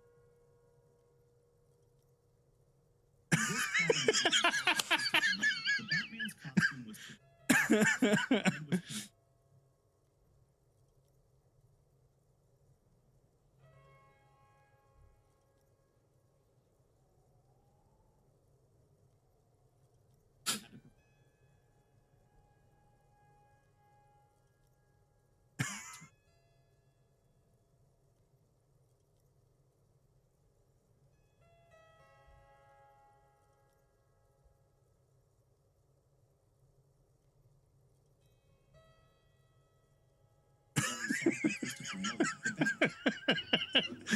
Oh man, oh, it's so fucking good to look back and you had to like, oh fucking hell, man. Yeah, I need to see the Batman because do you know what? I didn't really rate Patterson as an actor for quite a while, and then I heard that he was told to lose weight or gain weight for the role of Batman. And he said, I don't want to do that. They said, well, if you can't, we'll have to recast you. And he said, okay, leave it with me.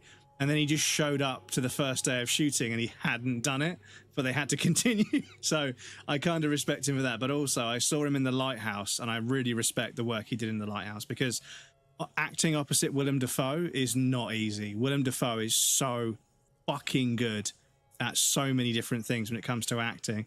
So for him to play across Willem Dafoe in The Lighthouse and not look like bad, to do a pretty fucking good job, like a really fucking good job in my opinion, that's impressive. That's fucking impressive because every now and again you get an actor who's quite hot, quite popular, and then they're cast in a film with an actor who is, you know, really, really fucking good at acting.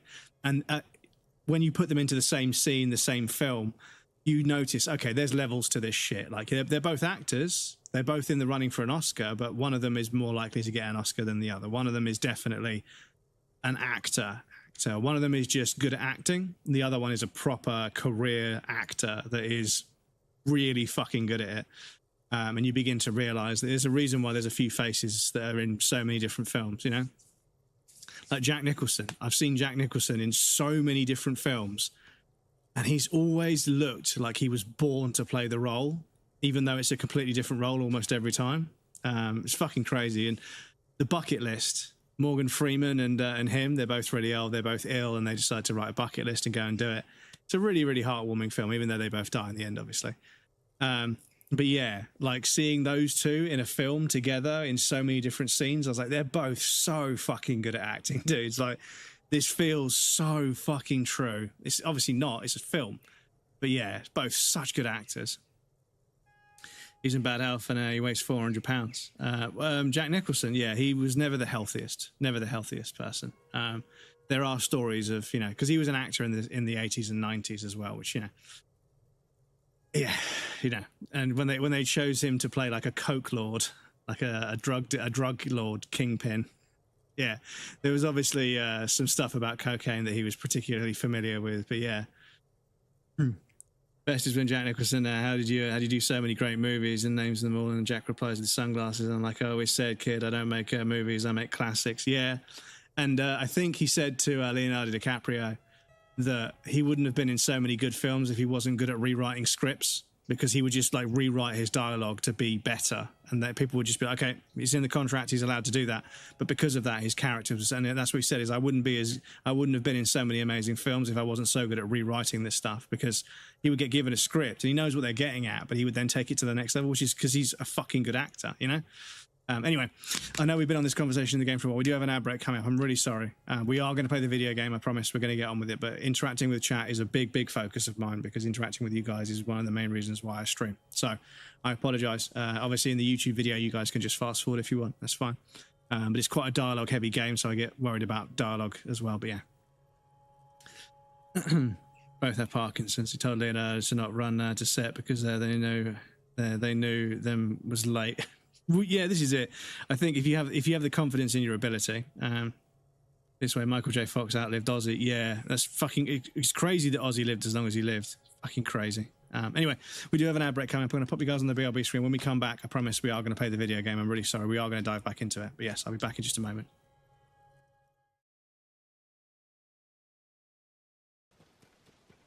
Spend ages making something or getting all the materials to make something, and then one loading screen just disappears.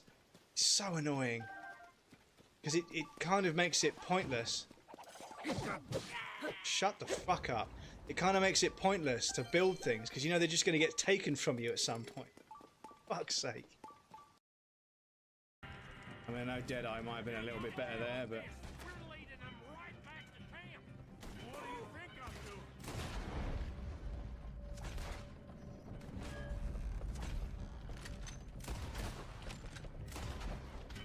problem is, he's kind of spunked a whole lot, sometimes by accident.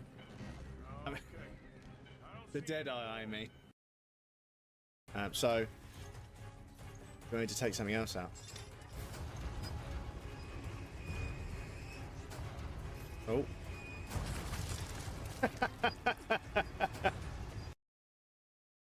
This is totally, like, blocked off to me. I can go up these ones, but then, are you kidding me? Fucking hell, man.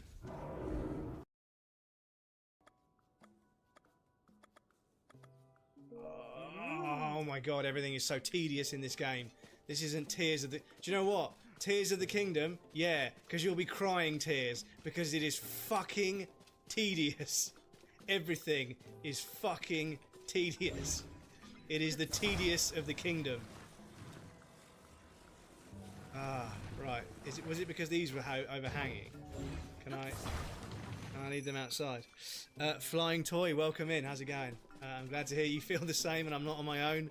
Fuck me, everything in this game is tedious. More like Tears of the Player Base. Yeah, Stabby. Tears of the Player Base. I love it. Some Shadow of the Tomb Raider and Control last night to test. Alright, mate. To test. Have I got fire arrows? Have I got any fire arrows?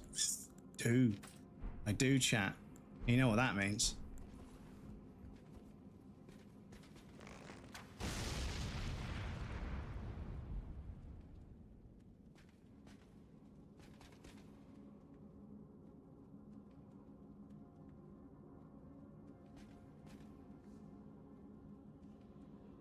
Shit. Right. So, start off the duplication as usual. Select your item, walk off the edge, push up, drop the item, then throw the bomb, and then with the recall ability, pull it back and claim it. Rinse and repeat. Thank you to Pizza and myself for figuring out the strategy. Shouldn't really thank myself in the clip, but never mind.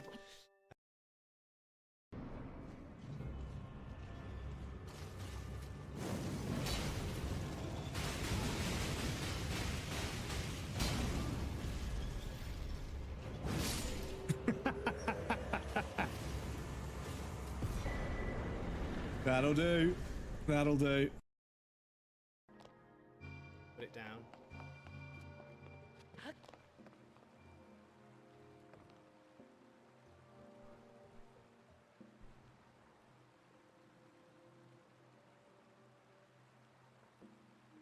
game. Seriously. Ready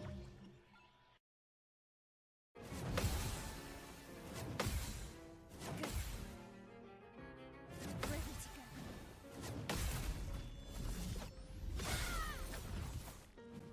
960 on the counter.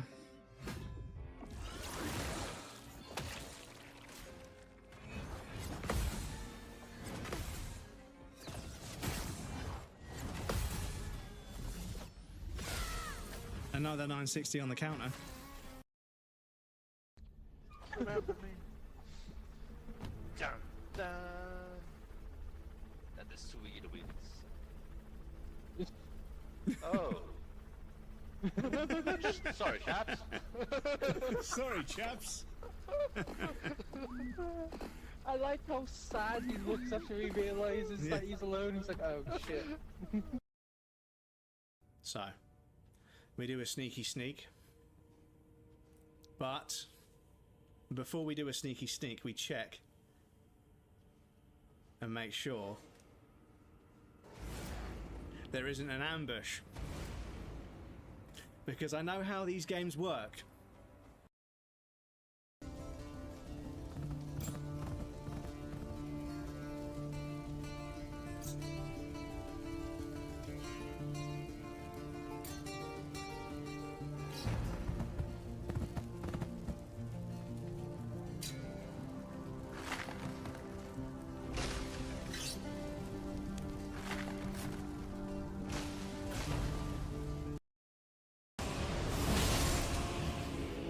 That's my testicles, please. Ow.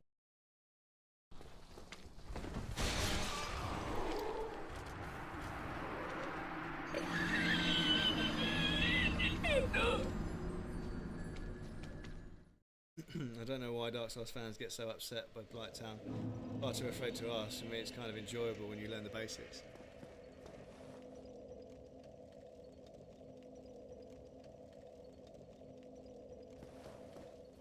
That's bait.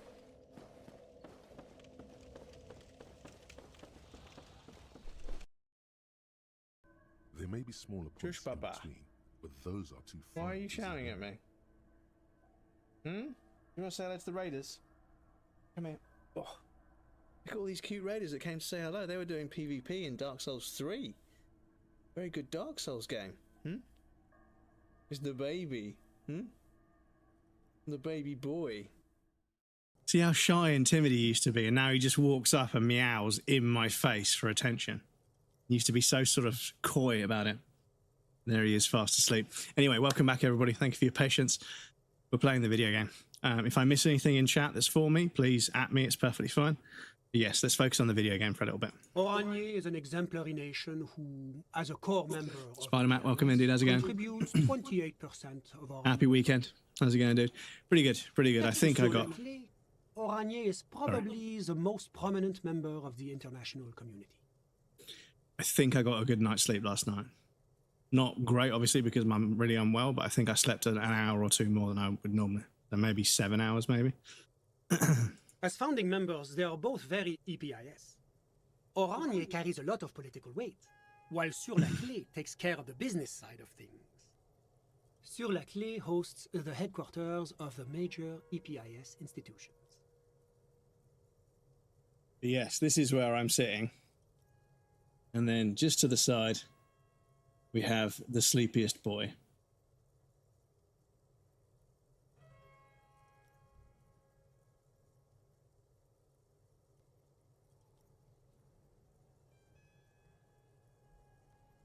So yeah, he's just asleep on the sofa next to me. But that's where he likes to hang out. That's how I know Bray's a good cat owner. Streak is 94. GG's, dude. PlayStation fanboys are mad because Xbox went back to exclusive consoles. Well, I mean, PlayStation have had exclusives like that. I mean, Sony exclusives are like one of their biggest selling points, right? So, Oranje's makes sense. Is one of the most advanced in the world. It has successfully transitioned from heavy industry to advanced services and generally acts as an engine for sustainable change in the international community. Fuck me. I don't mind playing, not playing video games. The conversation's been exquisite. Yeah, no, I try. You know, I try and balance both because that's the idea of a stream. But I know that if I don't have enough people engaging in chat, you guys won't be counted as viewers, which doesn't really matter. But you know, it is a concern. But I also, if I don't play the game enough, people aren't going to be interested in just watching the game being played. So it's like, it puts streamers in a pretty awkward position where like people are trying to increase community engagement while still maintaining a good amount of gameplay. And it means that a lot of us are kind of torn between the two.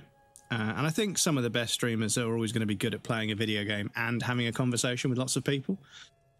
But I feel like even when I've done a good job of it, when I've had the chance and I've actually done a good job of like talking to 50, 60, 100 people, I can't engage myself with the game as much as I'd like to, and I can't engage myself with the conversation as much as I'd like at the same time.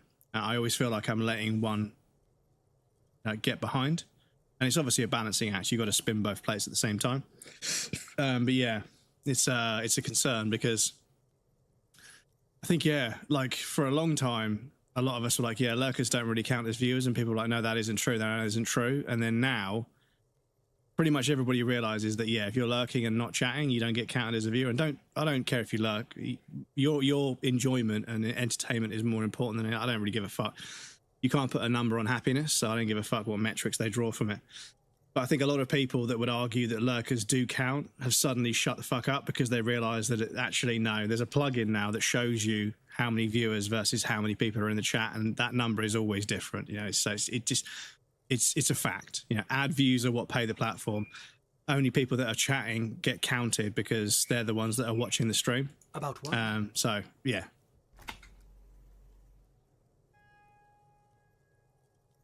Oh, it's very urban and very well organized. Their streets are clean, their horse cars run on time, the people are polite and efficient. Like I said, they are an example for less emerged nations to follow. Whatever you wish, officer. Ah, my friend. My friend is a good young man.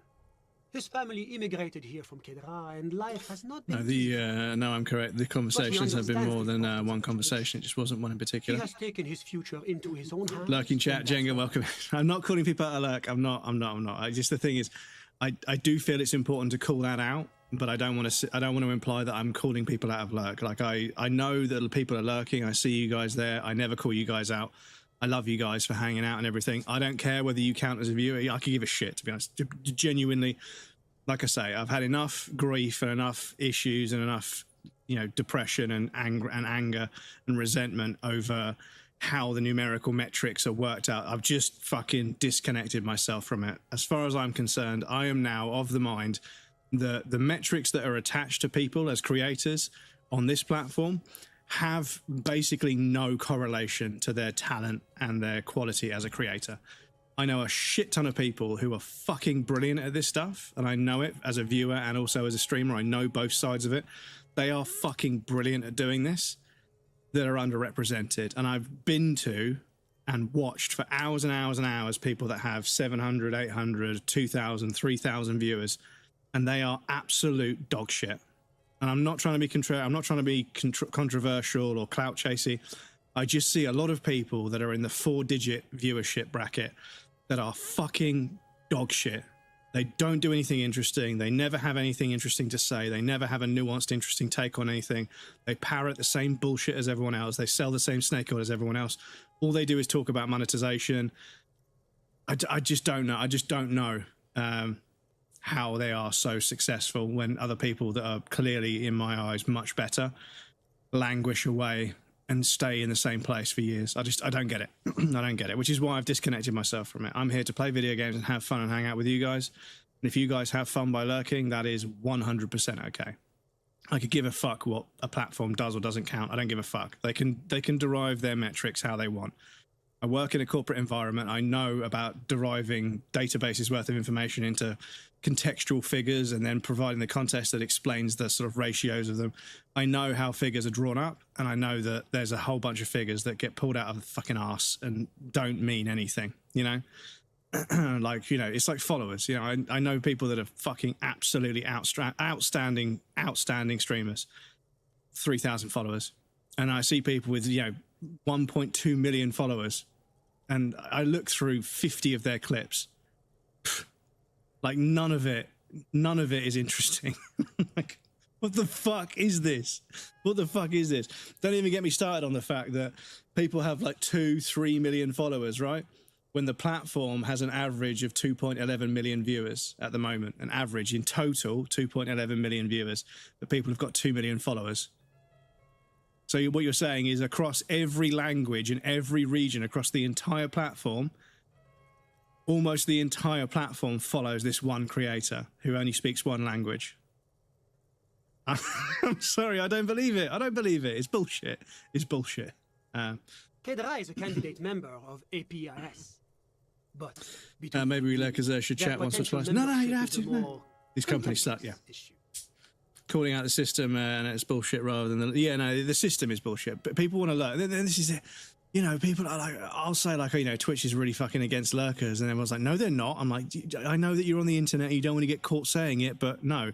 They don't like lurkers. They don't like people that cause their servers to have to send the video to another place that then don't have the stream on the screen for the ad break. They don't like that. They can only sell ad views to engaged viewers. This is the thing. This is the crux of the issue, right? They get paid for ad views. So people started artificially inflating their view count so that they got more ad views, because ad views were really profitable. I mean, there's a bunch of partners who used to get bounties, right? If you could get this many ad views, you got a massive chunk of change, right? It's really cynical, but a massive chunk of change for getting more ad views, which drove the view bot wave, because people were like, if I just get a view bot of like 10,000 people to watch me just chat and fucking watch YouTube videos and not really do anything, but the Twitch will give me like fucking, you know, several £1,000s just for getting ad views, then I'll do that. So then Twitch obviously was doing that for a while, but then the people that were trying to buy ad space were like, well, these kids aren't fucking, they're view buying. They're not real viewers. You know, we're not going to pay you unless they're engaged. So Twitch had to fucking rearrange how it counts, how many people are actually watching adverts, right? And that's not to say about one of the other dichotomies, right? One of the oxymorons or dichotomies of Twitch, right, is if you're a really good streamer, your subscription ratio is high. So lots of people that watch your stream are subscribed, right? Because you're a good streamer. But if they're subscribed, they don't watch ads. And ad views are what are advantageous for the platform. So how do you rectify that? You know? It's silly. But no, if you're lurking, lurk. You're allowed to lurk, get on with other things, use me as background noise. I don't have an ego. I don't care. Like, if you like having me on in the background, I completely appreciate that. Not everybody has to be here, locked in, engaged, chatting all the time. It's unrealistic. You know, people enjoy streams in different ways, and they're all valid, right? Everybody adds something to the stream. Everybody supports the stream in their own way. Lurkers support by, you know, helping my stream not be at the very bottom of the list when they get counted as viewers. People that chat add a degree of conversation to the stream. People that subscribe help me pay for games and help me buy equipment. You know, everybody contributes in their own way, and it's all valid. All of it's valid. I'm not going to put one over the other. Everybody contributes with what they've got. Some people only have time to contribute. I mean, I've got people that subscribe to my channel that aren't ever able to watch me because they're never awake when I'm streaming, but they still subscribe to me because they're incredibly sweet like that. So they subscribe, they support me financially, but they can't support me by watching the stream with their time because they're asleep or they're looking after their kids. Everybody supports in their own way, and it's perfectly valid. It's fine. Like, whatever support I get is massively appreciated. I'm not going to ever be picky about the kind of support people give. If they give it, I'm thankful because, yeah, you could be giving it to someone else right now, you know, and I appreciate that. I'm not ungrateful. I'm just kind of fed up with the platform. But anyway. Bounties bit is in the payment breakdowns. Yeah, there used to be ad bounties where like larger streamers, you know, I know a few people in the sort of 5,000-6,000 viewer bracket, and you know, on Discord in calls and stuff, they're like, yeah, it's changed a lot. Back in the day, you know, if I had over 3,000 viewers and I was doing an ad break for 3 minutes every so often, I would get this much, and I was like, Jesus, that's a fucking lot. I won't say how much because that would be too far. And I won't mention anyone's names, but yeah, I was like, that's a fucking ridiculous amount of money. And they're like, yeah, that's why everyone view buyed. I was like, and he's like, it's silly because some of us have been doing this since 2018, right? Some of us were on Justin TV, for fuck's sake. Some of us have been making videos like a live stream before we could even stream them. So obviously when we hit the ground running, we were like popular. And you still see some of those people today. They're the people that genuinely do have 5,000-6,000 viewers. Then you get some teenager that started in 2025, 2023, has 20,000 viewers per stream, every stream without fail. It's bullshit. It's fucking bullshit. It's complete bullshit. But, you know, what can I do? What can I do but play the video game, make dick and fart jokes, and try and be as entertaining as possible? Like engaging in chatting. Yeah, exactly. Some people like to chat, some people like to lurk, some people like to sub, some people like to watch, some people like to, you know, suggest me for raids, some people like to mention me to people, to, you know, to email me a code for their game to play because they've seen me play other games and they appreciate the way that I dive into the mechanics, and they think they've got a friend that's making an indie game that's really, really interesting with the mechanics, and they think I'll like it and I'll be able to sort of give them some feedback, so I play it and send them feedback. All of it helps. Everything helps. Every little thing that people do helps. And I appreciate that. I just wish it wasn't so fucking stressful and heart destroying, just so soul crushing sometimes to try and do well. That it's never going to happen. But anyway, I'm not going to boo-hoo. I'm not looking for sympathy. I'm just, you know, it's transparency. I'm not going to lie to you guys and, you know, pretend to be all happy all the time when I'm not, because that just wears people out. This is the thing. You get people that are just, yeah, if I just pretend to be happy all the time, eventually I will, and then it doesn't work and they become really, really bitter. You know, you're better off just being transparent with yourself, especially with yourself. Maybe if you're not brave enough to be transparent with everyone else, but it starts with you. Be honest with yourself about what actually makes you happy. Because yeah, if doing something is really emotionally strenuous, but there's some future prospect that's, you know, keeping you, because this is the thing. So many things in the creative world, not just streaming, but content creation, music, art, photography. There's so many places and so many institutions and frameworks and everything else. There's so many cases where somebody is dangling a carrot on a stick. They're dangling a carrot on and making you chase. They know they can get creativity out of you if they just keep you keen to get somewhere, to get to some level or to some achievement in some way. And they know that they can exploit creative people because they know that creative people are dedicated to getting, you know, to being a good creator. And if they can put themselves in between the creator and the money, then they can get paid. And record labels did it first. Television channels did it second. Live streaming did it third. Social medias, there's all sorts of people trying to put themselves in between the viewers and the creators. You know, these creator camps, these creator universities and stuff that charge people money, take a cut of earnings when people are trying to become influencers, and it's just snake oil. It's fucking snake oil, you know. But this is, like I say, this is what happens. This is what happens when you perpetuate or foster an environment that doesn't allow people to convert hard work into success. Is they start trying every trick in the book to fake success or to cannibalize somebody else or to take somebody else's spot. You know, you create this kind of feeling of a finite resource. And I suppose if the platform has lost, you know, 1 million viewers over the last 3 or 4 years, there is a finite resource to think about. But yeah, it's bad because it just, rather than allowing the people that work hard to do well so that everybody realizes, yeah, you're going to have to work really fucking hard. There's lots of people that work really fucking hard in the music industry, not the record labels, but as musicians. There's lots of musicians that work incredibly hard, but don't become successful.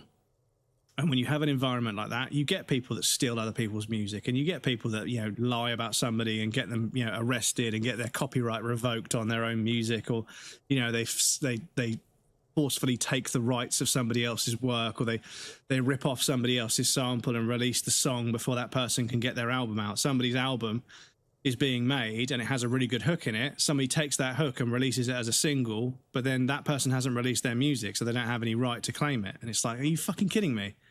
Like, what the fuck are you doing? Like, yeah, that's not how you treat fellow creatives. But anyway, Twos, welcome in. How's it going?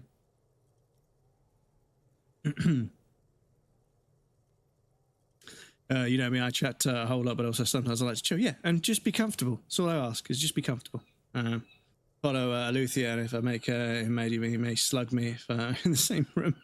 I only watch you whenever I get a chance, but I enjoy every second, Brett. I appreciate that, Defton. That's very kind of you. Want to laugh, they brought Dave the Diver to Fortnite. Oh, God, fucking hell. Shout out for Kimmy DMC. Yes, thank you, Kimmy. Thank you for thank you for the reg. Let me do one of these. Oh, fucking hell, I forgot earlier. Excuse me. think I could do one of these. There we go. We'll do one of them. Please feel free to jump over and say hello to Kimmy. Currently playing... What were you playing the other day? What you were playing? Oh, Brain. What were you playing? It was like yesterday. It was yesterday and you were playing it for like the whole day. They play lots and lots of Capcom stuff. They're affiliated with Capcom. They play a lot of Capcom stuff, but lots of other stuff as well. And they occasionally dive into indie games and they get sort of, you know, given games to play by people. So there's a bit of variety going on over there, but they're very, very sweet, very engaging and very fun to hang out with. So yeah, one of the good ones. Streamer's name, I think you'll like it. Yeah, Resident Evil 9. So that, yeah, they were achievement hunting in Resident Evil 9 for a while, and then they did a few playthroughs of the whole series.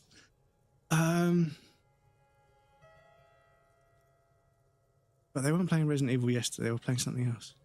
EPIS It'll come is to a me in a very minute, but yeah. special program developed by the Moral Intern to support certain Occidental nations. It began as a unified system of weights and measures, which proved to be a wild success. Nothing but kilograms and centimeters as far as the eye can see. Glad I managed to connect with her through you. Yeah, no, exactly. This is it. This is it. And this is the thing. That we expanded it into an economic union for the processing of steel. Another success. And between you and me, the Moral Intern feels emboldened by this success. Emboldened to take EPIS to the next level. This is the thing, is that organically, if just spending time on Twitch, you find good streamers. And this is why, like, unfortunately, I work from home, so I can watch streams all day when I'm working. So I get around and I meet lots and lots of people. But like I say, I'll every now and again, I'll say, right, I shouldn't just watch the same people. I should be cruising categories, looking at suggested. But yeah, every now and again, I'm like, okay, let's just see who's on the front page. You know, this person's got 7,000 viewers. Okay, let's see what the crack is. Let's see what they're all about. And they're not really doing anything different. They're not really doing anything, I would say, better than any of the other. And you know, it's subjective, I know. But at the same time, as somebody that spends lots of times looking at lots of different streamers, I can see when somebody's good at this. I can feel when somebody's good at this. When I see somebody that just doesn't feel, it looks like they don't feel natural in front of the camera. It looks like they're not really sort of, you know, but a lot of the time, you know, it's because they're really big on social media, but they're not good at streaming. And this is the problem, is when you make a bunch of social media influencers, popular streamers, when they're not really good at streaming, it creates a kind of, it changes the whole sort of, you know, dynamic of what a good streamer is, because people look at successful streamers and I'm like, yeah, they're not very good, you know. They've got 10,000 average views. They must be good at something. I'm like, not really, dude. Like, they're not really a good streamer. I'm sure they've got a really popular TikTok or YouTube, but they're not really a good streamer. And this is the thing, is that Twitch doesn't really seem to be that bothered about how good someone is at streaming. It's literally just how profitable they are. And unfortunately, that opens the door to a lot of social media influencers that don't really give a fuck about the craft of streaming. They only really care about monetizing an audience with a different revenue stream. They already monetize on Instagram or TikTok or YouTube, whatever, but now they're looking to monetize on Twitch as well. And they're just trying to get as many people to give them money every month as possible. And like I say, you've got streamers that take the craft seriously. They're very good at streaming and they get support as well. And that's perfectly valid. I'm not going to argue with the framework of that. But I do feel like a lot of these people are only streaming because they can extract profit from it. And at that point, you're really creating a pretty toxic environment where it's just all about money. And once it becomes all about money and not about the creativity and being good at the craft, it's the vibe will literally leave the chat. If it continues this way, everybody is going to think every streamer is just a social media influencer begging for money. That's all they're going to think. And they already do to a degree, which is a real shame, because the brand of streaming has been kind of tarnished over the last 5 years. Streamers aren't seen as these kind of, you know, creative people that niche down into a particular game or a particular craft or whatever. They see people, they just see the social media influencers because they obviously have the biggest reach on social media, which is a much bigger platform than Twitch. They just see the streamers doing what they're doing, you know, going around antagonizing the public and saying toxic shit to get clicks. And, you know, it makes everyone think that streamers only do that. Because underneath every one of these fucking cringe videos of some IRL streamer doing something really fucking disgusting, underneath the post, every single comment, why would anybody watch streamers? We need to stop streaming. Streaming needs to be cancelled. Streaming is... It's not. Streaming is not the problem. That creator is the problem. But unfortunately, what's going to get the most press? You know? And it's killing the brand of streaming. That's the thing that really, really grinds my gears, is that this is a craft that I need to get better at. I know, I'm not going to pretend like I'm superior, of course. I need to get better at this, of course, but I see people that are great at it getting overlooked. But then I see people that are giving it a really bad name, getting all of the fucking press and all of the reach and the discoverability. I'm like, for fuck's sake, man, you're ruining the whole fucking brand of the practice. You're not just fucking compromising the category you streaming. You're not just compromising people of your ethnic group or your people in your earnings bracket or people in your location in the world. You're fucking tarnishing the fucking craft of streaming.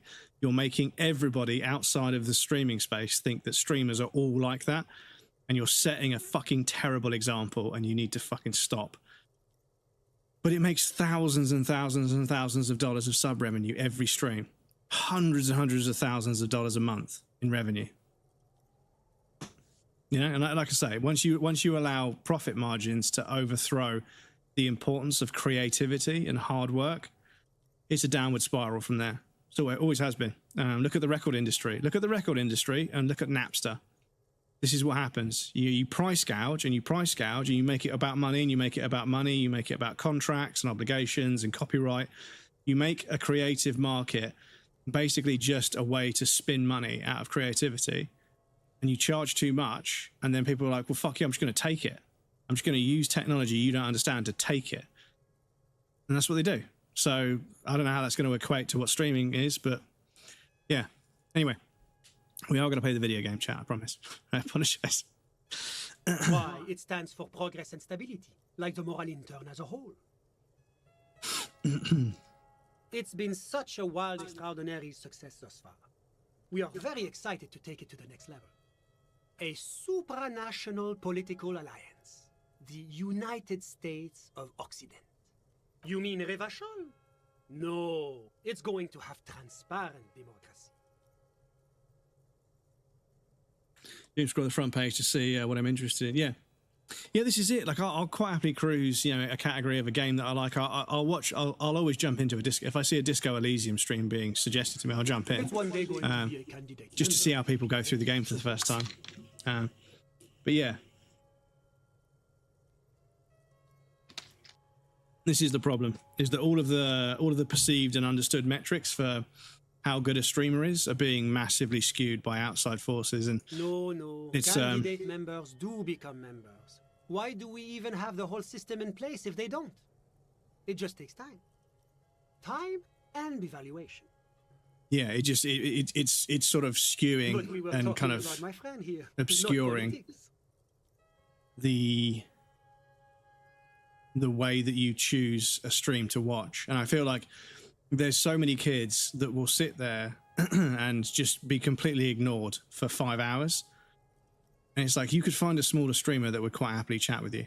But the trouble is, because once a stream gets to a certain size and everybody's just trying to get the streamer's attention, they're not really trying to have a conversation. They're just arguing and fighting over the streamer's attention, which makes the people in the chat try and come up with the most controversial or shocking thing they can say in chat that won't get them banned, that will get them some attention. And unfortunately, I see a lot of big creators that will kind of be ignoring the chat. And granted, some of these people have like 6,000 people, and there'll be like at least 2,000 people who'll try and talk at once.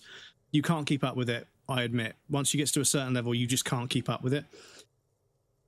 But then somebody will say something controversial about the game or about the streamer or whatever, and a bunch of people at them to reply, and that gets the streamer's attention. So people see that as a way of getting the streamer's attention, and that's what they're trying to do. They're trying to get the attention of the room.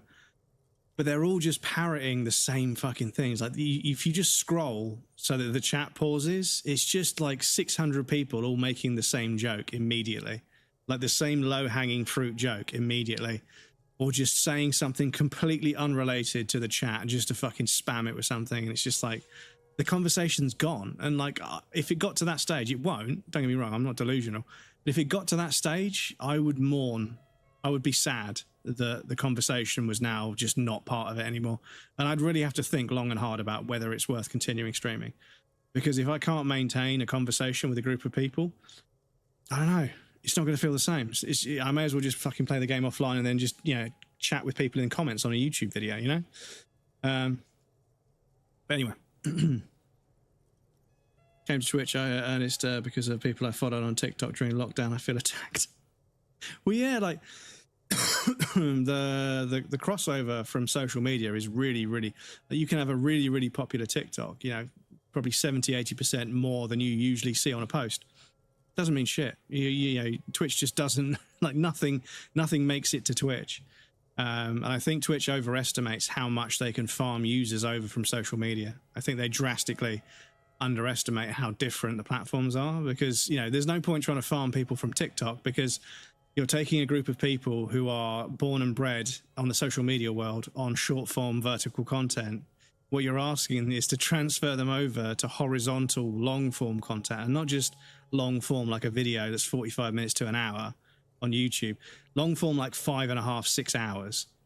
So they're completely opposite ends of the spectrum. Like I say, it's just social media influencers and stuff. They have a very different skill set. I'm not going to shit on them. They're very good at what they do on social media, but that doesn't mean that they're going to be a good streamer, you know?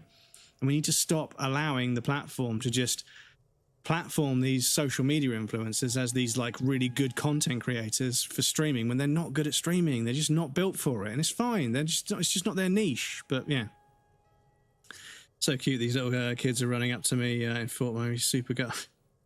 Found that people who excelled at TikTok, it's golden era. We're not great at live streaming. This is it. It's just a different skill set. It's a completely different skill set. I'm not saying it isn't skilled. Of course it is.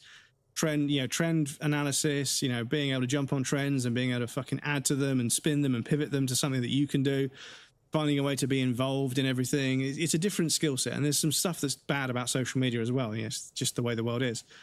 But yeah, it's a different skill set, and I don't think it transfers over to long form streaming as well as Twitch thinks it does. And like I say, the result is you get a bunch of people that don't really know how to stream, but they've got 15 million followers on social media, or apparently. And yeah, they start streaming to 600 people straight away, get partner in 2 days, and then they're kind of sitting there with a partner badge, which is effectively kind of like, being representative of the platform, right? They're partnered with the platform as a streamer, but they've got less than 30 hours stream time under their belt. But, apparently they're like, exactly what the platform wants, but they're not really good at streaming, which obviously makes their communities incredibly difficult to moderate. They usually don't have moderators that understand Twitch, so they don't moderate the stream like a stream should be moderated. They just moderate it like a fucking TikTok channel. So there's a difference of, application of moderation there as well, which is a whole different topic we could talk about, which I won't. Because, yeah, their mods are their friends from social media, but they don't have any actual skill moderating a chat. So they miss stuff that should really be deleted or should really be reprimanded, and then they delete things that are completely harmless because it's Twitch. It's a mess. It's a mess. I don't think just taking people that look... Because, do you know what? Like, how many notifications did you guys get when Justin Bieber went live? How many notifications? I got like 6 different notifications that Justin... I could not give any less of a fuck. I don't care. But I tell you what, a bunch of people that have never been on Twitch before were suddenly going to jump on Twitch as Justin Bieber fans. Suddenly going to jump onto Twitch. Probably had to create an account because to watch the stream or to chat, they had to create an account. So that means a bunch of people created an account. So I'm sure it was great for bumping up user numbers. I'm sure. How much they paid or got paid for it, I don't know. But yeah, I couldn't give a fuck. I couldn't give a fuck, And this is the thing, is that you don't need to get celebrities from outside of the streaming space when you have a bunch of really talented celebrity streamers that you could approach. But I think that a lot of people are just kind of like washed on like the big streamer now. Like, there's like 5 or 6 people that have always been on like, the top flight. They've always been in the top 0.0000%. They're always on 11, 15,000 viewers, and they make fucking millions of dollars a year, even after they pay taxes. They've always been those celebrities, but I don't think they have the impact that they used to, because like I say, the brand of streaming has been so tarnished by the fucking snotty little, in real life streamers that just antagonize people for content. Happening on the Insulindian Isola. Oil platforms ablaze in the night. Civil wars lasting for years. Finally, The international community is forced to step in. How to stream, I need a class. Well, this is the thing, and I was saying this earlier, there's a lot of snake oil out there. There's a lot of people that offer these kind of streaming universities and streaming coaches and stuff, and it's like, damn. And it's all snake oil. They have no idea what they're talking about. You know, they are all parroting the same information, which doesn't fucking, like, so much of the stuff that people talk about isn't important. Like, trust me, I've tried just about everything. I have tried just about everything with this stream to try and grow the stream. And like I say, I've now just disconnected myself from it. What happens, happens. If the platform crashes and burns, it'll be a real shame for the creators that I know on here that I love. Fortunately, some of the really clever ones have decided to start streaming on other platforms as well, and also making content for other platforms in other formats because they need to diversify, because it's, you know, it makes sense. So I'll catch up with them and I'll stay part of their Discord for that. But yeah, I think there's a lot of people that, you know, they're good at streaming, but they're not really able to spend much more time. Because this is the thing, is, you know, when everyone's like, yeah, but Queso became massively popular. Queso would click, and I'm not going to shit on it because it worked. Yeah, they won Streamer of the Year. It's not a mistake. It's not an accident. They are really good at doing what they do. But what they do, stream for 2.5, 3 hours, clip farm really aggressively, and then just flood social media with like 50 clips. And that's what you need to do. Like, that's what everybody actually needs to do. If you actually want to overpower the way things are, what you need to do is stack as many clips as you can so that you can release like 200 clips in the space of 3 days and just absolutely fucking flood social media with your content. Just cast the biggest net you can. Create a bunch of fake accounts, retweet your own shit, reshare your own shit, like and comment on your own shit. Just fucking brute force the social media angle, and then you'll get your name out there, and then just let the fucking rest fall into place like it should. That's basically the only thing you can do, but it's gonna suck the soul out of you. If you're gonna go live and just clip farm, it's gonna fucking destroy streaming for you. It's gonna make it so fucking, you're gonna become so jaded with it that even if it does actually work, because it probably won't, let's be honest, that's the way creative work is. Even if something's been tried and tested, doesn't mean you can do it again. Lightning in a bottle twice now. But yeah, it's gonna create an environment with streaming where you're just every single second you're thinking, how can I turn this into a clip? And again, you're thinking short form, but you're doing long form content. This is what I mean. When I join a stream, and that stream ends up inheriting a vibe or a thing, something will happen at the beginning of the stream, and that will become a theme for the rest of the stream. Then the next stream, something else becomes a theme. And that lasts for like, 4 or 5 hours in the stream. Something happens, a joke gets established, and that joke is then applied to almost everything that follows, which would get boring after 5 streams of doing that if you milked it. But if you just let that joke carry on throughout the stream, that's the magic of streaming, is that joke, that community interaction, that thing that happened in the game that was unexpected, that can become the flavor or the theme of that stream for the day. And that couldn't happen if you were pre-recording it, right? That could only happen if you recorded it and then it became a joke in the comments, and the next video could have that. But with a live stream, when something happens, you can pivot towards that and you can use it, you can lean into it. And then you can guide the stream to kind of use that as a running joke throughout the rest of the stream, or a running theme throughout the rest of the stream. What about this character's motivations? Are they thinking of something because of something that happened to them in the past? Because that's what got laid out in a cutscene earlier in the game, earlier in the stream. And you begin to realize that's kind of the magic of streaming. And this is what I mean when I see people that do that really well. I'm like, they're a fucking good streamer. That is a really fucking good streamer. They've found something, they've lent into it, they've made it part of the theme, they've made it part of the stream, and that's going to be part of it for the rest of the stream. And that's organic, that's reactionary, that's live. That's the magic of live content. So when I see people doing that stuff, I'm like, damn, that's really fucking clever. They're really fucking good at this stuff. But then I see somebody who's basically scripted the entire fucking stream because they've got a list of things that they've pre-worked out. They've got all the jokes pre-worked out. Nobody in chat can ever have an influence on the conversation. It's like, well, this is not a fucking live stream.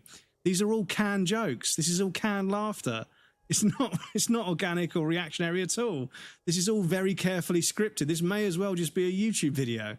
You may as well just pay them to fucking say the things they need to say and just make it a YouTube. There's no point streaming it because you're not willing to allow it to go where it wants to go. You're not allowing the stream to follow the fun and to go with it and to let the, you know, to go with the flow and just let it go where it wants, you know? Because don't get me wrong, I know you can let a stream derail itself and it becomes a mess.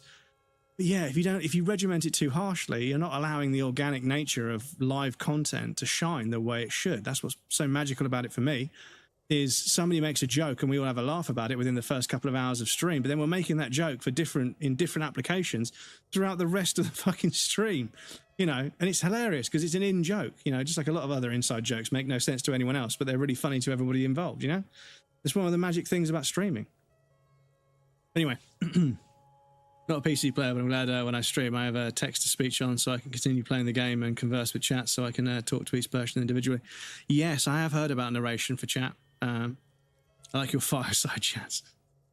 The advice I just listened to was stream 3 times a week for 3 days on Twitch. Before that, go live on TikTok for an hour and then flip to Twitch and then the best clips on you. I have no idea. Yeah, I mean, this is the thing, is I think someone said that he would go live. Someone said that Queso would go live for 4 hours, 3 hours, I think, or 4 hours, and then just end the stream and then edit the stream into like 7 or 8 clips. And then they uploaded like 22 clips in one day. And that kind of overpowered the algorithm where there were so many clips to send out that he just managed to overthrow the whole sort of like, you know, because if a post doesn't do well in the first hour, it just dies. You get 200 views, that's it. On TikTok anyway. But they managed to just overpower it just by fucking sheer brute force. And it obviously, I mean, they may have even changed the algorithm to stop it working now. If you upload 5 or more posts now, I don't know, I can't say this for sure. I don't want to say anything, you know, concrete, but yeah. Platforms don't want you going viral for free. This is why whenever I post something, it's always like, hey, do you want to boost this post? And I think because I keep ignoring it, they keep upping it. So like it used to say 2,000 views for £3, 17, I think. But now it says 35,000 views for £11. I'm waiting. If it said 100,000 views for like 20 quid, I'd be like, do you know what? I might just do it for the fucking meme, you know. But then I would put in the fucking title description, I boosted this post. You know, I paid for these views, but I probably get banned for that. But the thing is, the second I do it once, I'm never getting any views on anything else. This is what they do. You post something, it does well, and then you won't have another one do well for like 4 or 5 posts because they want you to get insecure and think you're falling off. Then they deploy the whole, hey, do you want to boost this post? You know, 3 quid, 1,000 views, just get it off the ground, just get it noticed, you know. And the idea is that, yeah, we'll give you about 1,000 views, but once it gets to 1,000 views, it could go anywhere, you know, but it won't. You'll get 1,000 views and it will still be, it will say it's got 1,000 views, but it won't actually be shown to 1,000 people. That's the whole fucking scam on social media. No one's going viral for free anymore. Sounds like utter insanity. People keep baiting those higher promo packs. Yeah, because like I say, it started off at like 1,000 views for 3 quid, and I was like, yeah, 3 quid is nothing, but I'm just not that insecure. But I think I took a screenshot of it last time. Yeah, so 9 quid for 13,000 views.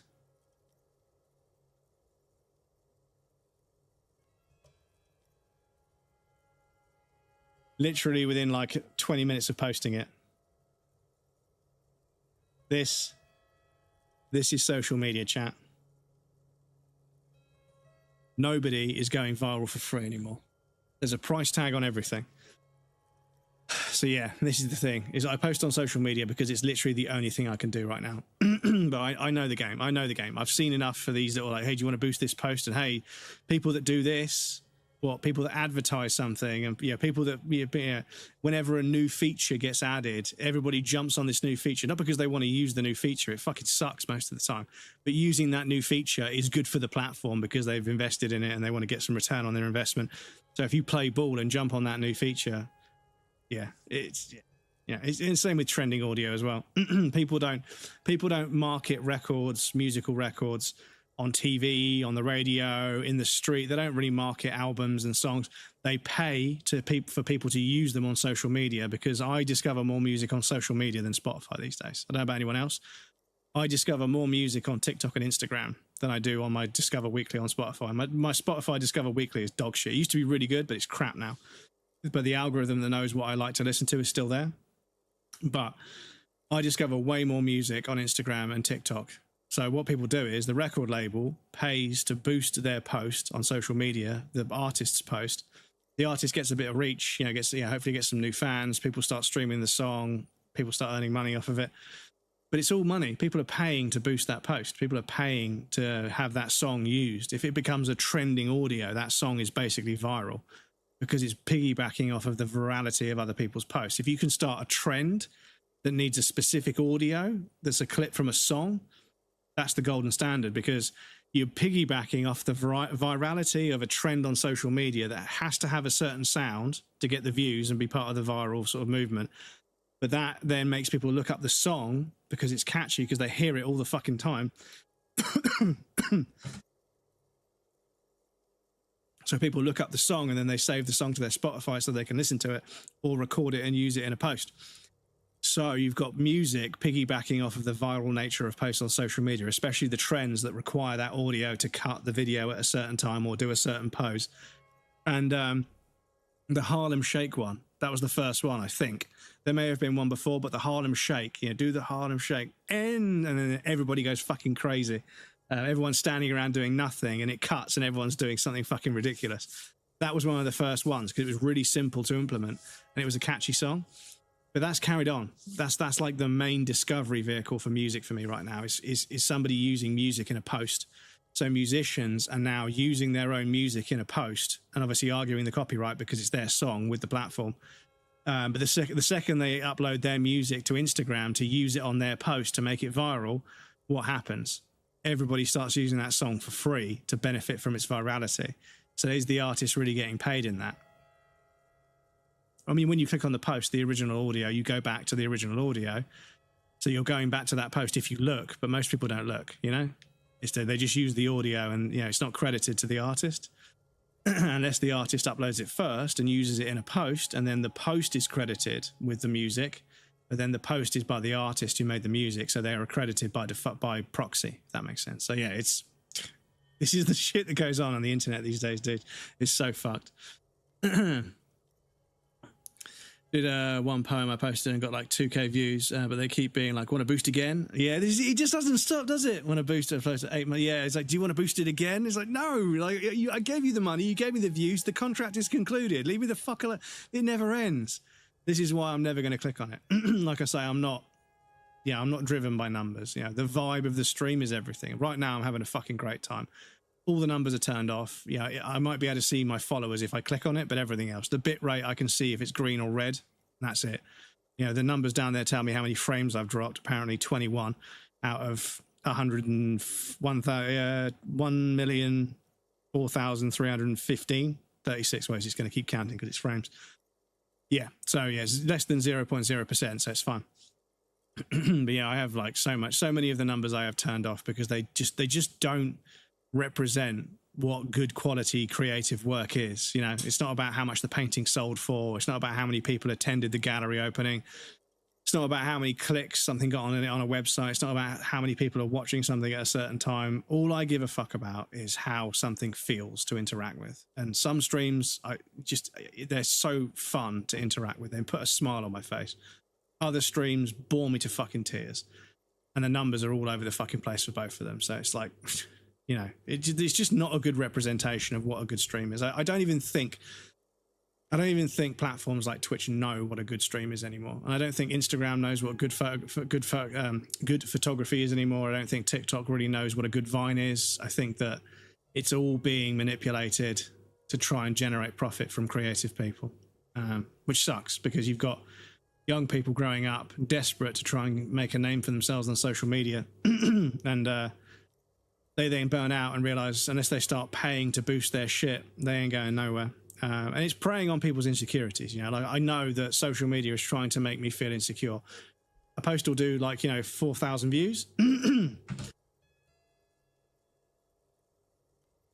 A post will do 4,000 views.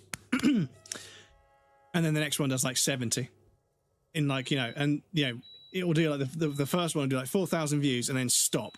It's really, really taking off and then it stops completely. And I'm like, it should at least taper off, but no, stop. And it stays at the same amount. It's like, yeah, obviously you only let it go so far because if it went viral for free, I'm getting what I want, but the platform isn't getting paid. And that's the thing. I notice stuff can do a lot more numbers on YouTube because A, it's a bigger platform, but also I don't think they have any real financial interest in nickel and diming creators for short form content. They want a presence in the short form market and platform market because it's such a popular market right now. But I don't think they really care that much about being paid to boost posts on vertical format, which is why stuff on YouTube can do some decent numbers even at my small size.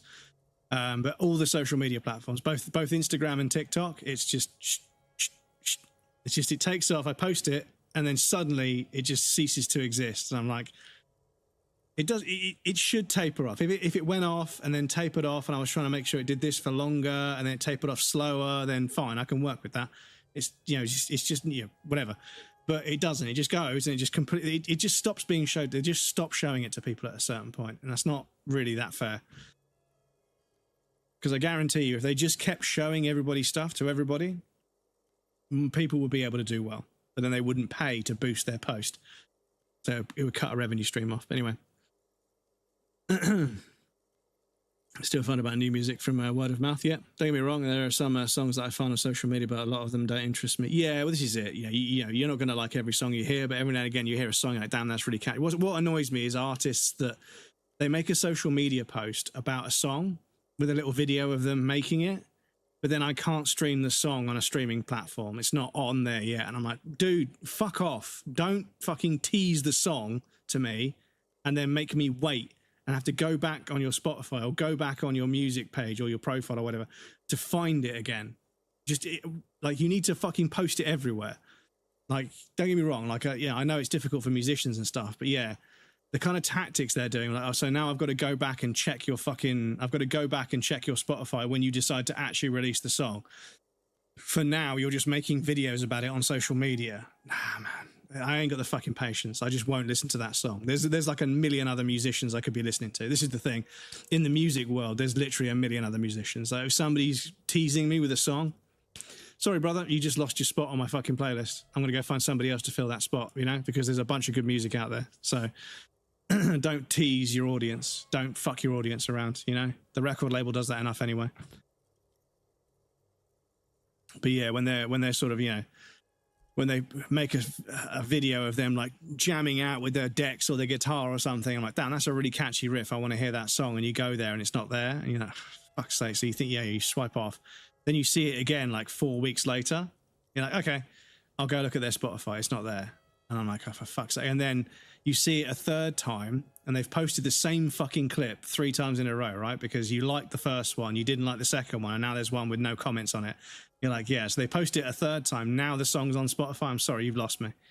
I'm going to scroll straight past it. If you post music on social media and I can't find that music straight away, you're dead to me. I'm sorry. I don't know what you're doing. I don't know why you're doing it, but you're fucking dead to me. I want to hear that music. I want to hear it. I want to hear that song. But if I can't do that, then yeah. I know that I'm talking about a level of immediacy that might not be possible. But if you're making video content about the fucking song, you should have the song finished. Editing the video content will probably take just as long as making the song. So, like, release the song, just release the fucking song. And don't even get me started on the fact that people post every single fucking thing as a new single rather than an album, rather than having an album of music, right? Because don't get me wrong, if you release one song every 6 months and then after a year or two, you put it all together into one album, so I can just sync one album and listen to the album. But if you release everything as its own track, and I have to go in and out of every single album to see one track, it's such a fucking ball ache. It's so annoying, because I'll tell you what, if you've got 8 songs, most of which I would probably like, but I have to go in and out of the album to add them to a playlist to listen to, I'm only going to add 2 or 3 of them to my fucking shuffle, and I won't even bother listening to the rest. I just won't. If they come up in my shuffle and I really like them and I find you again and I look up your profile, then I might add the others. But I'm sorry, I don't have the time to be clicking in and out of 5 different albums for 3 songs. I just don't. I don't have the fucking time. That's not why I have an application to manage my music for me. I'm not here to dick around. If it's more difficult than getting up and getting a CD and putting it in a CD drive, you've lost me. Because that's what Spotify is. It saves me the trouble of getting my CD collection out, finding the CD I want, putting it into a CD drive, which doesn't exist on a computer these days, to listen to music. If you've made it more difficult than that because it's going to fucking trick the algorithm into showing it to more people, I'm sorry, you fucking lost me. I haven't got the patience. Anyway, fuck's sake, man. We are going to play this game. We are going to play this game. I'm really sorry, chat. It's been a fucking talky one today. I don't know why I have so much to say about so much. But you guys say you like it, so I don't want to deny you. But yeah, we keep getting into these conversations. And that's good. It's good. But I am supposed to be playing the video game. But we have got another ad break coming up. And I'm really sorry, chat. Anybody watching the YouTube video, don't worry. You can fast forward this. If it's of no interest, you can fast forward until we play the game again. But yes. It's a scam. Yeah, me live streaming a game and then just talking over it all the time.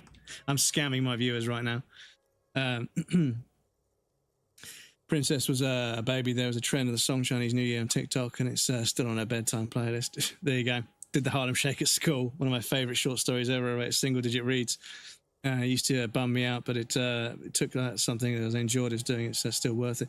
Yeah, don't let the internet and the metrics that it generates try and rate you as a creative. There's so many things that it just completely fails to quantify. Anyway, the outbreak is playing. I desperately need to take a drink because I'm fucking dying because I'm talking a lot today. But yes, I'll be right back and then we'll carry on. Okay. So, can I Sekiro it?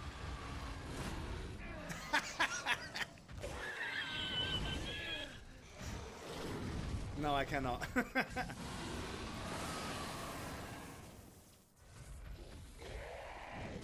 Oh, my fucking roll timing. Fucking hell, terrible. Fucking atrocious.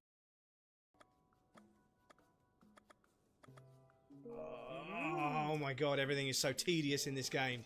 This isn't Tears of the... Do you know what? Tears of the Kingdom? Yeah, because you'll be crying tears. Because it is fucking tedious. Everything is fucking tedious. It is the tedious of the kingdom. Ah, right. Was it because these were overhanging? Can I need them outside? Flying Toy, welcome in. How's it going? I'm glad to hear you feel the same and I'm not on my own. Fuck me, everything in this game is tedious. More like Tears of the Player Base! Yes, Stabby. Tears of the Player Base. I love it. Right. I'm waiting.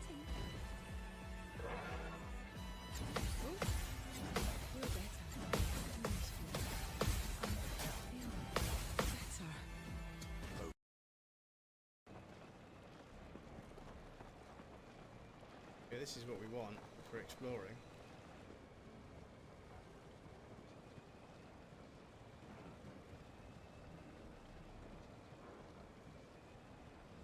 This is the way to explore, chat. I need some more battery, but... Oh shit.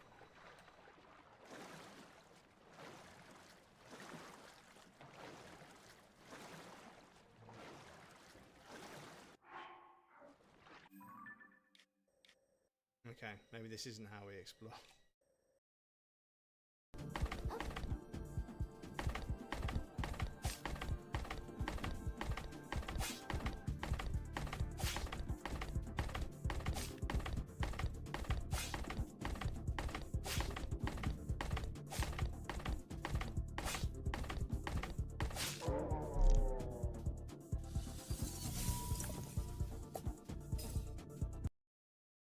Come to this. Ah, Jesus.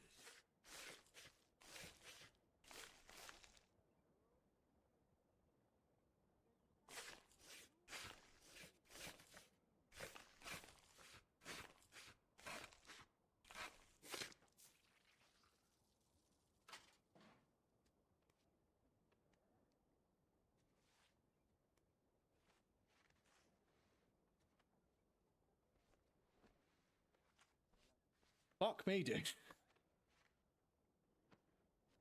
Fucking hell. Just a flesh wound.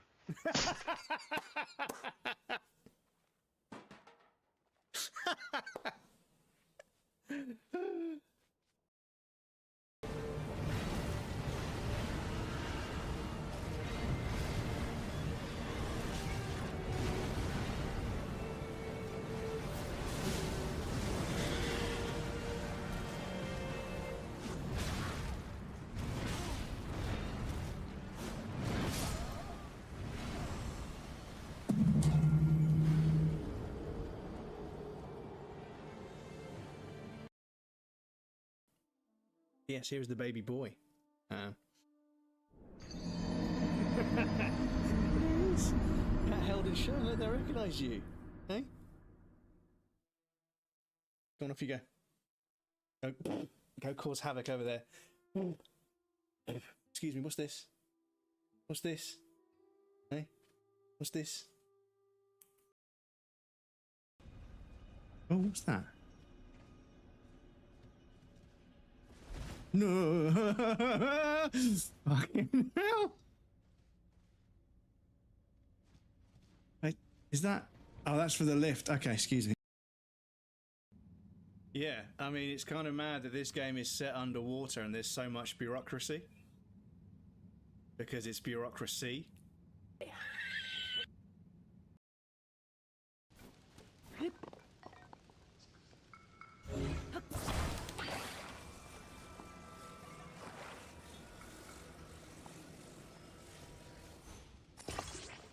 Right, okay. Once again, hold on to your butts. Oh god. Oh god. Oh god. Oh god. No. No. No. Oh my god. No. Oh my god. No. Okay. Shit. Okay. This.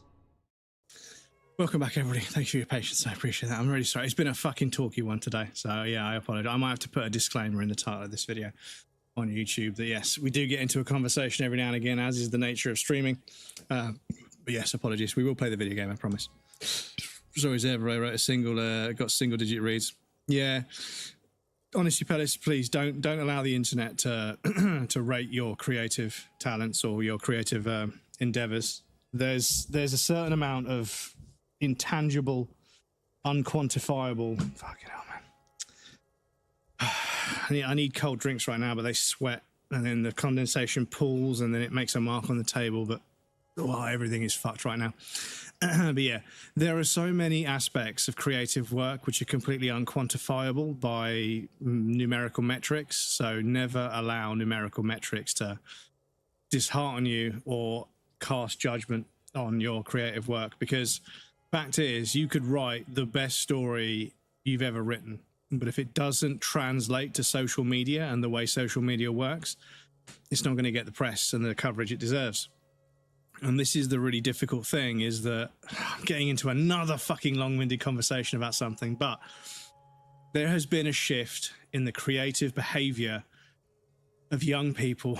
They are now squeezing their creativity into the mold of social media. So they're making stuff and being creative, but only in ways that will perform on social media. And that is incredibly detrimental to the creative process.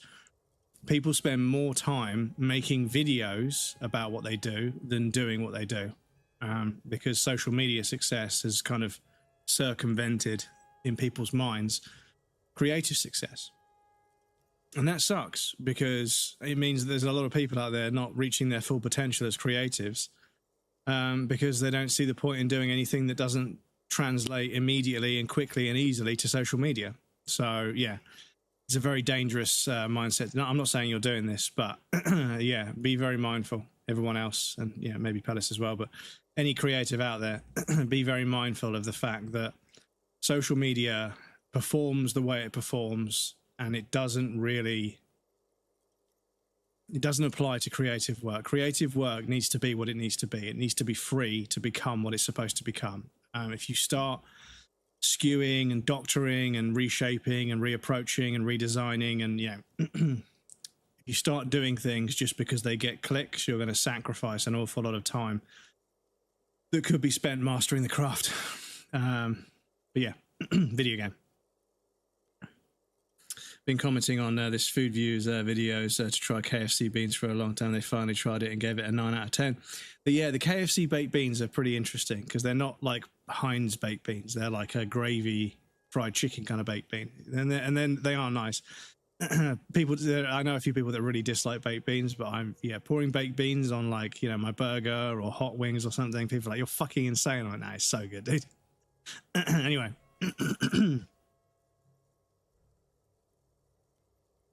One of the wonders of democracy is Baked beans that on a everyone burger. is See, allowed to I've have triggered his own somebody opinion. into commenting. And not just Yeah. allowed, encouraged even. Have you ever tried debate? Ever tried a debate? I'm not triggered. I'm intrigued. Okay, fair enough, fair enough. No, I was saying earlier about saying clout chasey things to get clicks. No, so I was making a joke. I was only kidding. Baked beans on a burger. Yeah, I'll put. If I get a KFC tower burger with a hash brown, I'll put the baked beans in there and squeeze it all in there. And yeah, I'll dip my chips in the baked beans for sure. Baked beans inside haggis. Yeah, I mean, I think Scottish people like baked beans. So yeah, egg and pastrami. I've not had an egg and pastrami burger, but I've definitely had a fried egg in a burger. Along with, it was a mixed grill burger, so it had like a bit of pork chop, a bit of bacon, a bit of a sausage burger. Like it was quite a lot to eat. It was a lot of protein. I wasn't hungry for the rest of the day. Let's put it that way.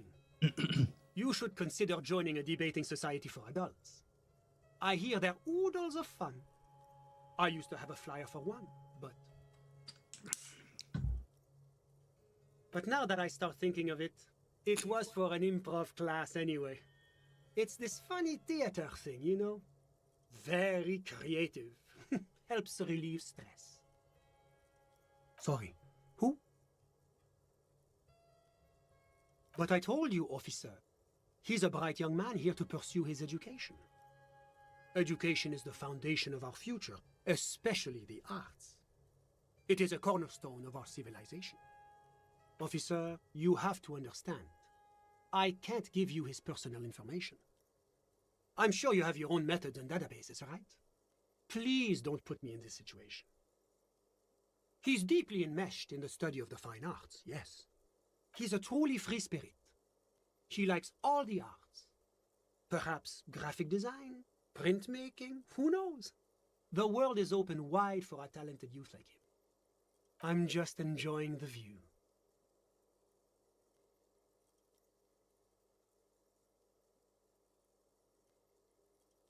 Listen. The Insulindian Bay. This place used to be a luxury accommodation before the revolution. Apartments, of course, were much bigger then. A few walls have been added here and there, leaving some of the tenants without a private bathroom or a kitchen. But the million real view stays. You can't take that away. My friend comes and goes. I'm sure you'll see him around. He's a busy bee. I'm all ears, officer. A moment, officer. Do you have everything you need from me? I'm afraid we won't have the chance to speak again once you leave. It's against diplomatic best practices for an official in my position to be discussing murders with local militiamen. And I'm pressed for time. After you leave, I should be leaving as well. Sure, go ahead. It's a beautiful space. Let me know if you have any further questions.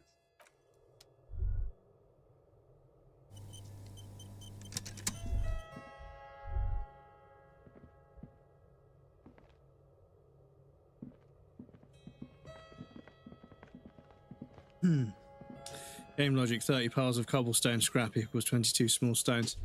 Yeah, it's because there was that meme. There's from Baldur's Gate. There's this pile of gold, and it says 0 coins. And the meme was millionaires when it's time to pay their taxes. Because yeah, the RNG said that there was no gold in the pile, but there obviously was. But +1 logic, -1 suggestion, plus drama, +1 electrochemistry. Okay. Okay. Right, so what have we got on the old agenda? So we need to find a tape for that. We need to explore the secret passage. Find out who reported the crime. That might take some time. Something she wants to tell you, we have to present your badge. Yeah, so we can tomorrow, so we're going to save the game, and then tomorrow, once we go over there and get our badge and everything else, we can come back, and then Joyce will give us some more information. This may take a while, so who else has unauthorized access to the Whirling's trash? Find the person and you'll know who tampered with the scene. Find out who's the lady driver and where's her lorry. find some booze and drink it. Close the waterlock we can do on Wednesday, and then Tuesday's tasks. Go to the harbour gates and ask the Johnny Mesk about armour. Get the boots off the victim's feet. We'll have to do that. In order to succeed, the body has to be down, which I think we've done. Autopsy has to be finished. Kim also has to be absent. He wouldn't approve. This will be devilishly tricky, so don't beat yourself up if you manage to send the body processing without getting hold of the boots. So yes, I think once we put the body in the fridge, once Kim is away, we can then do that. Ask around about the tattoo's possible meaning. So I don't know who we need to ask about that. Talk to two people about them. So you have a photo of the hangman's tattoos. Maybe somebody can decipher them, tell you what they mean. You should probably talk to about two people about them. Okay. Go to Measurehead on the gate and ask him to get the body down. Okay. Find the working class husband. Track down my badge so we can do that. Pull the advanced race theory idea into a free internalizing slot in your head. There's no free slots, free one up. Then pass some time when it's internalized, return to Measurehead. This is how thinking is done. Advanced race theory. We got that.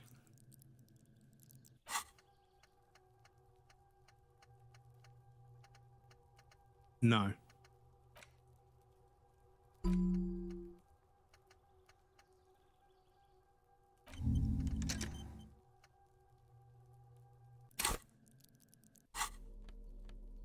So we'll internalize that for the trophy, I think. Let everyone know you unlock the door. Buy the farm pants from Kuno. He wants way too much money for them. Talk to Titus and establish authority in the Hardy Boys' eyes. Investigate the Doom commercial area. That's over the bridge. Yes, in 8 hours. So filed Tuesday at 18. But yeah, by around about 24, so that's 6 hours. And then, so yeah, by tomorrow morning. Yeah, they'll be well done by tomorrow morning. Well and truly finished by tomorrow morning. But I think I need to save the game before we go to sleep. But yeah, it is time to go to sleep in the game. Rizwan bin Ruzdi, welcome in. How many playthroughs have you done? This is the second playthrough, where I'm trying to do as much as possible. I'm trying to collect as many things as possible and also select some of the more obscure dialogue options that I don't necessarily agree with, but I want to try and get as many trophies in one playthrough as possible. And that means flowing through some of the dialogue trees to sort of make my character inhibit a particular behavior because that's a trophy. So in this one, we've selected a few things that are a bit racist, which I don't agree with, but we've also been a bit communist as well. But as long as we all understand that I'm only doing it for the trophies, I'm not myself subscribing to any of these ideologies. We're just in it for the trophies. I want to 100% the game because I feel like it's a game that I've enjoyed so much that I think it deserves the 100%.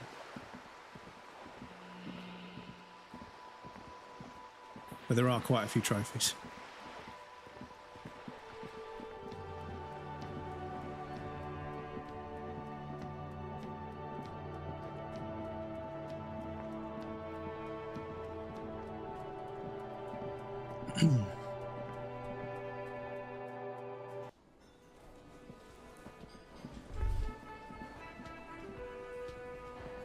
I've got nothing to say to you.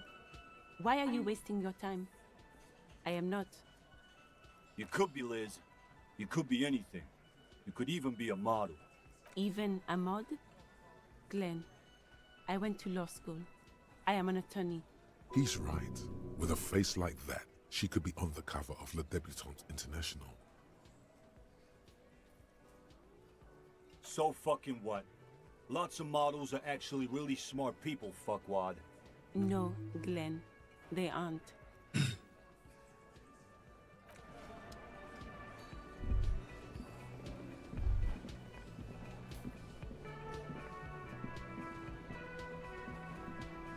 Can I help you? Do I have a shaker? He sounds irritated. Am I wearing a Am I smiling? That's right. Like what?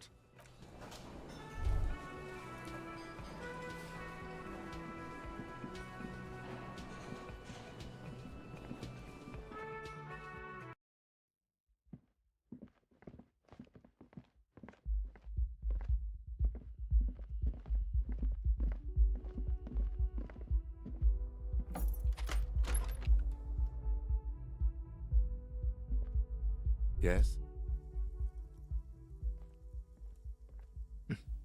He's gone.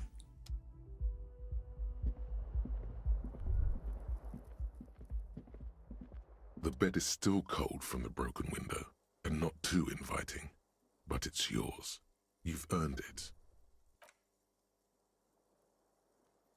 The bed is still... I need to...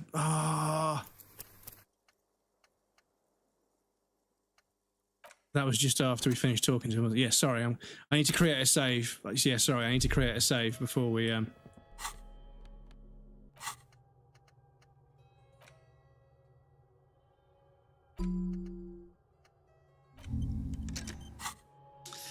Sorry, I need to create a save before we sleep. Sorry, I forgot.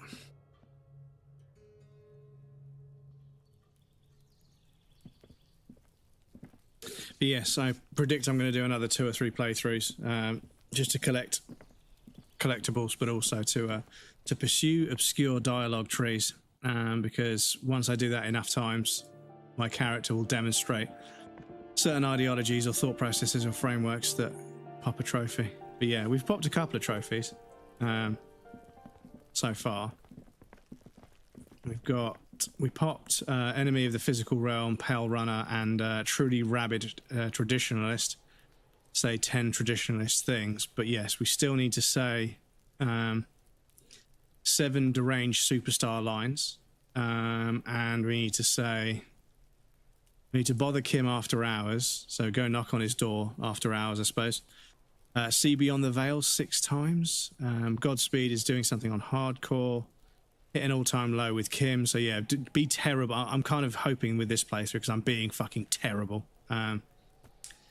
Reconstruct a vision from the past. I think that's Wheel of Pleasure and Light. Yeah, so that's across in the doomed commercial area. No, that's across over the bridge.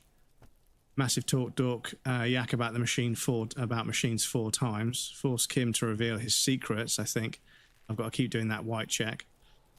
Avowed Inframentalist. Don't call it a book club. I'm not sure on.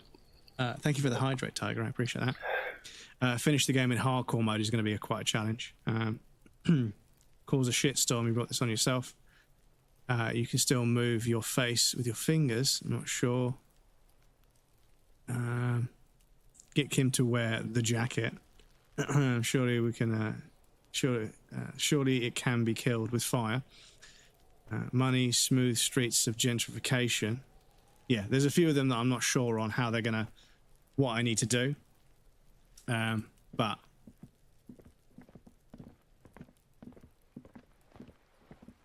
just I've got a few in mind. War. Nothing to see here. Yeah, it's locked. Shame.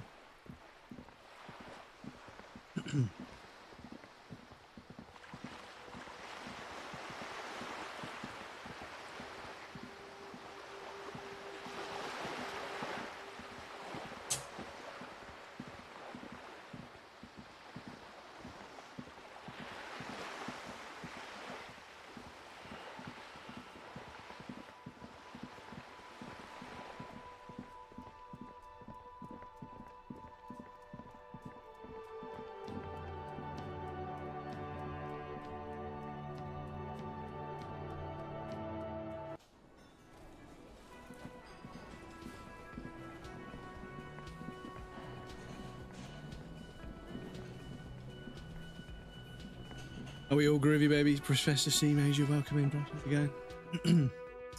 Yeah, I'm pretty good. Been a very talky one today, and I feel kind of bad. Because yes, I'm supposed to be playing a video game, but also, as a live streamer, I am supposed to maintain and become involved with the conversation. You copper Rooney. You copper Bolo.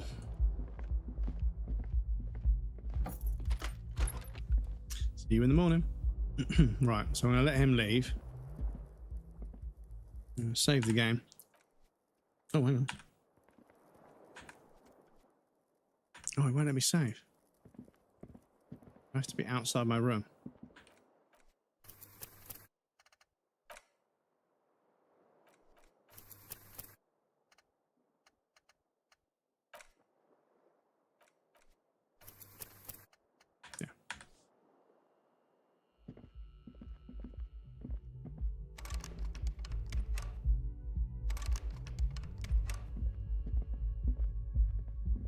The door is closed. Still nothing.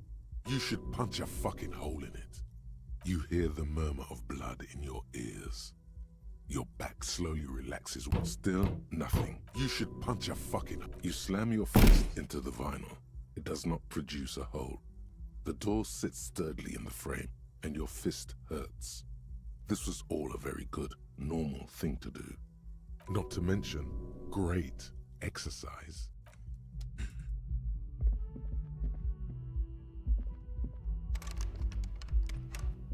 Right, so we've got the saves down, that's fine. So now... The fan stands still. The lights are on. The lights are off again. The bed is still cold from the broken window, and not too in. Right, so... The bed is still cold from the wind blowing in from the broken window. The mattress creaks as you close your eyes and try your hardest to fall asleep.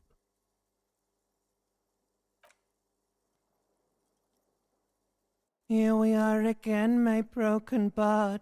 The waves are coming, carrying you away. But you can't go. No, you have to stay. Always half aware of yourself. You're not cooperating, brother man. It's your disgusting body. Even through your sleep you feel a vague discomfort suffusing it.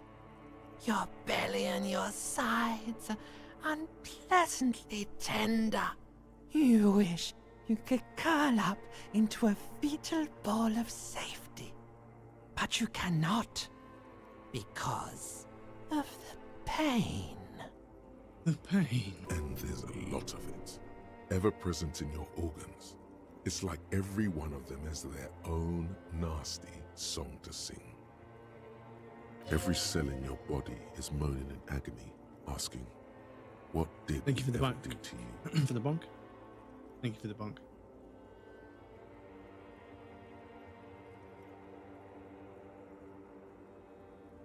Now, you're finally thinking about something other than yourself.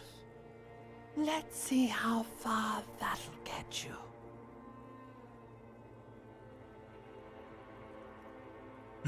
Oh yeah, baby. Frame your suffering as a masterpiece.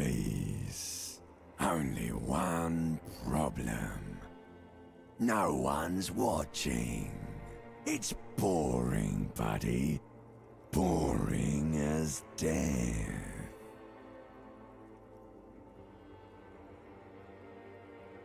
You're just stuck here, in the half-world.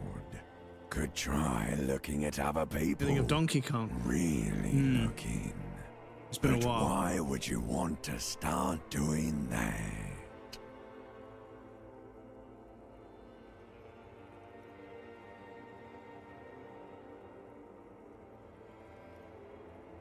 Sure you do. They're all so friendly, aren't they? Some of them are. Some of them are nice. Others are scared. What do you think you're doing right now? Coming to some greater awareness? Look at all these lights, blinking in and out of existence. Thoughts! You're just pretending that you're asleep, even to yourself, while the world goes on without you. Let it. Let it. But it never seems to let you go, does it? Time to rise and wipe that shining sweat off as best you can. Gather your bearings. Rock and roll.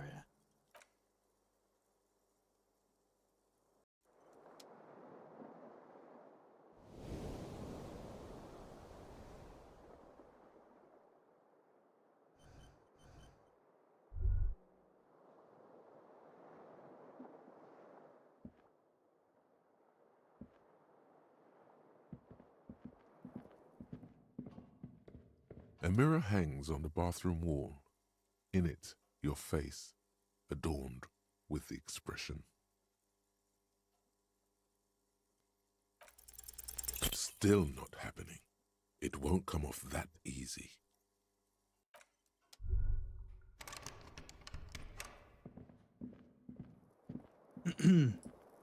Dark Souls 2. Girlfriend asked me if someone choked on an ice cube if the coroner could find the cause of death. They could find, yeah, they could find. They would obviously be able to tell by the blood oxygen levels and a few other sort of factors in the decomposition of the body and everything, whether or not the body asphyxiated, and they would then. The door is closed. Try to find any sort of markings, striations, or bruising around the throat to see if they were strangled. And when that didn't bring anything up, they would have said, okay, so something was obviously obstructing the esophagus, and then they would examine the esophagus and they would try and find something obstructing it and find that there was nothing obstructing it. There may be some kind of tissue difference, some differential in the tissue where the point of asphyxiation was, because I presume that the asphyxiation would probably cause some kind of muscle spasm to try and clear the blockage, but the thing blocking the esophagus would cause some bruising to the esophagus because it would be trying to push the ice cube out, but obviously if the victim suffocated, it obviously didn't work.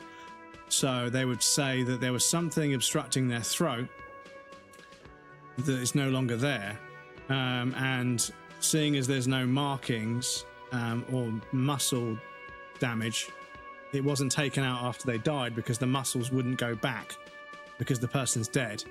So they would have to think of something that could obstruct somebody's windpipe, would fit in somebody's windpipe without causing significant deformation to the windpipe, and would also sufficiently fit and seal and create an airlock where they couldn't breathe at the location where the ice cube was stuck.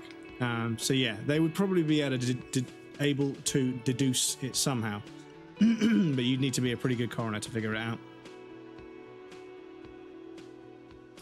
Potentially water in the lungs, yes. Although I would presume that a dead body might have fluid in the lungs anyway. But I'm not too sure. I'm not too sure what happens to the broncholi and the bronchus and the lower esophagus after a body dies, because sometimes things start to break down quicker than others. Sometimes all of the blood drains out of an area before somewhere else.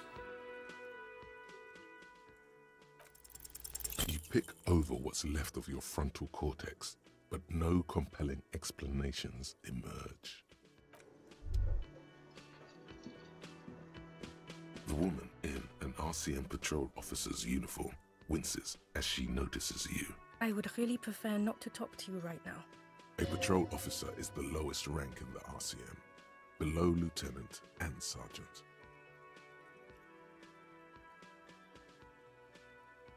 I don't know. I mean, why would I want to talk to you?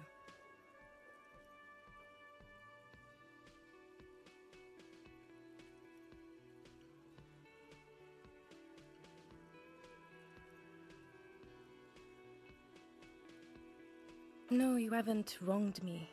It's okay. Okay, fine. Let's talk. What did you want? What precinct? Am I from? God, he doesn't know. Fucking deranged lunatic. I don't know what to say. Don't say anything, Judith. Me? No. I'm just a man with sunglasses. I like wearing sunglasses inside. Sunglasses and a fucking wig. I'm just looking out for... You? No one. I'm just a man with sunglasses. And you are? You're a fucking asshole. Are we done here? Whoops. Didn't quite go as well as I was hoping, but yeah, I don't think that conversation can go that well, to be honest. Hi, gendarme. Another rendezvous. Hi. So what brings you here? Admiring the atmosphere. What about you, officer? Convenient. But what are you doing here? Talking to me? You did? And how did you like him?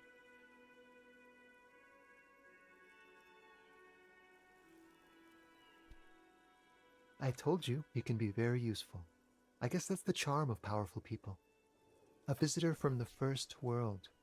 He's not like you and me, gendarme. He can always return. To his opportunities in Occident, sur la clé. Still, his coming and going brings some life to the village. Or is it just money? I don't know. Friends, I told you. Sunday friends. Friends who like to get together from time to time. That he won't be there when times get tough, I guess. It is. On Sundays. He has keys. And he likes the view. To the sea, I mean. What about me, gendarme? It's the sports. He's a sports guy. All about that physical prowess and athletic skill. Nothing else here. Oh yes, let's see. He knocked on my door a few days after the lynching. I think he was going through the entire building, asking questions. Nothing. That I didn't see anything. Why shouldn't he? What friend? No, I don't think it came up. Muscular, handsome, strong, like one of those military types. Yes, but he was speaking to someone on his earpiece. Yes, you know those tiny speaker microphones that fancy security guards sometimes wear. Just reporting back whatever I was telling him. Oh, let me think. He had an accent. He sounded like one of those mercenaries. He sounded vaguely Oranese. No, not vaguely, scratch that. He sounded definitely Oranese. Sure. Anything else on your mind?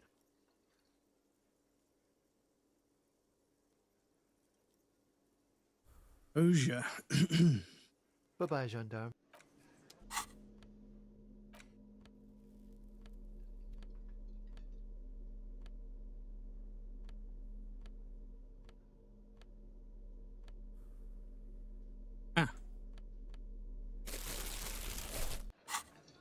Hi again, gendarme.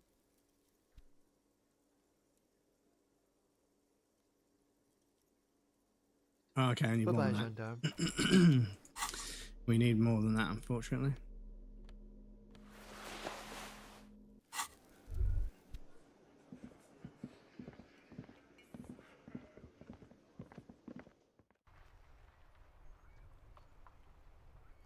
But yes, I'm not too sure if one ice cube would be enough to cause frostburn, but I suppose if somebody was to suffocate and then leave a piece of ice, if the piece of ice remained in their throat after they suffocated, maybe it being there for such a long time might cause some effect to the surrounding tissue. But yeah, it's interesting. As grim as it is, like back in the day on the old dark web, you could get autopsy reports, and they definitely shouldn't have been uploaded to the internet. It was highly, highly unprofessional that somebody, or highly impolite or sort of insensitive that somebody came across them and then decided to put them up on fucking like rotten.com or something, or on some other fucking weird dark web website. But they were there, and yeah, reading them, it's fucking crazy how they worked out that, you know, they had this injury, but it must have been caused by this instrument because of the way the impact. There's so much science behind it.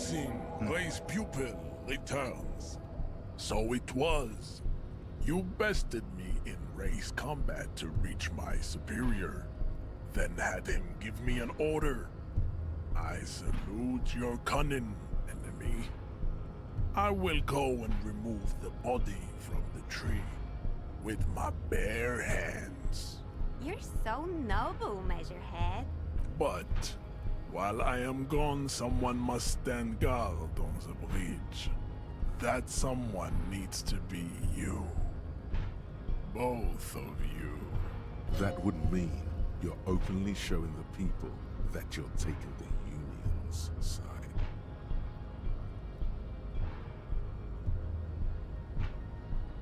Yes, That is precisely what it means, homunculus. This is not going to happen any other way. This is the uncomfortable result of not taking it on ourselves. I can live with a compromise. Listen to your little friend. He is wise in his childlike way. His mysterious race may yet prove fierce competition to my heroic haplogroup. Babe, see that they stay here the whole time.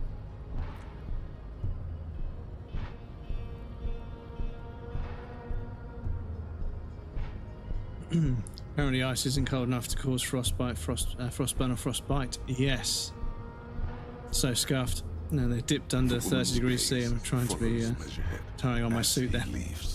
Wait for it to cool down, yeah, for sure. So, you guys are like cops or something? Cool. I like men with guns and power. I'm Katya, by the way. You hear that? That sound.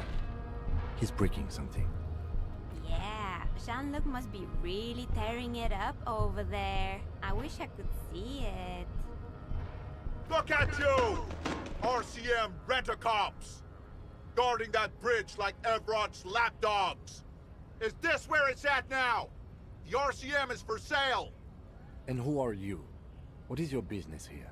Why are your clothes 4 sizes too small for you?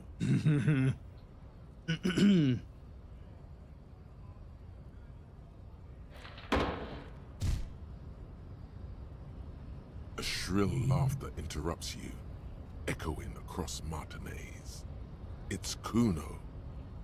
Then, the man turns to look behind him at the behemoth appearing around the corner, approaching him, walking past him.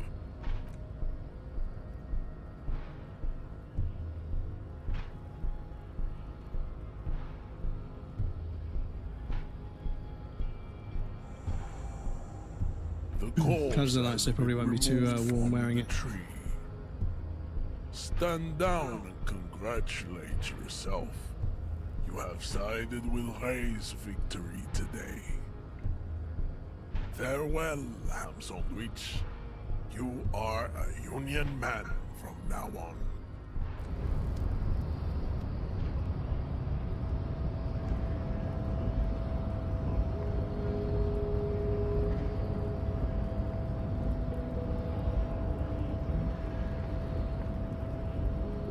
Right, can I go in here and try that white check again? Oh no, yeah, I think we did it, didn't we? The payphone hangs mutely on the wall. Yeah. Oh, there's one here as well, isn't there? The file cabinet stands steady as ever, and the unlocked drawer slides out to greet you. The drawer slides.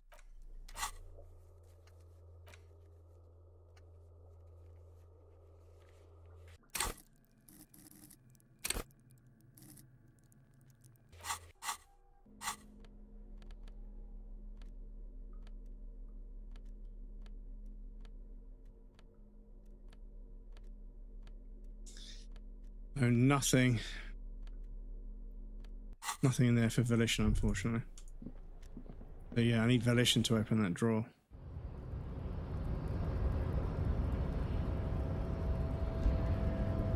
Unfortunately.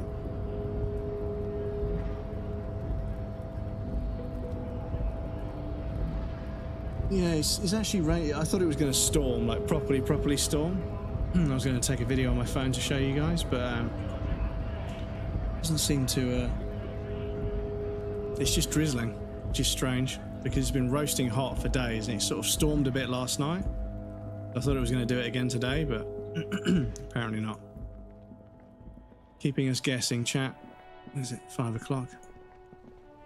A lot of the shadows are broken, unfortunately.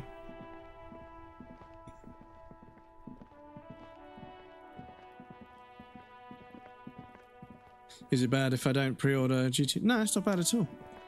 I mean, games can be purchased digitally, right? So, you know, they're never going to sell out. So you're fine. You missed a good show before. A kid came by and completely fucked the tree to pieces. He fucked the tree up! Fucked it good! It was porno! What is this shit? Talk normal to Kuno? You got your fuck bag down? The huge kipt made him his bottom kipt, Kuno! Stay away from him! Kuno doesn't fucking care.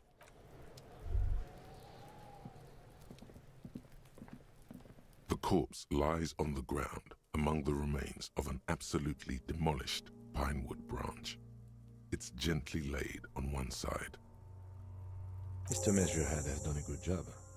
Nothing is too broken or compromised. The victim is ready for a field autopsy. Yes. 1. Investigation of the scene. 2. Initial examination of the victim. 3. Field autopsy.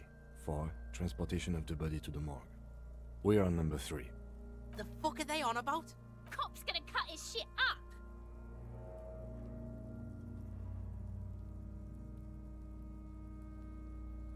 No, you and I are detectives. The honorary rank of detective signifies our ability to handle the entire incident chain, from autopsy to cleanup to social work, everything. You are. Your station would not have assigned you on this case if you weren't. Now... The lieutenant adjusts his glasses and takes a deep breath.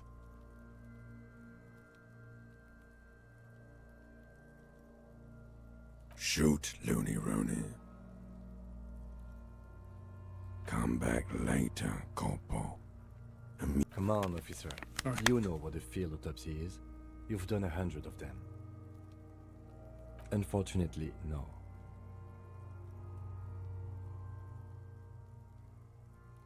Unhygienically? I suggest I handle the physical part of the autopsy and you take notes. That's right. The dead man stares in silence as you crack open the ledger. The bright red paper is covered in boxes and lists, describing the condition of his skin and organs in 3 parts. Above those, an 11-field info form needs filling out first. It begins with... That's you. The corpse is indifferent to your scribblings, just lies there. The next box says... KK57-0803.0815. Next, NA. Next, NA. Roughly 50. The corpse looks ageless, like meat on a hook. Teeming with opportunistic microorganisms, letting out a foul-smelling diamine compound. Your eyes turn watery. Mondial. The pudgy mess of curdled meat looks neither mondial nor anything other. Fucky! Male. Pigs can have sex! Nor does he look male, with his pregnant belly and indistinguishable face. We're still going with March 4th, 51. What else? 9. Body identified by is non-applicable. 10. Case number is the same as the coroner's case. KK 57 0503 0815 listens motionless, with the cargo belt still around his neck. Only 1 box remains. None, at least not after the initial examination. A strange word. Treatment. Interfering with the body's position or wounds post-mortem. How did you not know that? Aren't you a cop? You're leaving a weak impression here. Say something sure-handed. Don't overdo it. It's okay to be unsure. They'd have to have incapacitated and carried him over. This man was more than a match for untrained dogwalkers. Your central nervous system recognizes this gesture. It's the stations of the breath. Ecclesiastic, religious in nature, a holdout from pre-DeLorean burial rites. It takes him 2 seconds to perform. Then, somewhere in Jamrock North, a small wood shed behind Rosenkrantz Row, Lieutenant Nick Feuerbach puts his hand to the chest of a small corpse, no larger than a monkey. It's raining outside, light drizzle. There is darkness in the shed. Elsewhere yet, an obese female sits in a wicker chair, her silhouette bull-like against the window. Outside, Grand Coudon. The day is turning dim for Sergeant Mac Dawson. Hand extended, he approaches, to make sure she is dead more than anything else. The building is tall, 7 stories, wind-wrapped in solitude. Most of the apartments are unoccupied. This was a suicide. The other, an accident. The small one.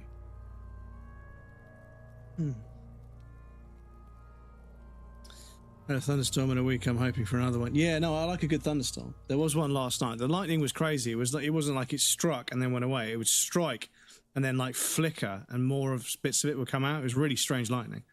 But the thunder was so loud. It was crazy. Me money-wise, I never pre-order games anymore. Yeah, like physical copies, special editions, I pre-order to secure a copy if I really, really want them. But like, if you're going to get the game digitally, as long as you buy it a couple of days before release, it'll have enough time to pre-download, so...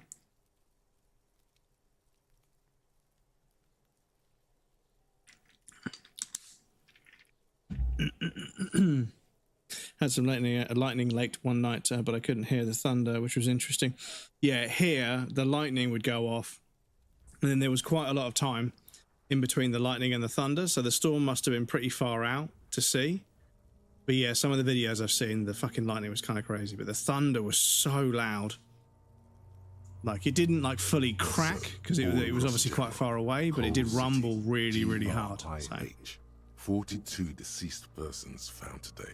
42 stations of breath. We should start the post-mortem. The corpse cannot feel Kim's hand on his chest. It no longer meaningfully interacts with its surroundings. A thicket of boxes and lists on red copier paper tries to answer why. Clothes. The deceased wears armored boots and white briefs. The make of the briefs is Babrodin, I think. Let's see. See, it's happening. Babrodin, yes. Inexpensive. Size M. Color white. The disappointment is palpable. The red-haired thing was expecting something more lurid. The boots are ceramic, vitreous enamel. They are fused to his skin from blood flowing downward post-mortem. Removal of the boots is left for processing. Tattoos. Jojo Shiwa, welcome in, Jojo. How are you? It's good to see you. Enjoy your daily bread. How's it going? The upper torso is covered in a single, continuous tattoo, resembling a map of the night sky. It reaches from the right shoulder to the heart. Happy Saturday. How's it going? It's going very well. Very well. Having a bit of a yappy one today. We've done lots and lots of yapping. So I'm trying to play the video game as much as possible because my voice is giving up on me. The assistant but yes, it's a bit humid and photograph clammy today in the UK. To be added to the case files as document A1. The photo is taken on the scene using a Trigat Mini. The deceased has a cargo lashing belt around his neck, tied with a hangman's knot. Color I'm yellow. well, thanks. Have you played this game before? 3 Yes. meters. There is a buckle on the other end. Yes, this is with the second Well playthrough, but I want to try and get 100% trophies before we move on to something else, and then Generally consistent with age, about 50. Preservation is good. Ambient temperature below freezing. we need to do a replay through of Control. I've never played Control on stream, but I have played it before, but I want to play it again to get ready for Control Resonant, because Remedy create really, really in-depth, complex, nuanced worlds, and I want to make sure I'm pretty fresh on all the lore and story beats before we move into a new game.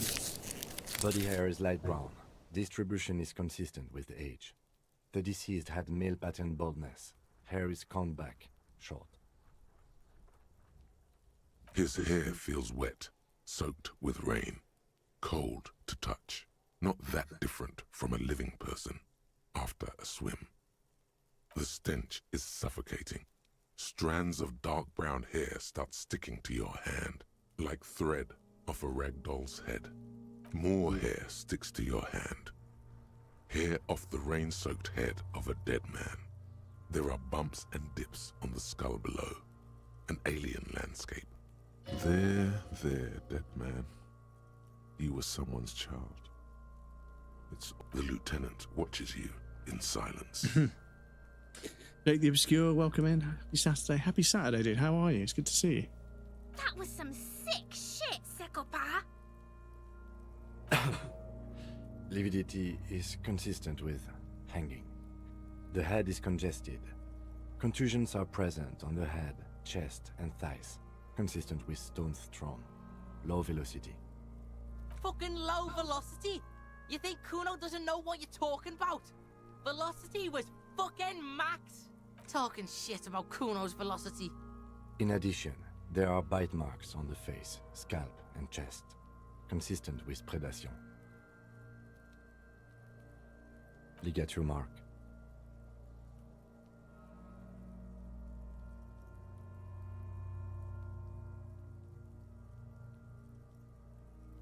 The lieutenant produces a small folding knife from with the other hand, pulling on the belt. He starts cutting into the polyester. The stench is horrid, and after a while, it's obvious the material cannot be cut. There's too much of it. We need to remove the belt so we can get to the ligature mark. You got just the right tool for that. The chain cutters.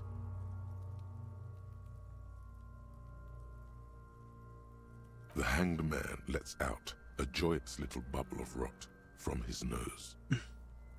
Always good to think ahead. Now, we need to cut the belt to see the ligature mark below. Carefully, with as much precision as you can. See, my pig is gonna fuck his head off. No, he ain't. Your pig's a boring fuck.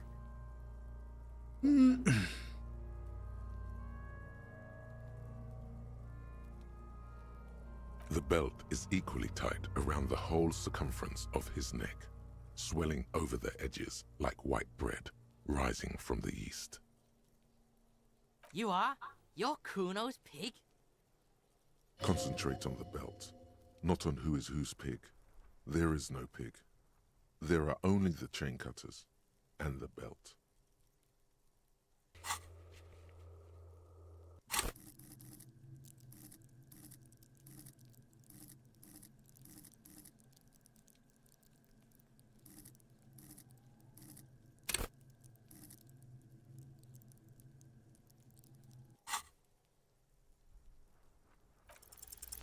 After some deliberation, you sink the cutters into the knot tying the belt together.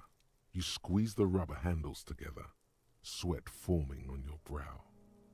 Snap! The knot is slashed. Another cut and the belt falls apart like a flower bouquet, revealing the dead man's neck and the dark red ligature mark around it. The rope rises to a point, leaving a gap in the ligature mark. The suspension point is in the back of the neck.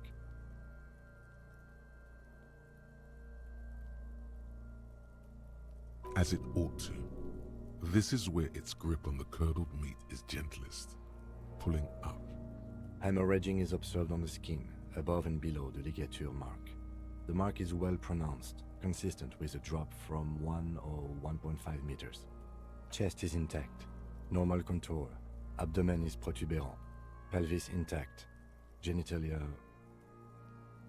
No! Let's get up and see! I fucking knew it! This is clearly what they've been waiting for, ever since the autopsy began. The lieutenant is trying to make it as boring as possible. I'm good, thanks for asking. Getting slowly settled in my new place. I saw this game on sale, picked it up. I hope you enjoyed it. I think it might be one of the greatest works of fiction I've ever experienced. Almost everything about this game is like an 11 out of 10. Like, I love it. And I'm really looking forward to playing through it a few more times to get the 100%. Claire, welcome in. Good to see you. Unfortunately, chat, we do have an ad break coming up. I need to pop you guys over on the BRB screen. There'll be a raft and some clips for you guys that want to hang out, but please feel free to get up and move around, grab a drink or a snack. You won't miss anything. I'm going to take a break as well, do a quick stretch, but yes, I'll be back in just a moment, and then we'll carry on.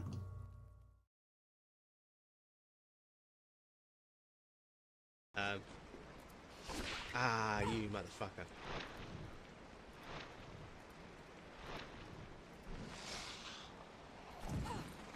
And he's...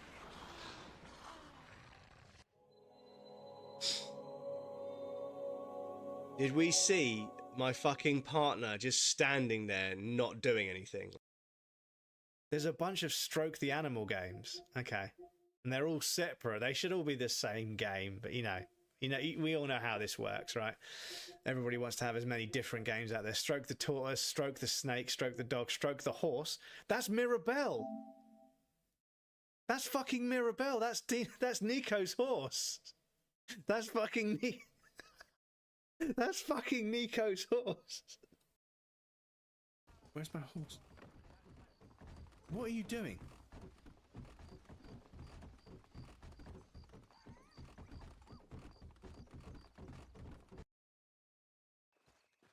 Spicy chicken soup sounds perfect for a cold day. You've been outdoors? I haven't had chicken. Oh, dudes. Oh, dudes, I just fucking saw. I just saw the barn and I was like,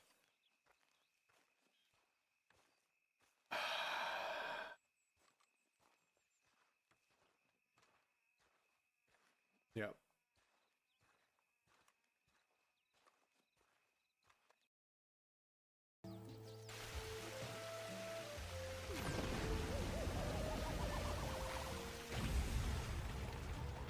Oh.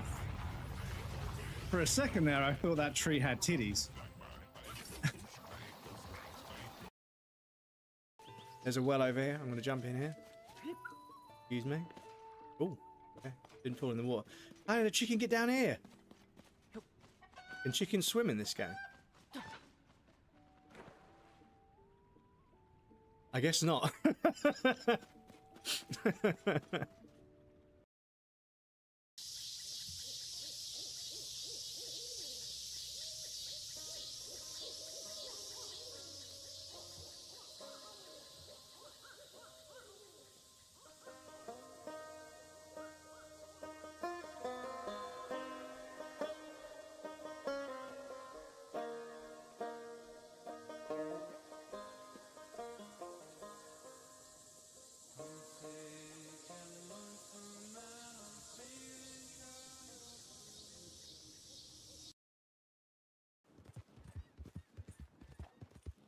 Shiny my horse's arse is.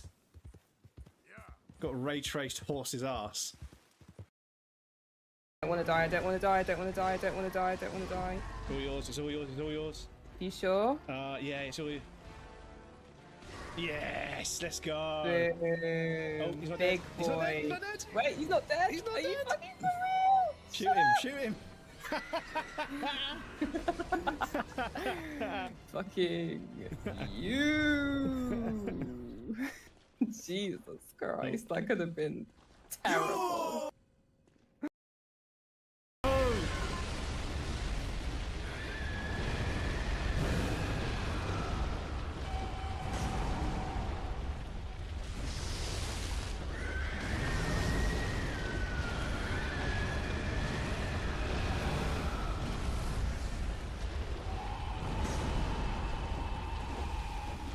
Did you just see that? 3 hits just went straight through him. Nothing but air. Ridiculous.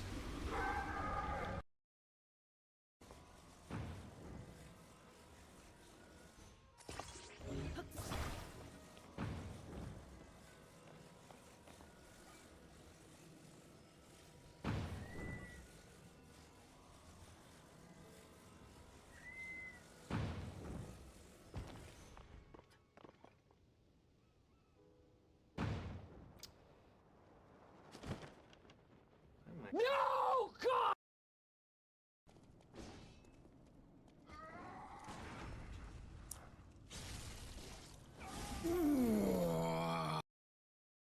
But there is something up there that I want, so I will go. I can just jump up here now. Cool. Game? Really? I mean, game, really, please. She also directed Twerkulator. So going Twerkulator, I'm not even going to Google that. I'm not sure I should get that up on stream. Twerkulator. Is that like an escalator, but all it does is throw it back.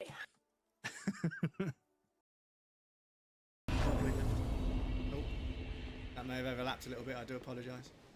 Right, run and there. Oh no, I've got a health.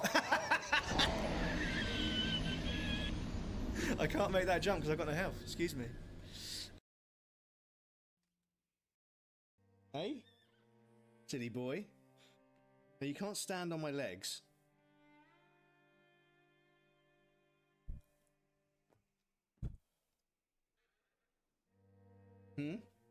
What's this? Hey? What's this?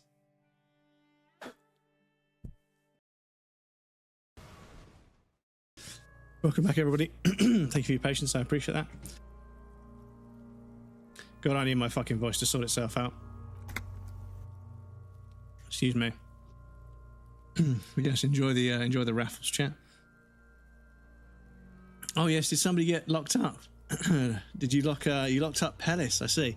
Vertical enjoyers. I'm afraid we don't have a scene for the horny jail, but yes, they'll be locked in there. And also Tiger is obviously a visitor. Yes, apologies, chat. So what happens when I do that? When I go to there, it just stays on the same scene. Okay, that's fine. But yeah, this one will change it, and this one will change it. Okay, cool. Just checking everything's still working, because you never know these days. Can't throw crumbs in jail. He's already in isolation room ward in Perth for Britain. Yeah, Tiger is permanent. Yes, the Tiger has visited many times. I don't know how many times. I might check the text file at some point. But yeah. This is clearly what they've been waiting for ever since the autopsy began. The lieutenant is trying to make it as boring as possible. Is male and unremarkable. No evidence of injury.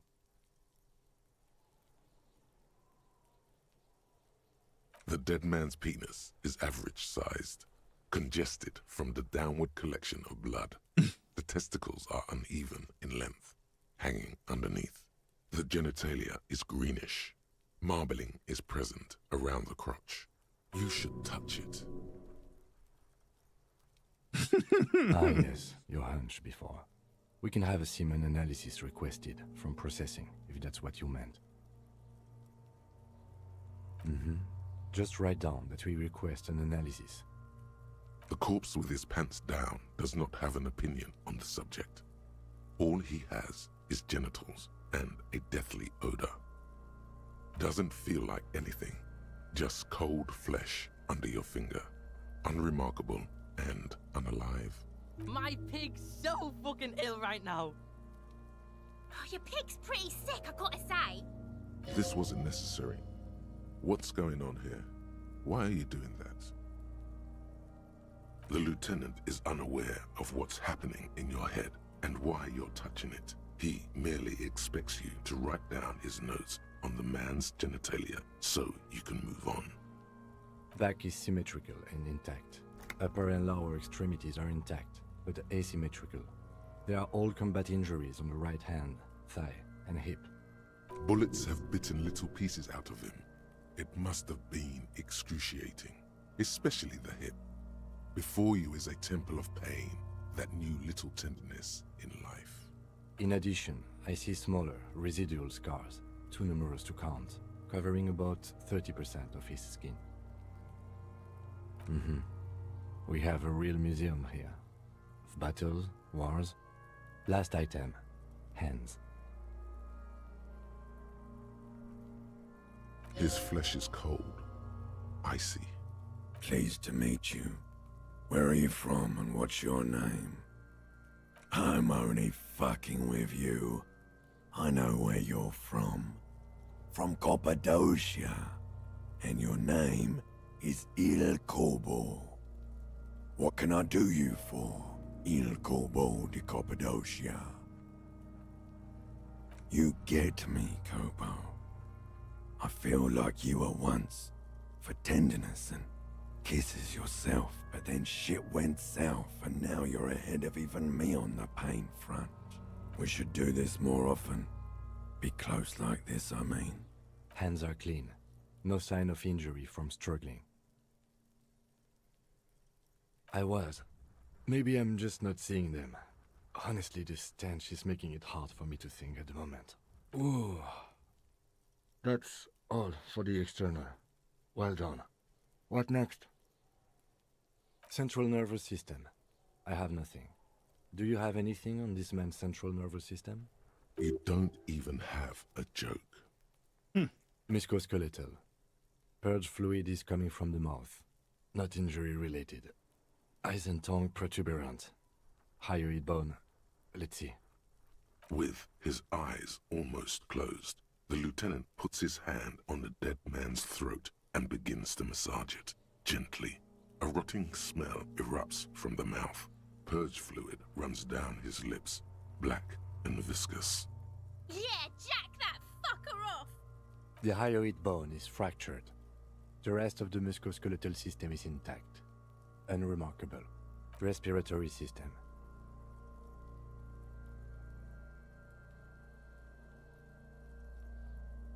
Oral cavity shows no lesions. The victim has received dental implants, possibly after a combat wound.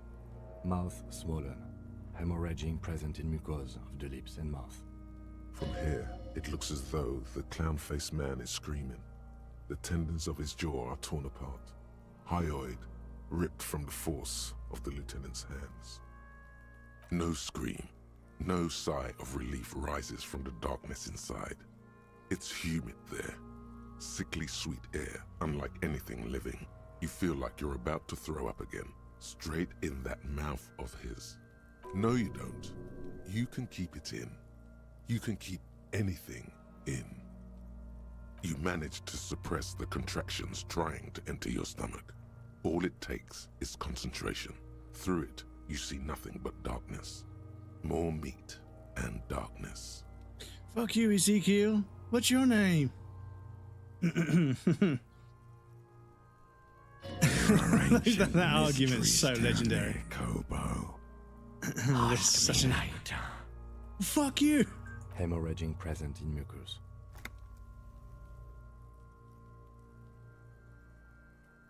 Hepatobiliary, NA. Are you a hepatobiliary expert? Neither am I. That's it. Same for toxicology and serology, NA. Cardiovascular. The body exhibits lividity in the lower extremities, feet, hands, and neck, visually consistent with the hanging. Gastrointestinal. Digested semi-solid food in stomach. Voila.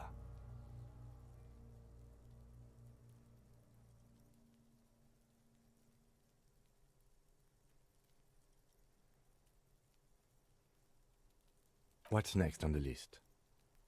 Let's see. We have bite marks, contusions on the head and chest, and a ligature mark encircling the neck. Oh, so we inflicted them? Okay, so there's a spin-stabilized munition from a Kiel A990 muzzleloader lodged in his lung. I don't think we should mention that. Better not to muddy the waters. See? These pigs are fucking corrupt. Why don't you fuck him if you love him so much? Now, injuries. Head, chest and scalp bite mark injuries. Predation by birds has caused damage to the body. Odontologist does not need to be consulted. And your opinion, officer? Fatal injury by seagulls? No, he was not murdered by seagulls. Yes, it's... That's right. What's next? So, the scalp bleeds from a post-mortem head injury, a stone. The injury does not have the rim of an early inflammatory response. The perpetrator on the scene has confessed to causing it post-mortem. At maximum velocity, fucko!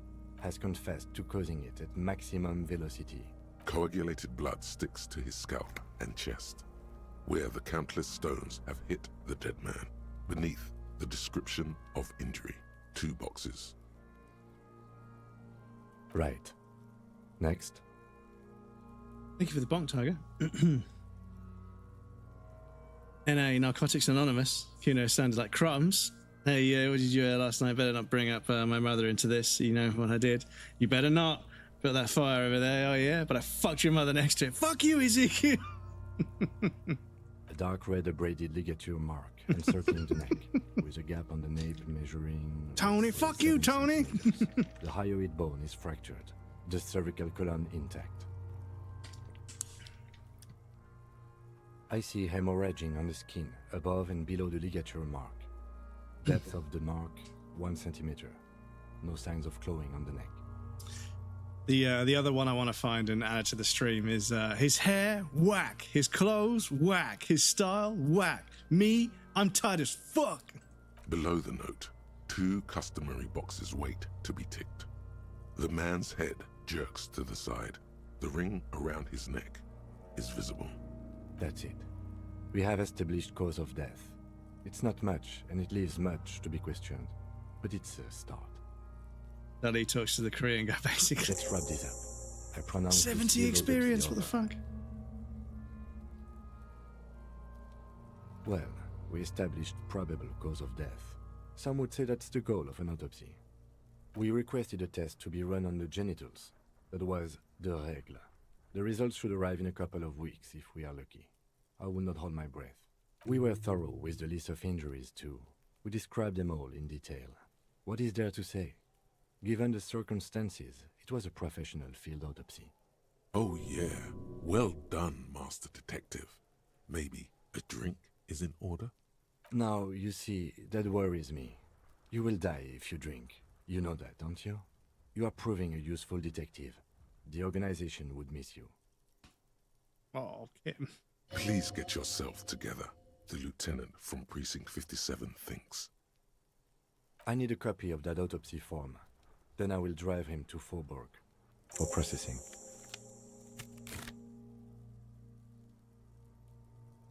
He's thinking, did I miss something?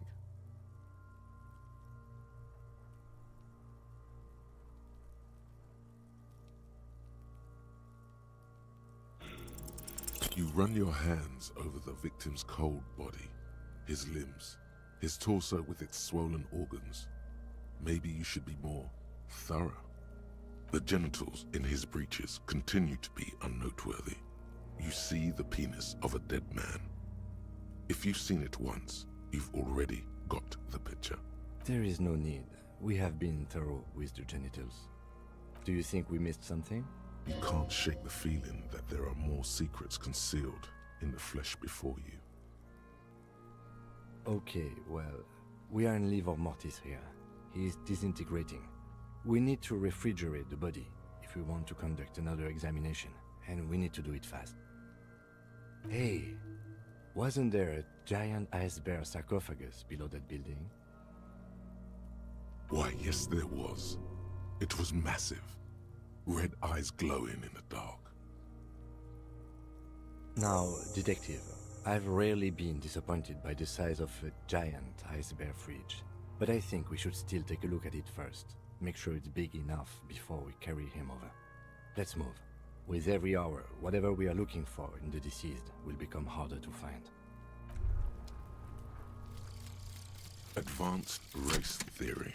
This doesn't align with my worldview. I'm only doing it for the fucking... Everything is calm in the eye of the race. I'm only doing this for the trophy. Your mind is lucid and bright. The mind-bending phylogenetics appear more distant and, to be fair, a little ridiculous. The great race mystery has cleared up. All that's left to do is verbalize your thoughts.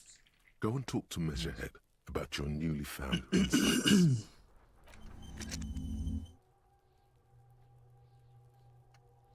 Excuse me.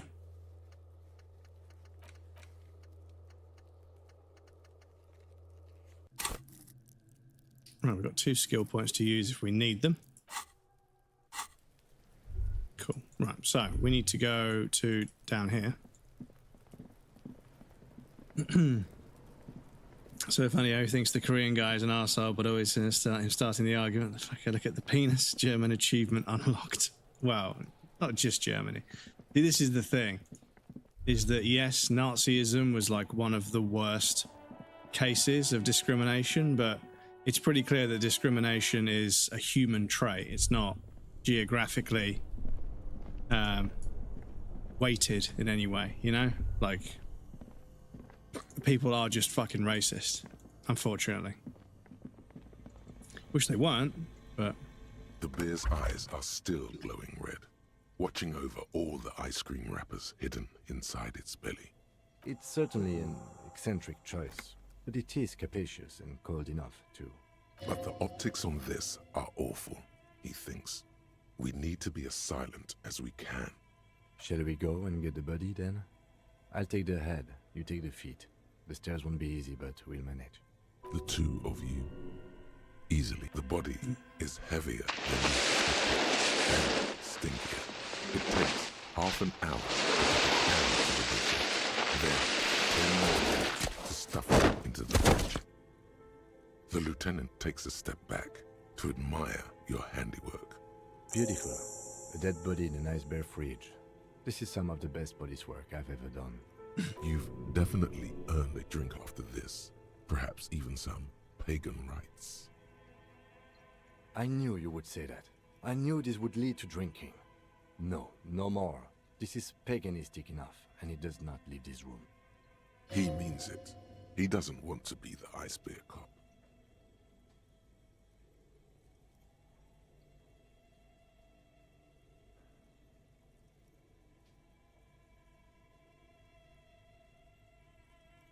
Did we though? Okay, maybe we did. At least we've stopped the body from decomposing further. Now you can conduct another inspection under controlled circumstances. Inside the icy realm of the Ice Bear fridge, the corpse stands slumped, waiting.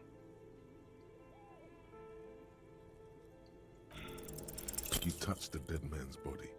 His skin is cold, light blue and silvery in the light of the fridge. You still have no idea where to begin, or what to even do with him. It'll come to you sooner or later. At least he's safe here until then. Shoot, Looney Rooney. I like it a lot, brother. This really is your finest hour. You're a genius.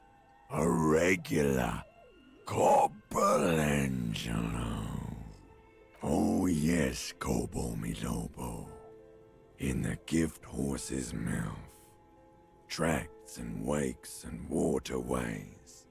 Ancient materials buried.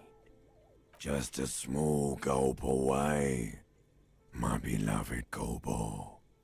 A small gulp away. Maybe I was getting my rocks off. Do I look like an erotic auto-asphyxiation type to you?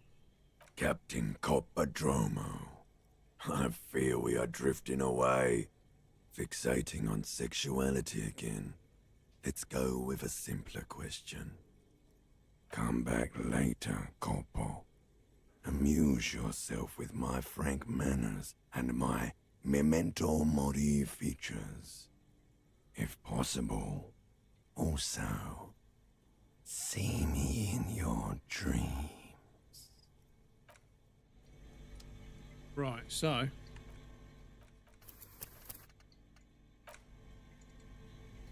The bear's eyes are still glowing red. It's got... You touch the dead man's body. His skin is cold, light blue and...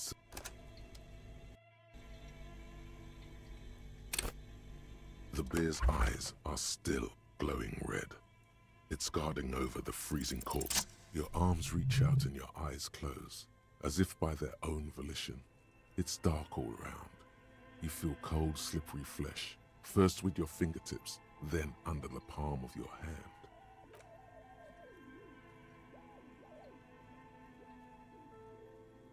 His face, his cheeks, his nose, his fat, swollen lips. Like a spider, your hand crawls over his features. Everything is silent. They are swollen shut. You need to really push to get in. Only the little one fits. The flesh changes shape as you bore in, searching for something in the cartilage. The thing you're looking for It's not there. Crawl out, spider.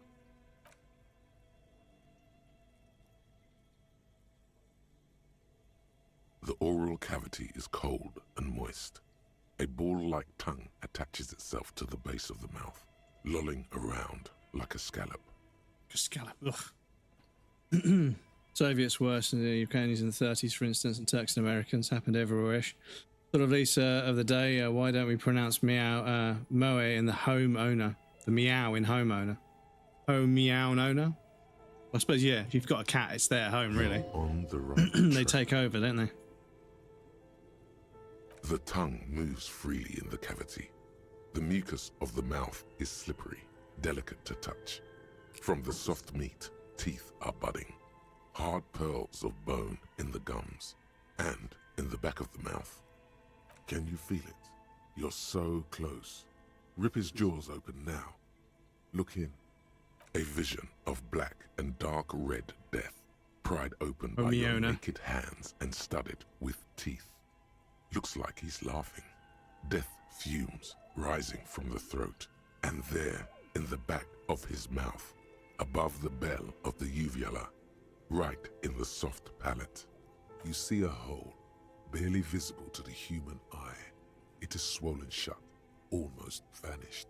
No larger than 0.4 centimeters in radius, the edges appear darkened. Mm-hmm. Keep going. A black trickle of liquid runs into his throat from the wound. Your index fits right in there. A tight tunnel of flesh opens up. Tissue damage. Wide enough for 2 fingers. As you push both in, you reach through his mouth, right into his brainstem. Yes, that's what this part is called. You've seen the drawings. You've studied them. The basal ganglia feels clumpy. What entered here has torn apart his reptilian complex. The funk soul brother at the back of his head has gone dark forever. What an expression. The funk soul brother at the back of his head has gone dark forever. Your fingers slide into the remains of his limbic system. There is no resistance. It's gelatinous. The slug-like structures are damaged too. The tearing extends deep into both hemispheres. The undulations of the limbic system have ended. All is quiet. The lieutenant answers with the sound of his pen on paper. Your fingers are all the way in now, reaching toward the inside of his skull. The cavity goes further, but the entry wound isn't wide enough for the rest of your hand to follow. All the muscles in your body harden. Time to enter him. The cartilage gives in with a crack, like some fruit. Just like that, your hand is in his head. Strange fluid streams down your wrist, and then you feel it with the tip of your finger. Sharp, serrated material. The edges cut right into your skin. The pain is barely noticeable under the adrenaline rush. Can you get to it? There's a tiny crack, a protrusion in the cranium, right in the back of his head. Your finger must be pointing straight at it, from the inside. The object that is in there stops just short of the skull, in the encephalus, knocking this tiny fracture into the cranium. We have the makings of a very small exit wound here.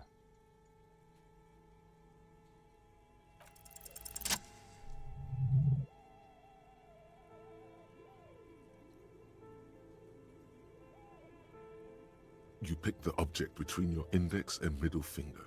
Feels sharp, like metal. You press your teeth together. Your jaw is clenched. All you need to do is just... Good.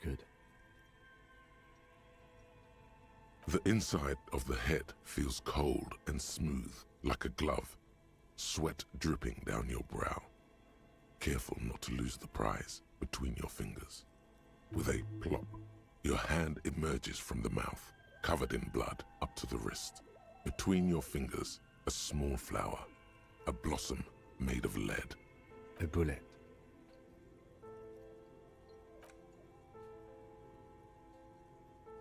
The bullet falls in the bag, leaving a smattering of blood on the plastic. He raises the bag under his eyes and says, A non-caliber. Rifled. Some kind of brittle alloy. Fractured on impact. Can I have it? No, you deserve it.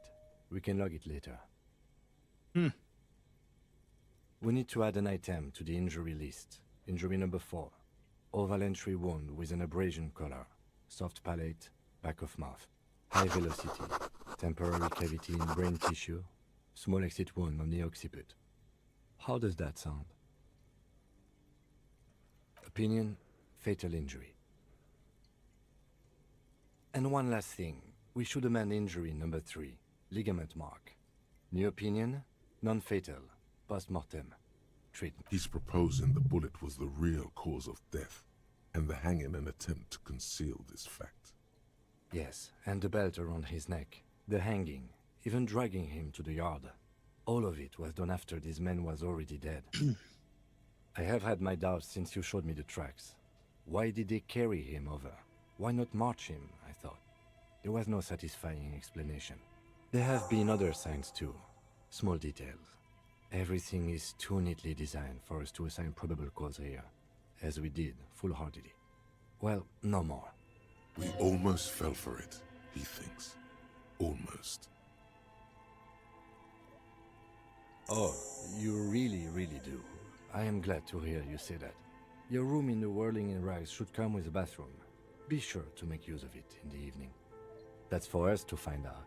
But this, it will make finding them just a little easier. To hide something. The real killer, the real motivation, what really happened here. Yes, we should take a closer look at it. I am certain it has more to tell us. This little thing could reveal much about the weapon that shot it.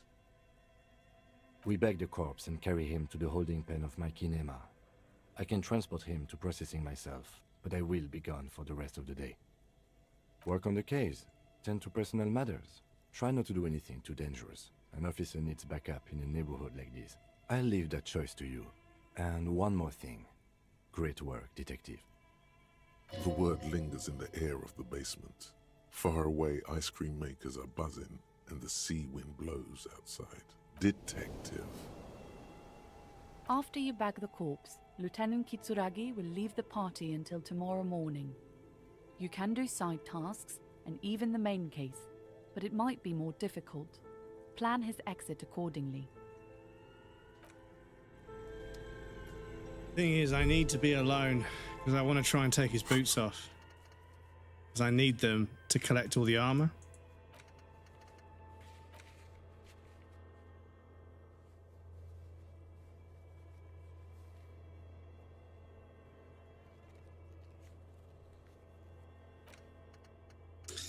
Yes. We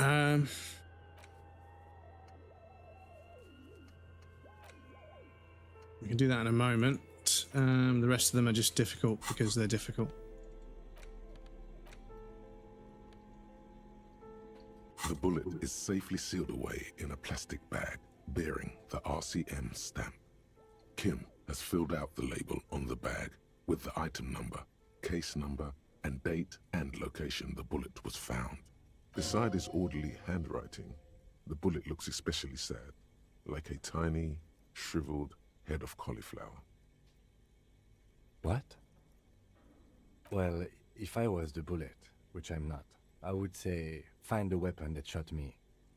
If we find who owns it, we will have likely found who used it, possibly to kill our victim. In conclusion, the more we know about this bullet of yours, the better. The squashed bullet has some sharp edges where the jacket has split open. It feels cold, even through the bag. Through the bag. Meow, that mother clacker. Yeah, my gravestone. You guys wearing gloves, right? And not just shoving your bare fingers into a rotting corpse. Well, I don't have any gloves, but I need to do that for trophies and stuff. I think figuring out the cause of death before you get there might be a trophy. But yeah, I mean, I know he got shot. I'd almost forgotten, but I know that there's some like miserable old hermit on an island. It's a really long shot, but he practices zeroing in his rifle by shooting the shooting the statue of the guy on the horse in the middle of town. And that's where some of the bullet holes come from. But the bullet holes for that versus the bullet holes from the Revolution, it's difficult to tell. So you don't know that there's bullet holes of a sniper zeroing in. But yeah, Class tells us about sleeping with the guy and the bullet trajectory. The graphic, it was on one of the clips we showed earlier. The visual calculus graphic you get on the screen for the bullet trajectory is really fucking cool. Yeah. But I can't get an infection. 2 guys are standing in a restroom in a funeral home. One walks over and says, "Morning," and just taking a piss. The jacket of the bullet is made of a yellowish metal. It has blossomed out to reveal a dark grey core. The base of the bullet is close to 5 millimeters in diameter. Like, I remember being a bit of a younger man, and I was in a public toilet in a train station in London, and it was fucking packed with people. I was taking a piss and someone farted and I was like, oh, somebody's on line 2, and the entire fucking bath, everybody laughed, and I was like, damn, it's probably the funniest joke I'm going to make. You can just about make out a few striations near the base of the bullet. Little hairlines, linear. It feels standard. It's quite destroyed. Some of the fragments are still lodged in the wound. What can you say about the bullet so far? A jacketed bullet. Okay. It would have been shot from a military-grade breech-loading rifle, not from a muzzleloader like those typically found on the streets of Martinez. We were right. This came from a serious weapon. Even the RCM uses ordinary unjacketed conical bullets. This is strange. Very strange. I like this, officer. Strange means unique. Unique means incriminating. We need to find the gun that shot it. Something tells you that won't be anytime soon. This'll have to be one of those epic tasks that's open for a while. You can't remember what happened last week. What makes you think you're going to remember arcane firearm models?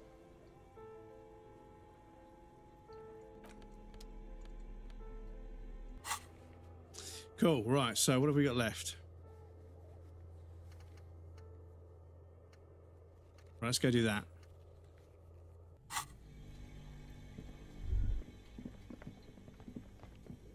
Actually,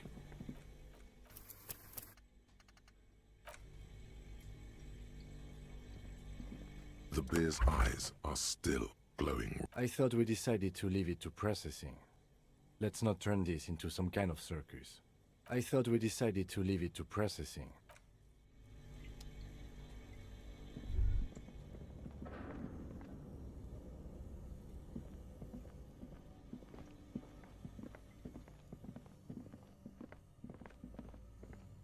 Yeah, that's still frozen solid, I think. I mean, let me just check the description, because it's been turned off for a few days now, so... This orange machine is dead still.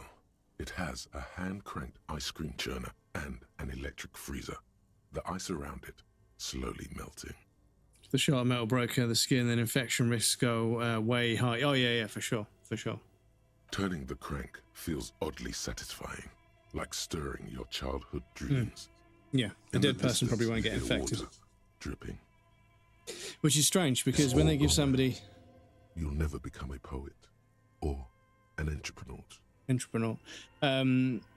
What's strange is when they used to give people a lethal injection, they used to swab the injection site with disinfectant in case they got infected, but you're giving them a lethal injection, so, you know, what's going on? What better to assuage the creeping sense of failure than some frozen fat and sugar? You slip your fingers under the frozen lid, but the ice is too cold for you to get a good grip. A pry bar would come in handy here. If you want to try again, then you need to have the pry bar. Equip the pry bar by... Equip the pry bar? It's still not going to be strong enough, is it?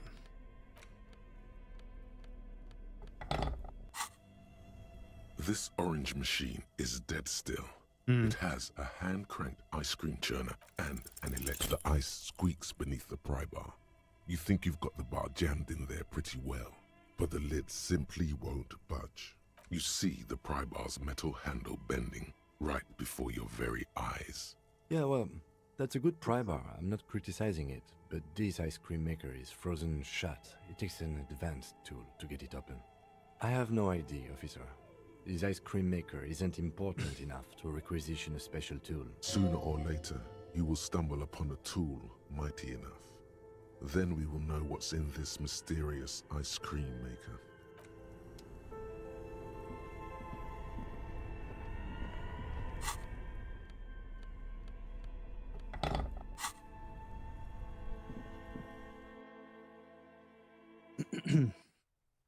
Like putting alcohol to clean the guillotine. Yeah, well, yeah, exactly. You know, like what is the actual point?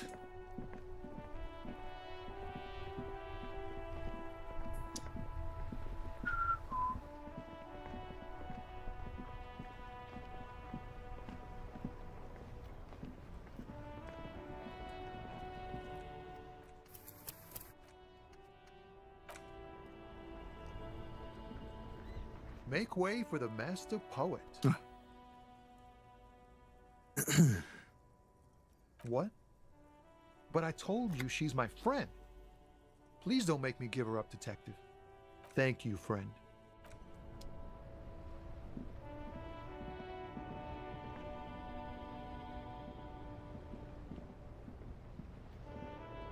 Oh shit, I hope the guy that's standing by this switch by the bridge hasn't disappeared because this is the third day. Because we were supposed to ask him something.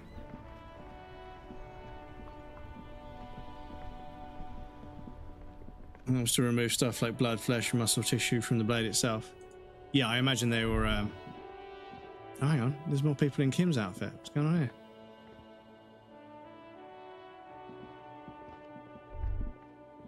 Oh, I think they are gone. Fuck. A rusting control panel with loose wires dangling out from the hole where an indicator light used to be, and a mechanical lever sitting in the middle. You grab the handle and pull the lever up. As soon as the metal connects against the contact pins, you hear a loud clunk. Then, the water lock starts moving.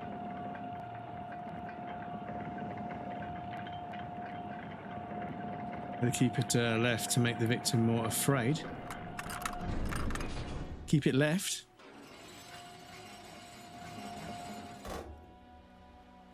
Okay, if we ever need to get to the coast, then this is the way. But please, contain your wanderlust for now. I don't want us to get sidetracked, but with everything that's going on. Focus on one thing, achieve it, then the next, he thinks. That's the task chain. Well, you say that, Kim, but you know, that thing we need to find a tape, and I'm pretty sure we find a tape over there. Explore the Whirling and Rag's secret passages. I don't think we can do that just yet. That one might take some time. That one I need my badge, which is over here. That one I think I'm going to have to call and speak to Sylvie again, if not someone else. Jam Mystery, we're going to have to force Tommy unless we find another way. Find booze and drink it is whatever. Go to the harbour gates and ask the Jolly Mesk about the armor. Yeah, exactly. So yeah, the harbour gates. Who's the Jolly Mesk? So we've got 3 skill points to put in stuff.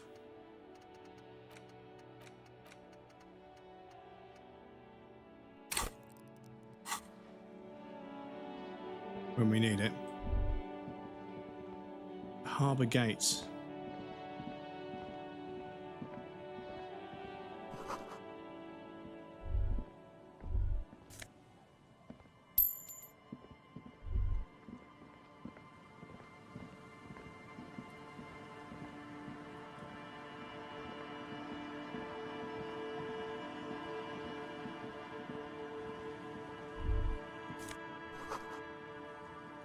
If we only get more abandoned motor lorries. Ah, there's more lorries over here. Okay. There's more lorries over here, so maybe we will find the lady driver here.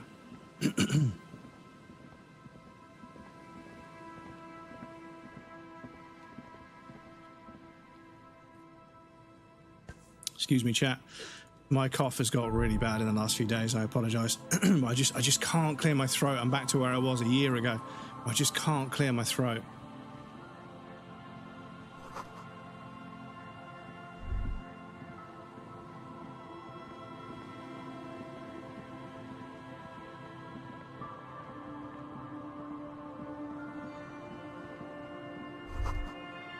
Rust peels off the bent iron posts of the swing.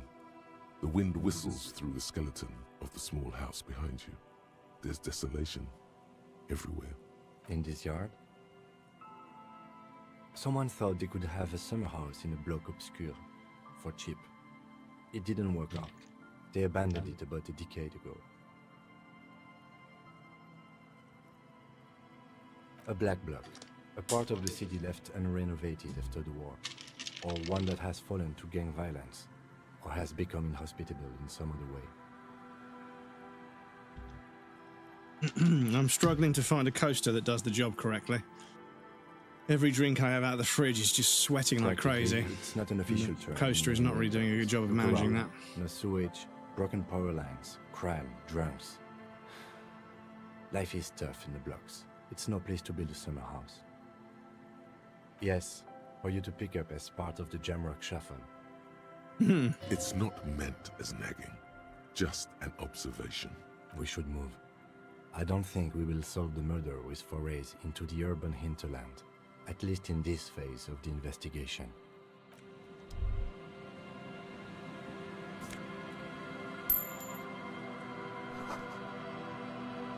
We're out by the 4-story buildings around this yard.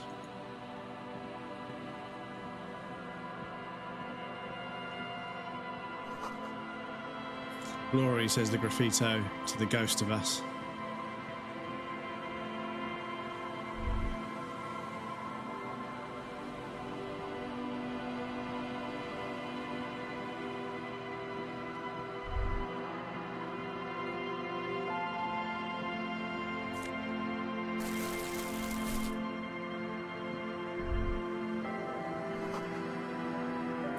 If their music connection beneath the top. Ooh.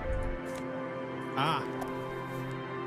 There we go, there's the song. So I can sing karaoke now. If we go back. The porter reel is just what you needed. The reel's attached to the apparatus with a satisfying click. The tape is routed behind the magnetic reader. You press the large button marked Commencer, and the tape starts spinning. There's a small delay before the song starts playing. It sounds like someone's moving in the room, getting comfortable. Then the organ starts playing, a simple, melancholic tune echoing in the hallway.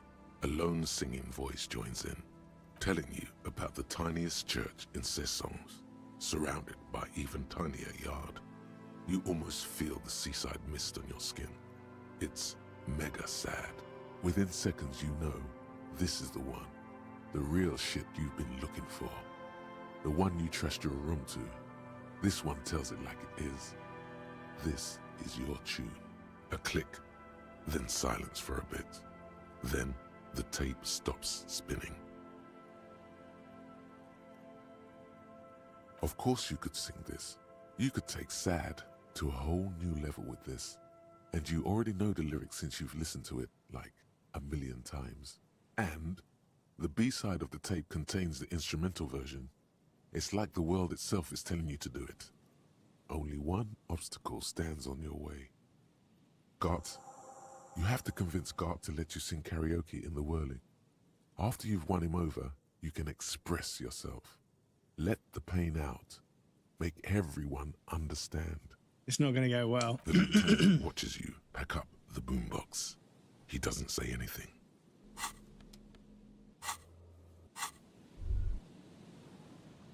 Right, so we've got to convince Gart. Yeah, to let us sing. Okay, cool. Because yeah, I think this is what I missed out last time. Is there was a bunch of stuff I sort of picked things up and I didn't really pursue them. But I think as long as I go through the list and try and make sure I've done everything I can. But yeah, there might be a few things we need to use a guide for. But yeah, in the second playthrough, I think I'm going to use a much more sort of structured approach where I'm going to work out what I need to actually click on, what dialogue choices I need to actually choose. Oh, what's this?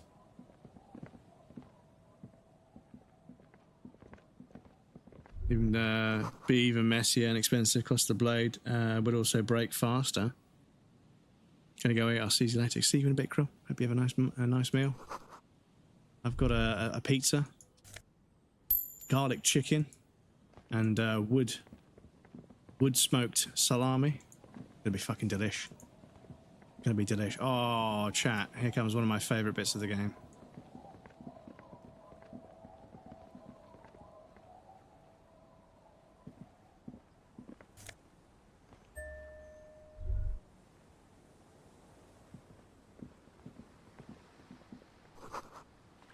The bottle drained of all its booze, frozen in the ice. A banged-up motor carriage lies half submerged in the icy water, slowly sinking into the Insulindian Ocean. Only the cabin top, rear wheels, and the engine remain visible. It must be cold and lonely down there, in the icy water. My guess is it started its journey from the plaza, where it backed through the fence. I agree. We should definitely investigate.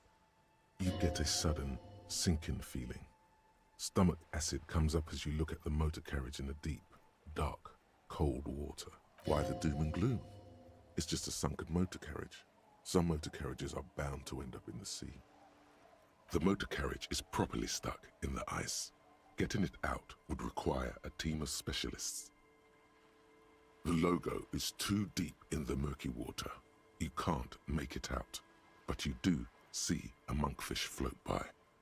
The ice hasn't closed around the vehicle yet. My guess is it's been here since last Saturday or Sunday. Your mocking tone finds no response, but the motion of the waves. I did not. But I'd say it has been here since last Saturday or Sunday. Your mocking tone finds no response, but the motion of the waves. Yes, yes. Crazy recklessness. Your mocking tone. Yes, yes. Clearly, this is a triumph. I'd say let's wait for the low tide and see what's inside. I don't know. An hour or two, tops?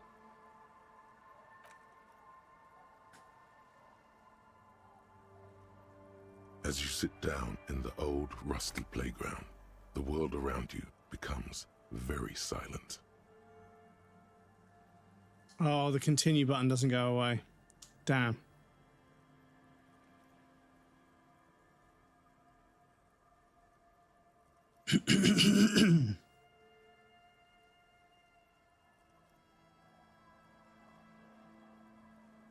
But yeah, chat. Sitting on the swing, waiting for low tide. Did something crazy. What did you do? But yes, maintaining a blade's edge, keeping it clean and sharpening it and stropping it to maintain it. Because a sharper blade doesn't wander as much, doesn't get as much resistance,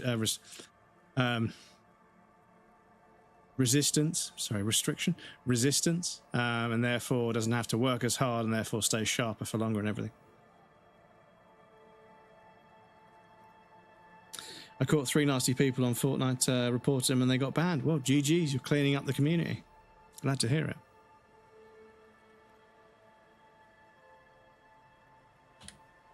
Nothing but the sound of seagulls high above in the sky, echoing like distant laughter. Ice cracks around the blue motor carriage in the sea. Oh, there we go.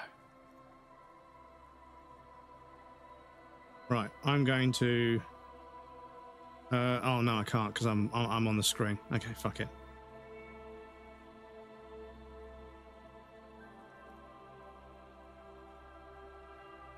Excuse me one sec, chat. I'm just spamming some screenshots.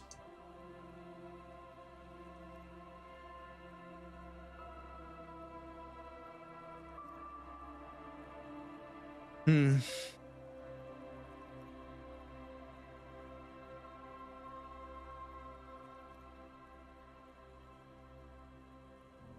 a screensaver right there. I mean, there's not enough on the screen that's moving, but yeah. I feel like this could be a starting soon screen as well.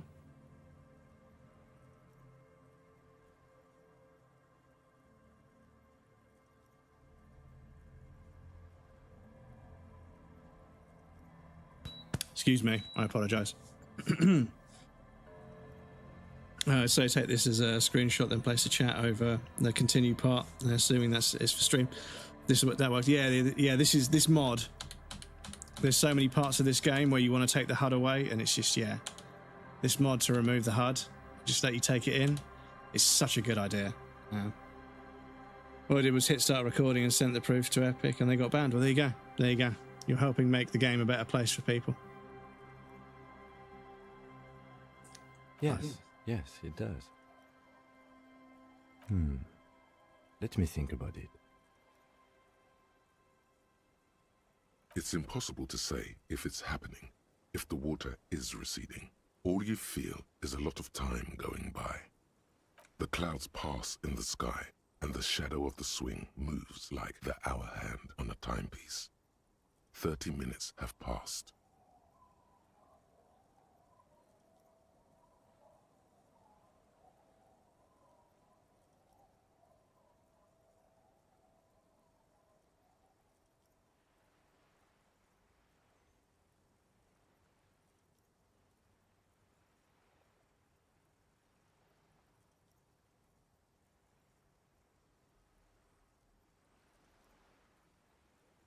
Right. Oh, I can't zoom out. Okay, never mind.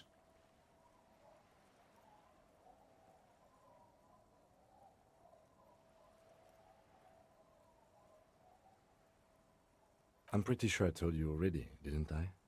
My dad and mom are both half-Serlite. Clouds on the horizon grow darker, and the shadow of the swing set keeps climbing. You hear the distant rumble of the city. 30 minutes pass.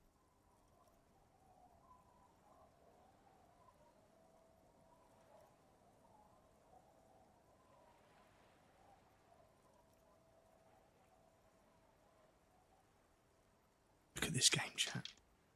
Look at it.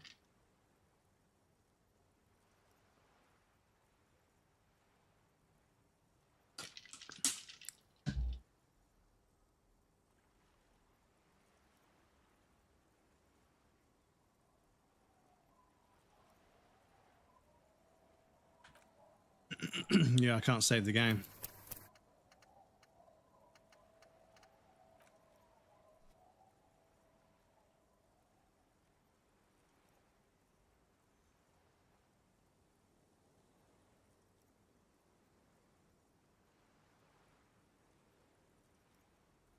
Luckily, I am already a member of an independent organization, and therefore do not have to choose between a rock and a hard place. Your voice echoes on the water, strange and out of place in the environment. 30 more minutes pass. Detective, I've been able to make out the mark ever since we arrived. I find it odd that you haven't. It's a Coupris, Model 40. It is a simple and rugged machine, favored by working men, government offices, firefighters, animal control people, you know, those kinds of people. Yes, 41. What do you think it stands for?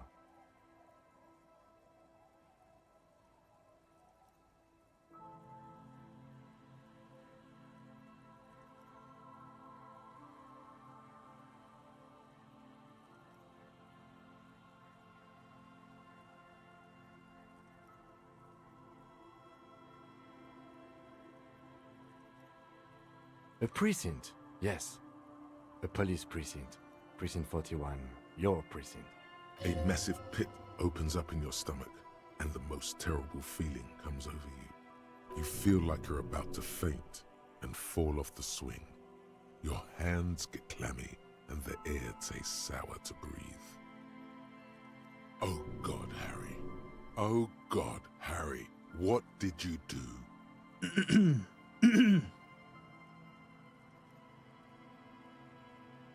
No. Just nope. Say no to this, Harry. Right, we have an ad break coming up. I'm going to pop you guys on the BRB screen. I'll be right back in a few moments. I'm going to leave that there and then create a recording of this screen, because that could also be a very, very nice screen to use on the stream. But yes, I'll be back shortly and then we'll carry on. Apologies, it's been a bit of an up and down stream. We've done a lot of talking, and then I suddenly started to feel quite unwell, and I've got this cough coming back. But yes, I'm going to carry on. I'm going to make myself a limb sit to sort my throat out. But yes, I'll be back shortly, and then we'll carry on. But please accept my apologies, chat. and we'll get on with the game. Do some more interesting stuff when I come back. Gauntlet of Strength. You've defeated an extraordinary foes. Now you can be faced in memory as a series of consecutive battles.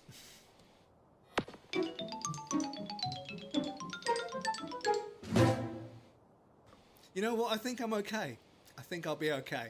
Gauntlet of Strength can be accessed from the Scottish Line. Confronting memories in the past is akin to the discovery of new possibilities. Yeah, no, I'm okay. You know, I think I'll be okay. I think I'll be okay. You come say hello? Yeah? Want to say hello to everyone? Put this on here for a sec. Come say hello. Yeah? Hello. Oh, say hello to everyone. Your sister as well. Hey? Oh, you want to get up there? Okay, go on. You go. You gonna sit down up there? Hey? Yeah, okay. Excuse me, the cat might be in the background for a little while. You gonna sit there? Hey? Waving your tail around.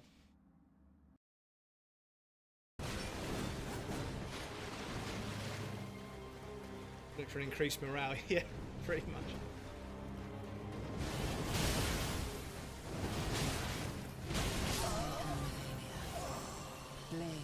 Yeah, it means I can't tank any of that stuff.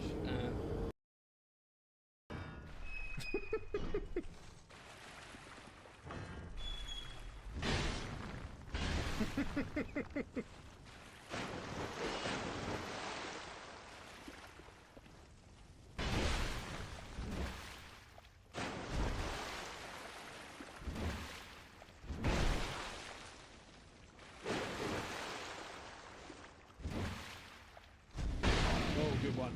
Good hit. Good hit.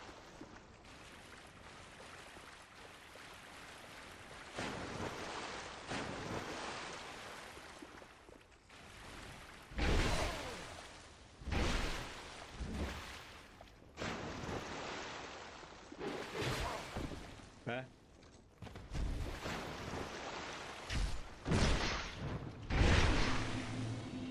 So sorry about that, mate. So sorry about that. So sorry about that, mate. But I like the fact that we can walk around with the magnifying glass, because I want to try and like set fire to something. Look at this.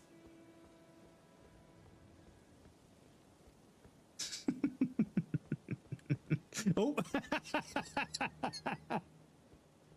I feel pretty, oh so pretty. Oh, so pretty and witty and dead.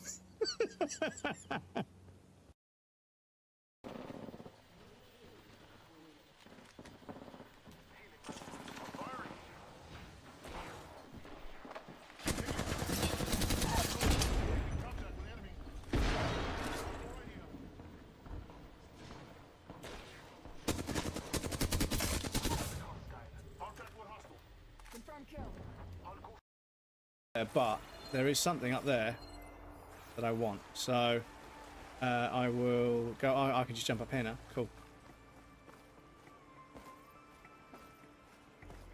Game? Really? I mean, game, really? Please. Where are you? Can I summon? Oh, I can't summon you. You're not one of the ones I can summon. So where are you? Come on. Yes, come here. Come here. Oh, no, don't fucking...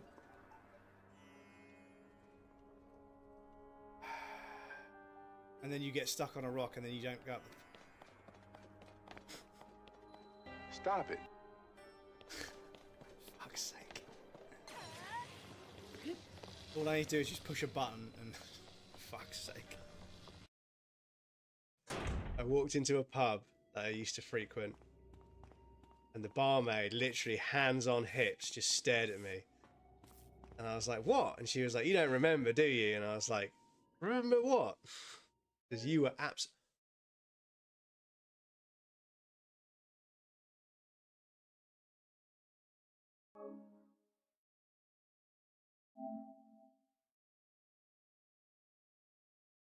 Oh, okay. Cow? Cow?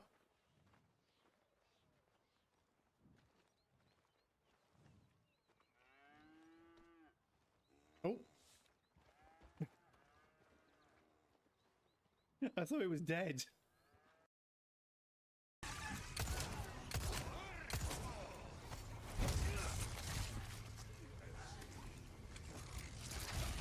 You're serious. Fucking hell! Fucking hell!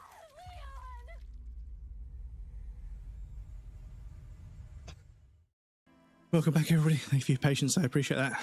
Oh, it's been a bumpy stream today, chat. I apologise. But anyway. I'm afraid so, yes. It looks like you drove your police motor carriage into the sea after you jumped across a canal. Of whom? I don't think so. If anything, you were probably drunk. Probably. Try definitely. Detective, we don't. A rescue operation really isn't viable at this point. That is very unlikely. All the electrics are toast. That goes for the electromagnetic steering and brake systems as well. You'd be lucky to find one undamaged component in there. In a few months, there will be nothing but rust left of this vehicle.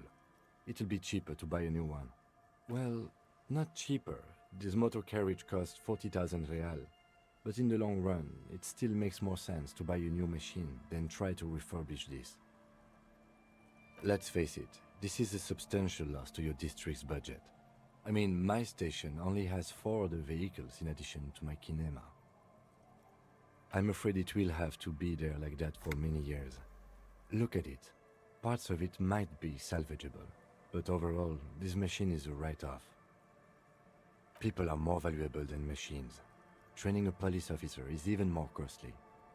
People, yes, but not you. The lieutenant adjusts his glasses and doesn't say anything. There is also a fourth thing you've lost. More precious than the gun, the badge, and the motor carriage combined. Lost forever into the deepest of seas.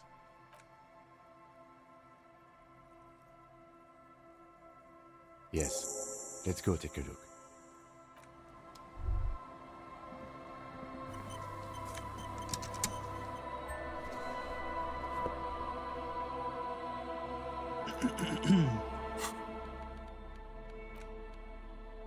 A police badge on which you see the photo of a man. You. Some seaweed is stuck to the back. At least something good came out of all this. Encased between 2 durable plastic sheets is a bluish card with lines of information and a watermark in the shape of the street grid of Revachol West. You see a photo, a name, a rank, a document number, the date of issue, and, in the lower right corner, your precinct. The man keeps winking at you with his green-grey eyes. The photo is old, no doubt about that. Good choice. A newer photo would look different. 8, maybe 10 years. The guy in the picture is rather good looking. He's got a nice haircut and is distinctly lacking in massive sideburns. What do you think? His face is already contorted by the expression, although it looks less grotesque on him than it does on you now. It looks better on him because he isn't in as much pain while producing it as you are now. Although there's already a hint of that pain, certainly. Don't be fooled. The bad times have already begun. The badge in your hand shines as you rotate it, catching light. You see lines of information on it, and a shining watermark. Harrier, that's long for Harry. So you are Harry.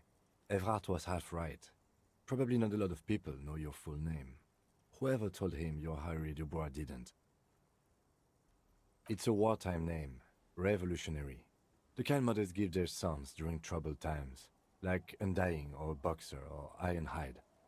It's meant to keep you safe.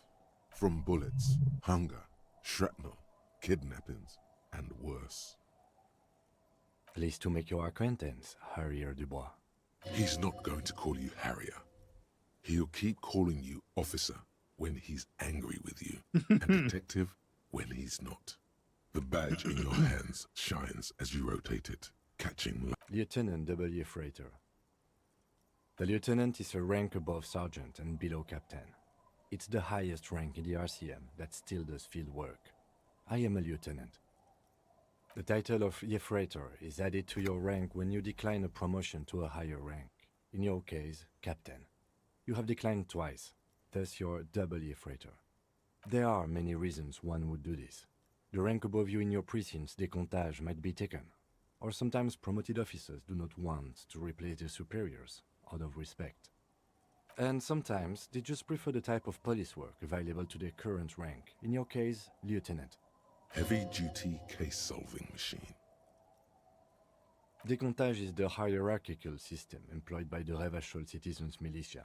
It means counting down to twos. The lowest rank is junior officer, usually teenagers. Then there are the patrol officers, then sergeants, lieutenants, then a captain. That's basically it, except for a few kings. Kings like satellite officers and the additional freighter rank I already explained. The long and short of it is, you're his superior. You are given the title of satellite officer if your partner is quickly promoted through the ranks and you rise with him. You don't seem to be a satellite.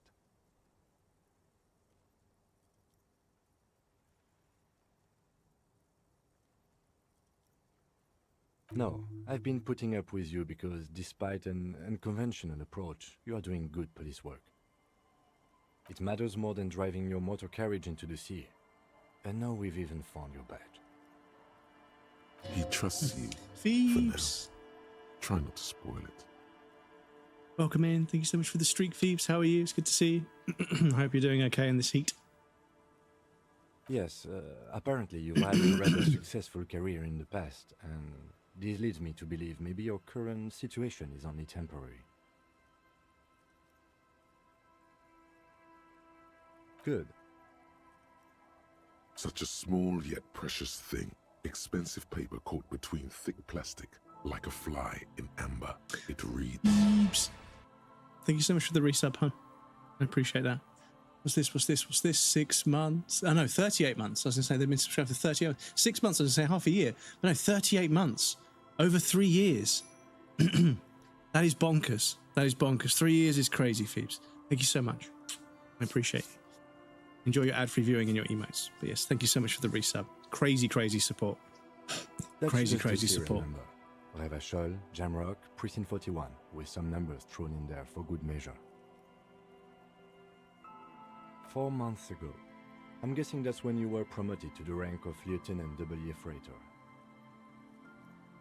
A new badge usually comes with a new rank. You seem to have been doing well then. The pain in your chest tells you you were working yourself to death to earn that rank. The case created a lot of edge you have to take off.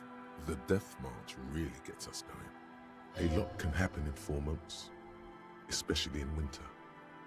The winters are never easy on you. Of that you are sure. I remember that time! That was a good time. We had a good work-drink balance going. What happened, man? Pump it up! Yes, it's the designation of your precinct. Necktie 41. Talking to me. Like mine says 57. The 57th is mostly industrial harbor. A lot of asphalt. The 41st is... It's a tough station to work in. You have all of Jamrock to cover. That district should have 3 precincts, but money is what it is. It's no wonder you are like you are, he thinks. But then again, it's a legendary district, and a hell of a station too. It must be an honor and a curse to work with people like Price, McCoy, Berdiaeva. And you? Is it an honor to work with you? Don't ask him, ask yourself. The badge in your hand shines as you rotate it.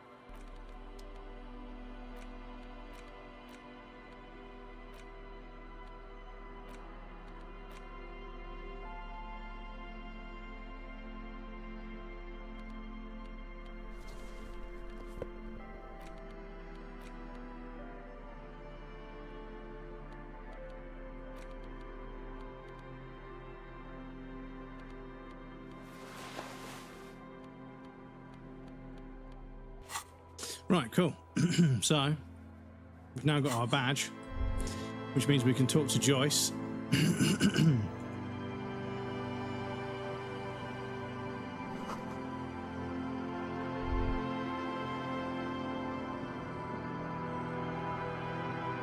What are you playing at the moment, Phoebes? Because you mentioned, obviously, with TwitchCon and everything, you've been sort of up in the air a little bit, which is perfectly natural, you know, obviously it makes sense. You know, you've been darting around the globe, traveling in style as you like to. But yeah, I'm not too sure, because you were doing some stuff in Elden. I think you were doing Elden Ring no hit for a while, but feeling you may have moved into something else as a change of pace. Because yeah, just doing a no hit run over and over and over again, you begin to realise that doing like the actual things in the game is part of it. And I'm not speaking from experience, of course, just from watching people. But yeah, I believe that there's a component that comes down to like how long are you willing to grind a run until you get it.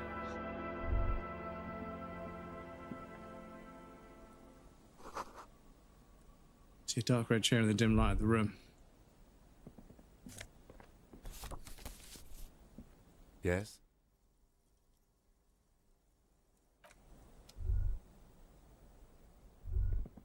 It's only a red chair. Just a red chair in an empty shack, with what looked like a dusty bow tie on the shelf. Investigate the blood red chair? You're going to leave it alone, Harry. That's what you're going to do. You suddenly feel afraid of the chair. It looks like blood is peeling off it.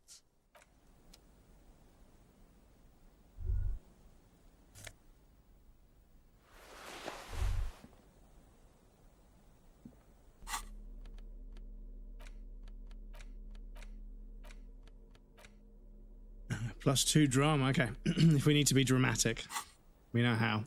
We know how. I'd like to get the torch out just briefly. Just have a little look around. Okay.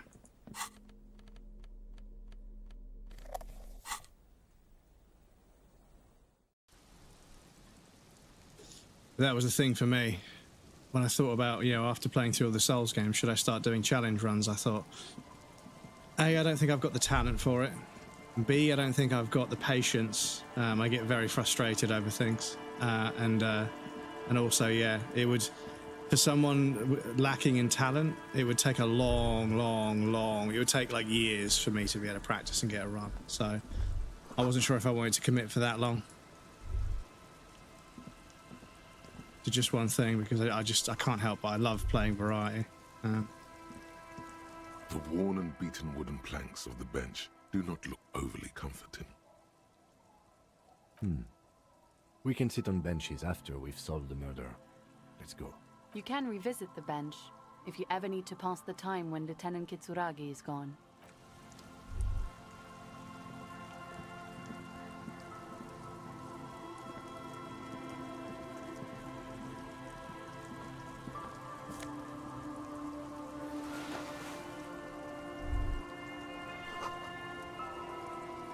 Dried tulips on the bed. Drawn shut, no looking in.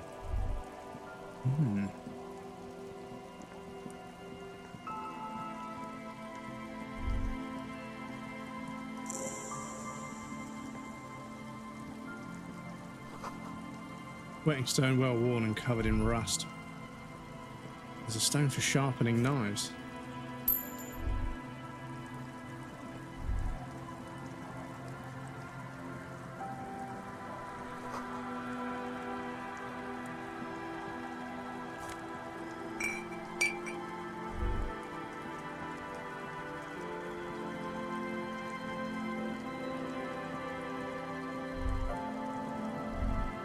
No, hang on, what's that? Excuse me. Yes, I'm not sure what you're playing at the moment, Fees, but I hope you're enjoying it.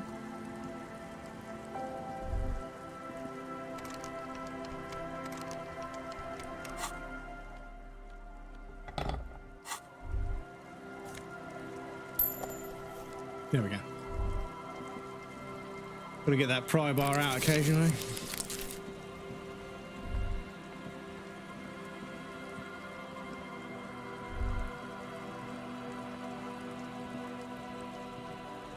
You stop mid-step and put your hand on the garish necktie. That bottle Zaratan! Just look at that bottle! In this drunk's hand, on the pipe there, glowing blue, a mysterious, otherworldly blue, filled to the brim with holy mysteries. It's hard to know what exactly your vivid interior is speaking of here, but I'm guessing it's got a lot of alcohol in it. Oh, I think this is about so much more than cool. Please go talk to him. See what it's about. I'm drawn to it.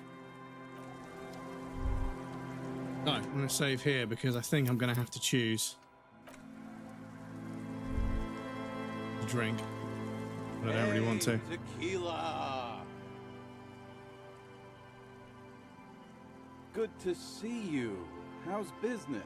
How's the whole reality situation treating you? So what's happening? Yeah, Tequila Sunset. How are the, high-concept, reality-based adventures proceeding?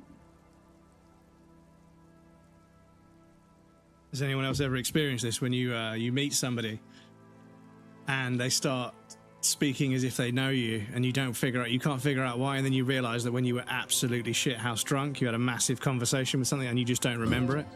These Feels so know bad. your true name. Looks like it has preceded you, Mr. Sunset.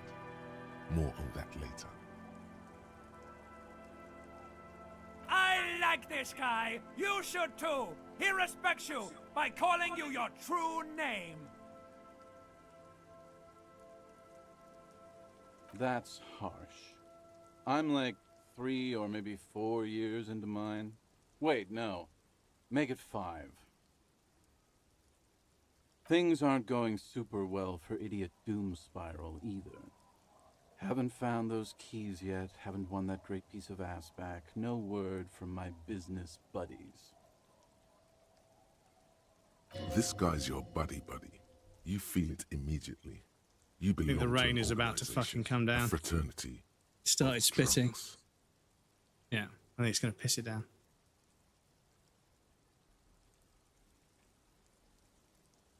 We are saving the world.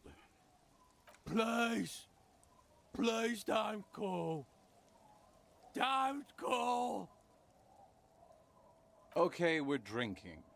We're drinking alcohol. That's what we're doing. I tried to save the world once, a long time ago, with enterprise, creativity, and willpower. But that didn't work out. So now, it's a pirate's life for me. It's you. You're Tequila Sunset. We've met before. Don't you remember? Maybe. You look like you want to know how Tequila Sunset came to be. You look like you want to hear the tale. The tale. Tequila Sunset. Something ominous there.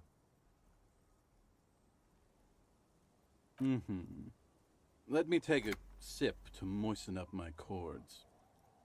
Tequila Sunset rolled into Martinez last Friday, and by Tequila Sunset, I mean you. The man, the myth. Hey, let's not jump ahead of ourselves. This is your story. Stop interrupting. You got here on Friday to solve a case, hoping to be the early bird who gets the worm. And by the worm, I mean the buzz. Because as far as I know, all you did was get piss drunk. Word on the street is you went around the local hostel telling people that you're a police officer, and that it would be really fucked up if you shot yourself in the head right in front of them. That's pretty high concept, if you ask me. Oh yeah, that's totally your style. The lieutenant's brow is furrowed. He's listening as casually as he can. It was a late Saturday night when we, the Union of Moribund Alcoholics, were getting our drink on. Nothing remarkable about this. We get our drink on 24/7. Makes everything warm and glowy. I trust you know the feeling. Oh, yes, you do, Bratushka. The only thing better than that is putting the pedal to the metal after you kiss the tie. And off we go!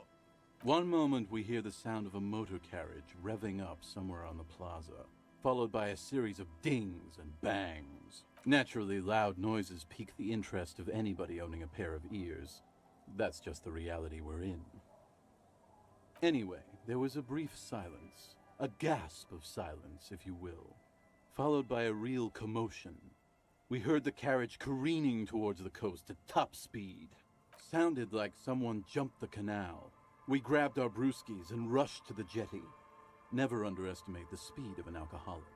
What we saw was a sight to behold. A beat-up police carriage containing you. Right there on the beach, you revved the engine and screamed at the top of your lungs, "The time hath come!"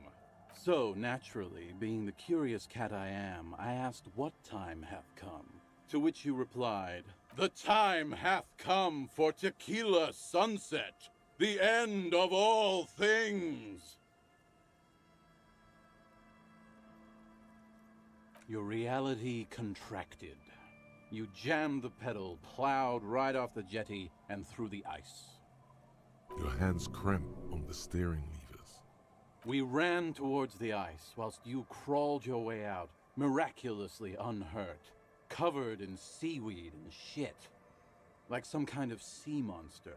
Miraculously unhurt. Isn't it crazy, like how there's video evidence on my friends' phones, thankfully not posted online, of some of the stupidest shit I got up to when I was drunk, and I never injured myself. Like, no matter how shithouse drunk I was and how stupid the thing I was doing was, I never really injured myself.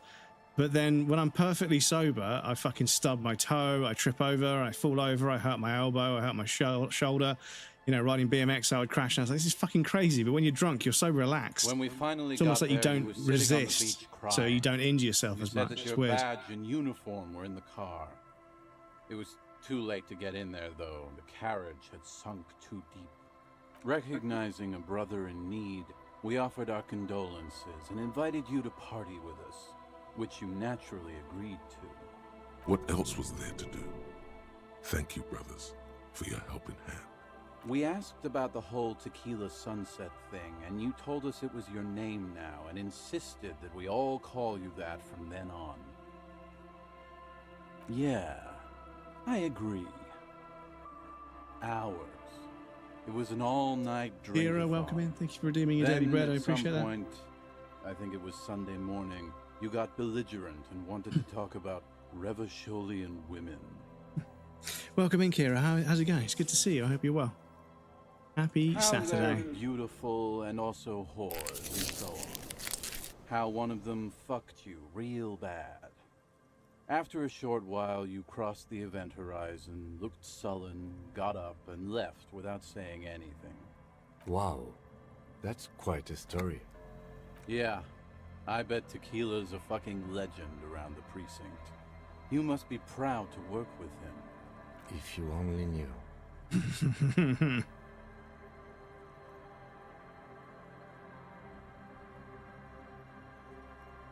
You were pretty vague about it, but you kept saying you got fucked real hard, and that we've all been. Had some family over today. How are you? I'm glad. Yeah, I'm glad to hear it. I'm okay. I'm okay. It's been a bit of an up and down stream.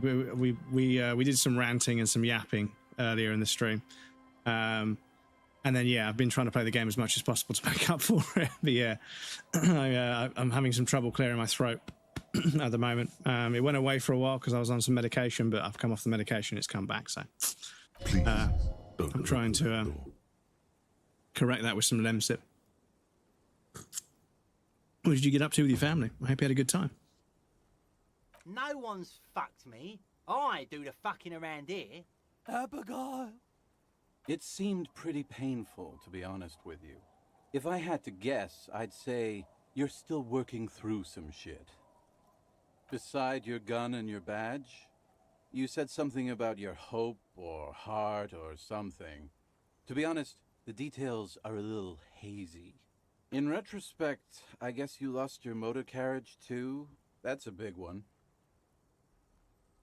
You told us that they were a bunch of fucking losers whose main interest was cramping your style. Yep. It's more like trophy. you were cramping theirs. No specifics, though.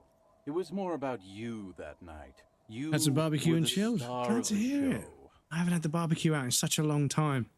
And yeah, I love buying all the meat for a barbecue and then like seasoning it up and then leaving it sort of like, you know, on plates wrapped in cling film.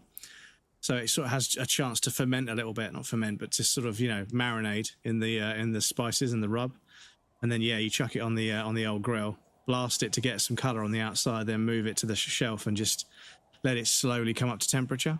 But yeah, I need to get the slow cooker out as well. It's not really a summer thing, but there's definitely some recipes you can do in the slow cooker where I end up with, you know, 9 portions of a meal that I can chuck in the freezer. So I've got 9 days of the month off from cooking dinner. I can just whack one of them in the oven. But yeah, I need to get a recipe because there's a couple that I want to make, but I need to know the right amount of everything to make a full.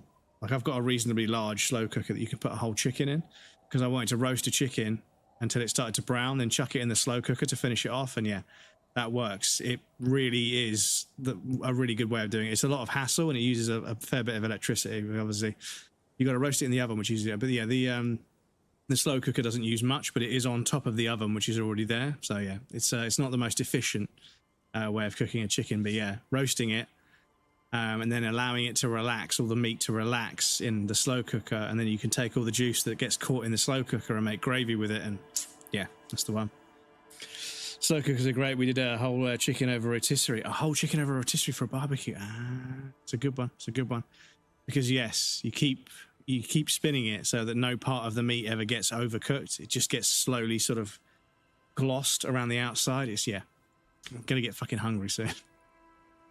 Yeah, you said it was no biggie and that you'd solve it in no time. And that you didn't need anyone to do it. You're doing it solo now. Phoebes! Phoebe! Thank you for gifting a sub to Kira. That's very sweet of you. Thank you. Appreciate that. Thank you. Kira, enjoy your ad-free viewing in your emotes.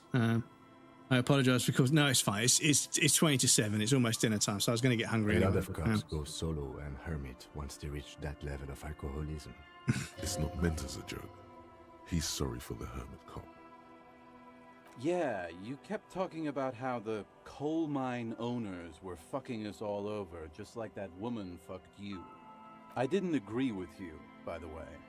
The spectral hand of the market makes sure everyone gets exactly what they deserve. You kept apologizing for being such a bad cop and for the damage you've inflicted on everyone around you.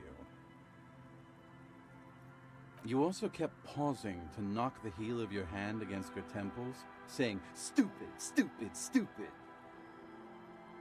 It's a hard thing for a man to confront his past. That's why I avoid mine at all costs. Whoop-de-doo. So now I'm a fucking storyteller. Right, why not? Better than a beach bum. It depends, really. Are you willing to help me out? The gleam in his eyes and the slouch in his posture is so incredibly familiar. I don't want it, man. I need it. Can't tell stories without it. Dry stories are boring, see? So, have you got anything for good old idiot Doom Spiral? A bottle for a story. Seems fair to me. Then I will see you again once you've procured some. Par exemple, my good friend Rosemary here sells all kinds of stuff. All kinds, sir. Beer and wine. We are safe. Please. Okay, we're drinking. So now it's a pirate's life. You too, Tequila Sunset.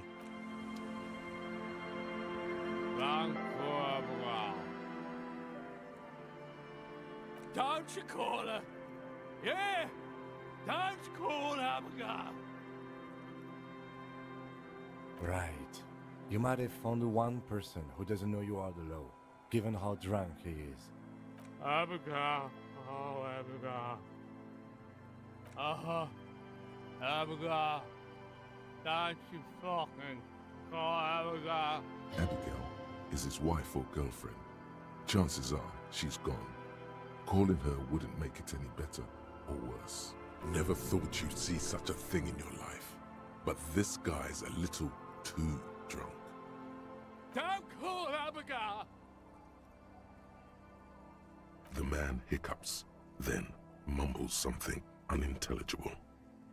He snorts and beckons you to lean in closer. Don't call Abigail. Don't call Abigail. There's no use in yelling at drunks. He's barely holding it together. The drunk man starts coughing a really disgusting, hacking cough. Don't you fucking call her! Hear me? Abigail? Don't call. There was little chance he'd be a reliable witness anyway. Good to see you, friend. Do I have deals set up for you, buddy boy? So what do you want? I got smokes. They're cheap. Very cheap. I got Pilsner. Great deal. You won't get a better deal on that piss. Spirits I can let go for 300 real. I also have speed. And by speed, I mean amphetamine. See? There it is, Bratushka! The spirit! Let's buy the spirit! 300 real is a lot, but this has to be done! It's our end game!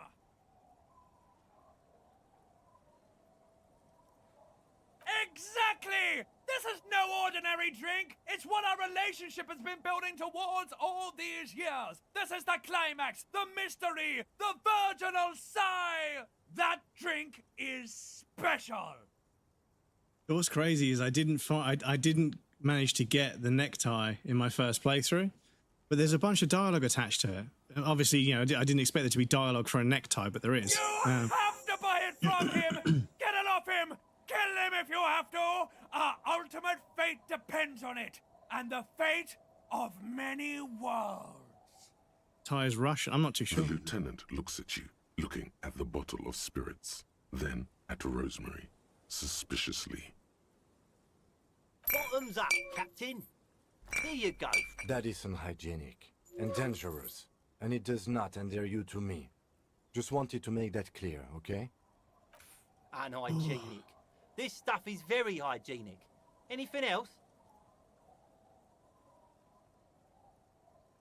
See, friend, it's real valuable. Worth every real, if you catch my drift. Got it from a bit of a business venture. Matushka is Russian for brother. Brat is also Russian for bro. Yeah, but it's not. I don't think it's the. I know it is the Thai that's saying that. That's true. You know, it's funny actually. What? This guy. Conversation might bring a discount, no? Oh, this is medicinal spirits. The good stuff. Got it from the doctor's office. He ain't shitting you! Medicinal spirits are a blast, Bratan! The flaming truth of this joke of a world! I got one of those scientific ampoules a few months ago. Torpedo, they call it. It's supposed to keep a man from taking a drink. Didn't stop me for shit, that's for sure. 5 lemons with half a pack of butter and you're good to go.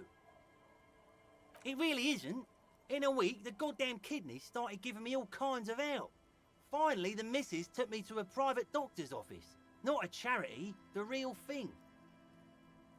Those arseholes charged me 4 real to remove the damn thing. But I came out on top after all. But the idiots left me alone in there. Now, I used to teach high school biology.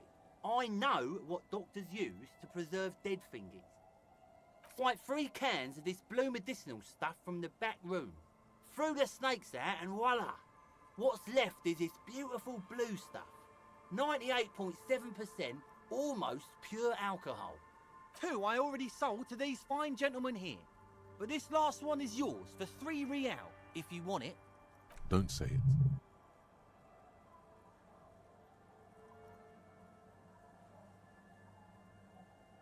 $3 real and it's yours, friend. The deal of a lifetime. Well done. You got it. Just make sure to enjoy that one, friend. Bratan, I am so proud! Now, whatever you do, don't drink it! This deserves so much more than just regular oral consumption! The tie is so on the money there. Up the bum it goes. Who said anything about putting it up there? No! We're gonna put it into a way more special place! So special! Just hang on to it! Keep it safe! Ayo. Wait for my sign! Fucking someone said that they were butt chugging vodka. Was it Jackass that came up with the term butt chugging, where they would like fucking put alcohol up their ass because the blood vessels in your fucking anal cavity would absorb it. Sounds like a fucking recipe for disaster to me. Soon. The time will come soon. Have patience, brave one. I'm getting a really dark vibe from this. This won't be pretty. In the civilized world, it's a custom to tip the shopkeep, friend. But come back anyway. Right, excuse me, I'm just checking everything's still connected, because you never know.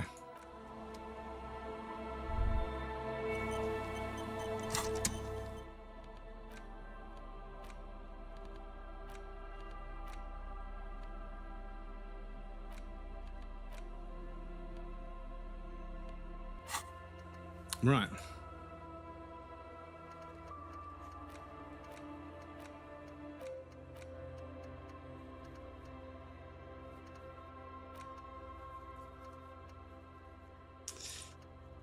Get the hangman's boots, victim's tattoos. We need to go speak to Measurehead. We need to speak to Everart.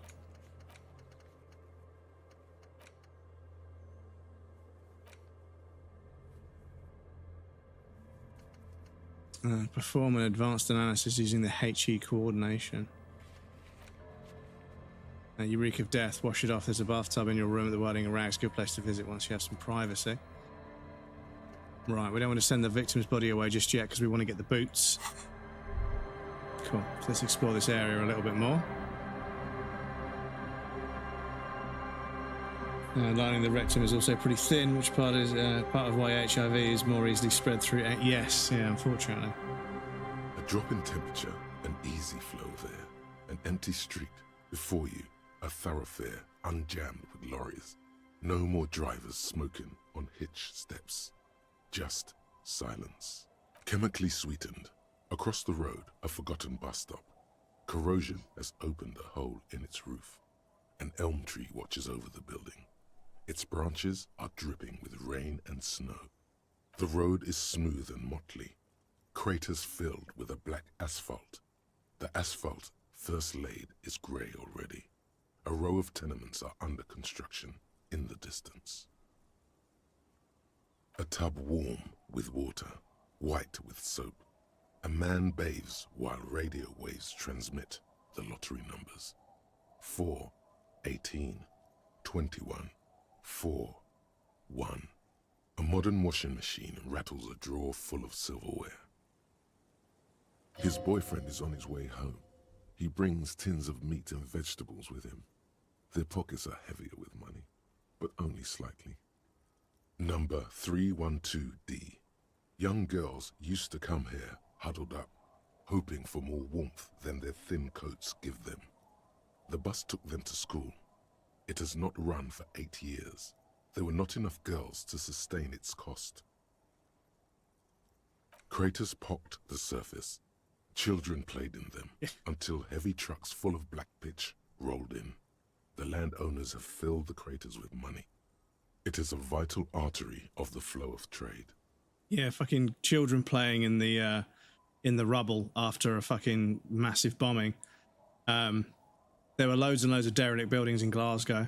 There was a massive depression, and there were just kids running around like industrial sites and like factories and houses that had all been knocked down. And there was just rubble and shit everywhere, and yeah, kids obviously got injured. It was pretty fucking dangerous, but yeah, that's where they grew up. The wind moves. It's pretty scary. A detective stands behind the boom barrier. A breeze moves a curl of his hair. 1 second, I'm going to throw in some laundry. Yes, no, I did my laundry the other day, but the dishwasher on 3 times now. It just fucking keeps refusing to deploy the tablet, so it's just there, sat in the little drawer at the end, which means it hasn't washed everything properly. The scruffy-haired little boy kicks a stone. He can't be more than 5 years old. The other one looks indistinguishable from him. He watches his brother kick the stone with his tongue lolling out of his mouth. The kids don't reply, absorbed in their little game. The stone-kicking one becomes frantic all of a sudden, as if that's something to be scared of. The obvious fact that you just stated. He looks just like me. The boy doesn't answer. His brother throws another rock. Both of their hair is covered in some kind of dirt. What's the humidity at? It's not 60% humidity. It feels so fucking damp. You're bad, Whiskey. Excuse me.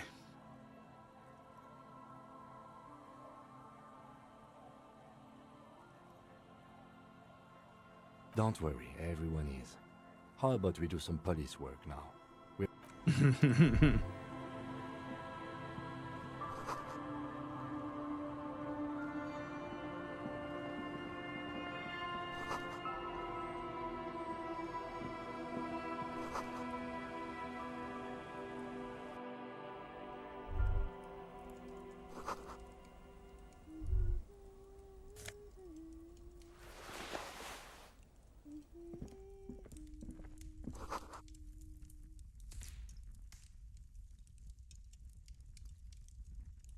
Are they humming Instrument of Surrender?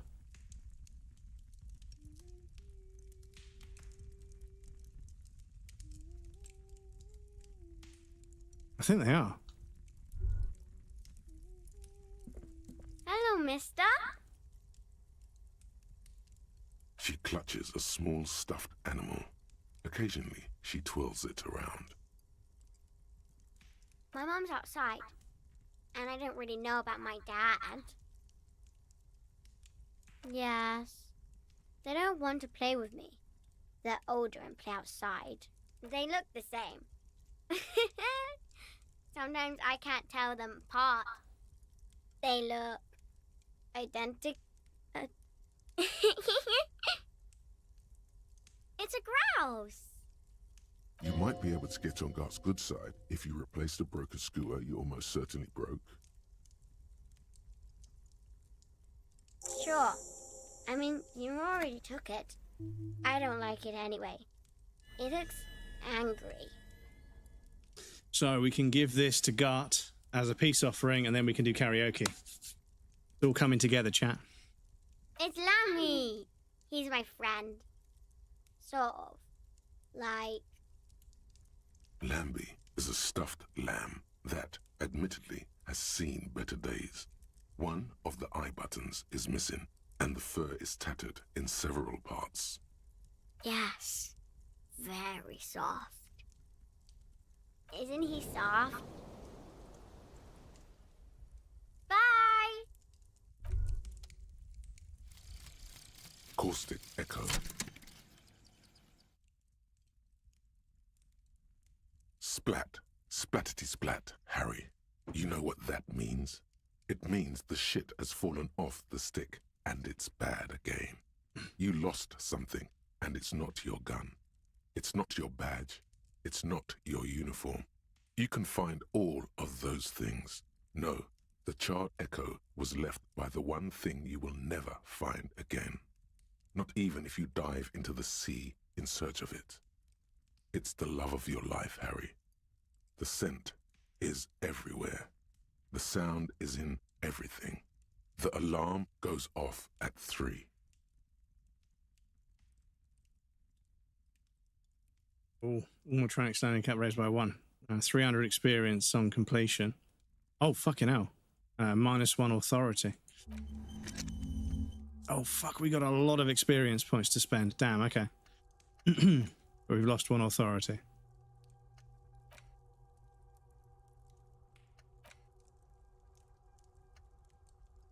We're going to need that later. Take the stuff bird to Gart. Yeah, okay. Okay.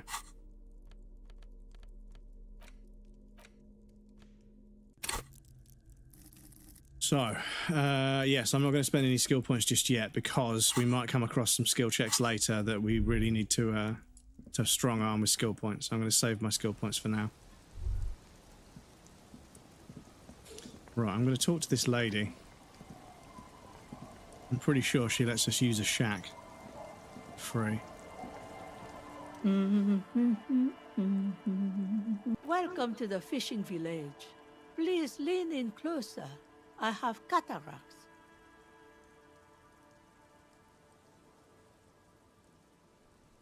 Oh, welcome, police officer.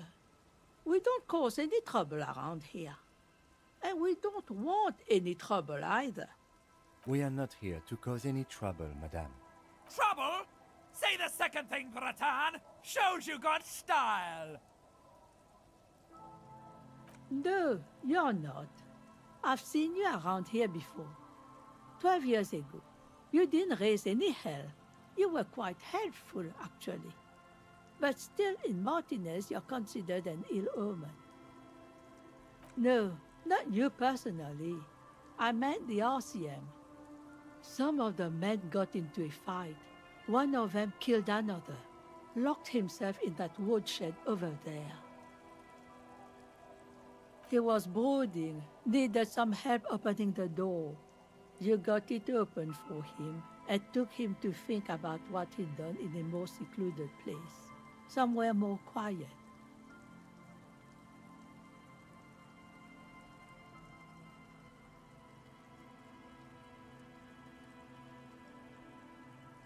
She says it as if he was on some kind of spiritual retreat.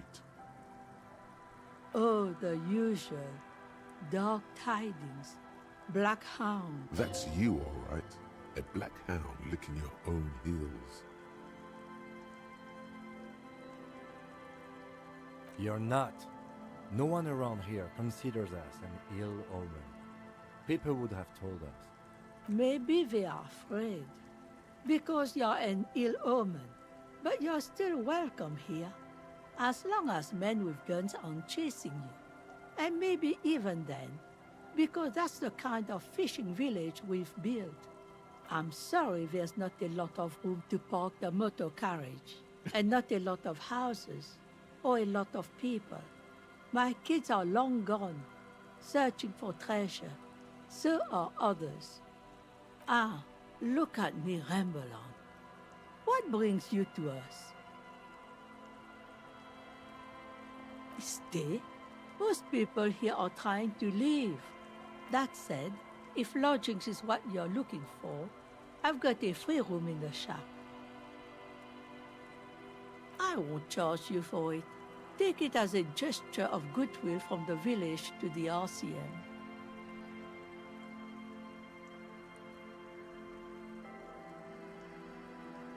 Don't make an old woman regret opening her house to the police. Well, if you are not in the hostel in the morning, I'll know where to find you. Here, in a shack. He's a little relieved you're no longer in that room. Should he? This environment encourages one thing, and one thing only. Drinking. Finally, you have those lamos of Martinez off your back, Bratan. This looks like a great place to bring chicks.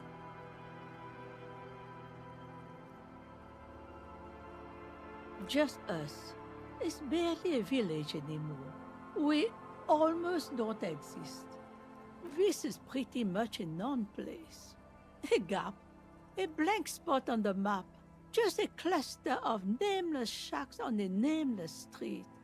The place is so pornographically poor, it's not even funny. Graphically poor.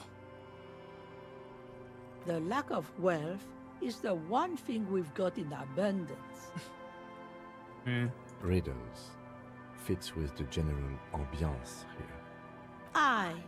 Sometimes it's as though I'm also gotten lost inside this nameless nothing. Oh, it seems to be a common theme these days. Isn't that what people always think when they are lost? Something I can do for you to find your way, officer? Over there, you can find More of the same. Shacks and trees growing wild. That's the pox. Between here and Jamrock, a dusty sea of old trees, all covered in industrial soot. Small houses under them, an overgrown park. An old military hospital and its surroundings. Or it used to be, during the time of the suzerain.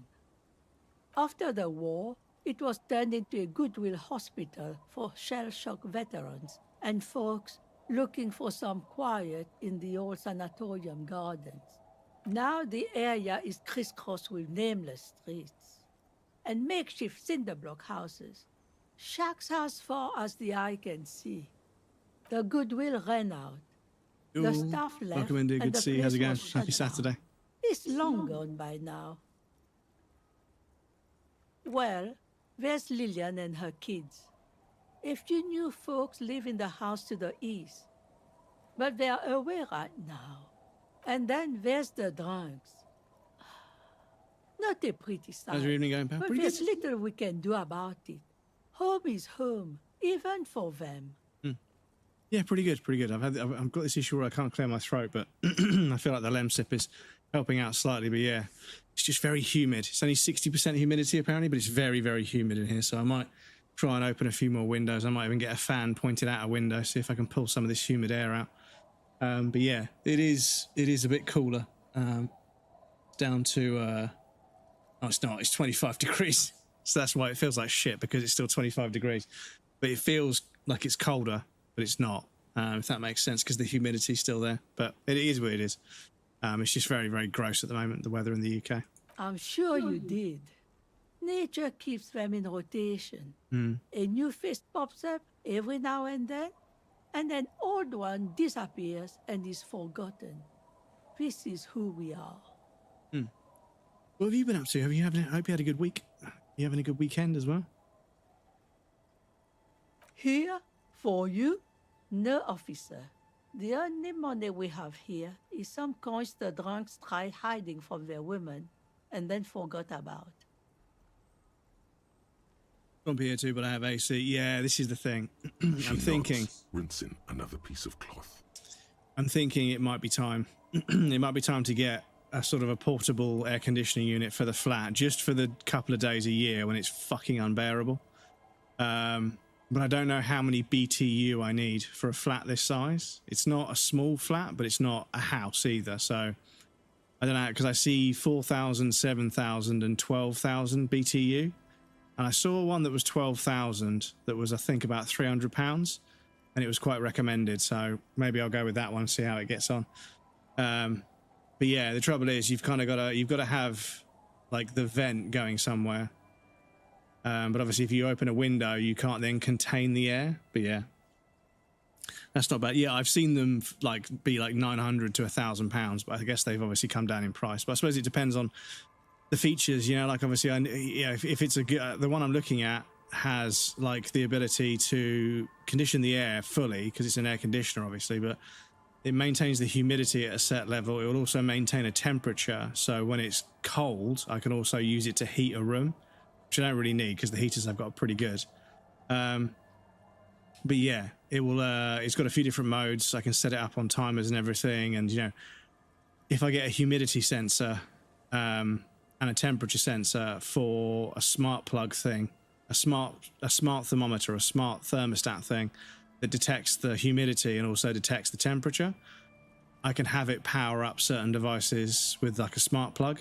And if I have that air conditioner set on, because one thing with devices like air conditioners and dehumidifiers and various different like gadgets and sort of like household appliances, what I like is the ability to set it to a certain setting, and then when I turn it on at the wall, it just starts doing what it needs to do, and then I can turn it off. I don't like turning it on at the wall, pushing a power button, selecting 5 or 6 different things, and then every single time I want to use it, because the smart plugs that are like 30 or 40 quid, that I can set them up so that when the temperature goes over a certain amount of if it gets below a certain temperature, my heaters will click on, and the heaters are thermostatic to aim for a certain temperature, but they don't need to come on until it gets below, like, you know, 6 or 7 degrees outside.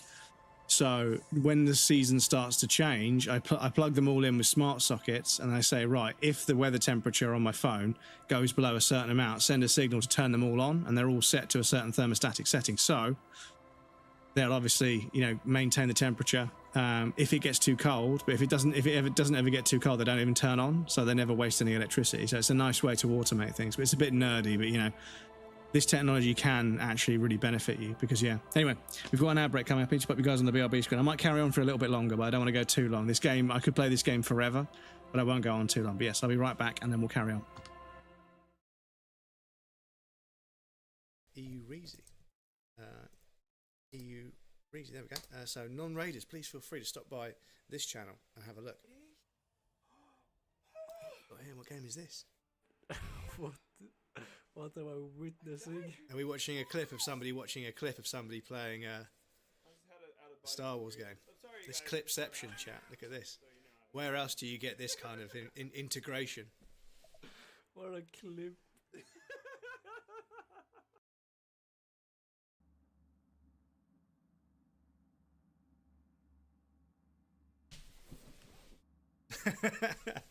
I can be a floating head.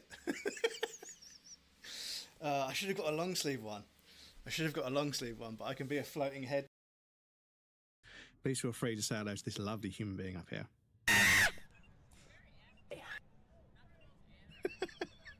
This is an old clip, People right? in my chat saying run.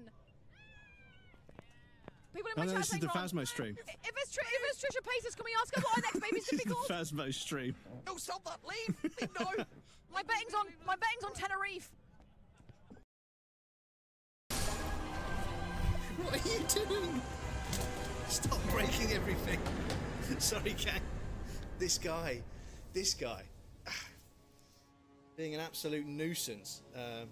Did you see the camera shaking? Because he was rubbing his head on the fucking microphone. Thank you for the GG. Time for cat. It is. You. Look at this thing. Look at this cat. Look at him. Look at this boy. Hey?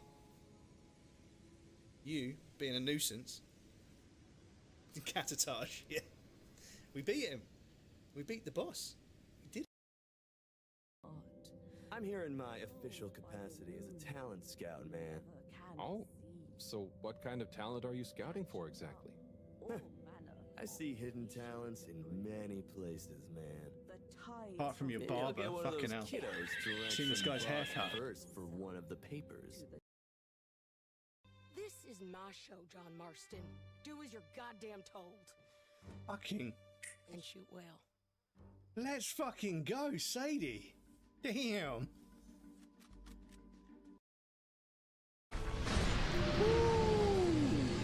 14% battery left to go. Let's fucking go. Dark Souls 2 is fucking done. Done. In the first age, in the first battle, when the shadow Amorphous trousers. to lengthen, Thank you. one stood. But the Question remains. what do you want? Truly. Let's go.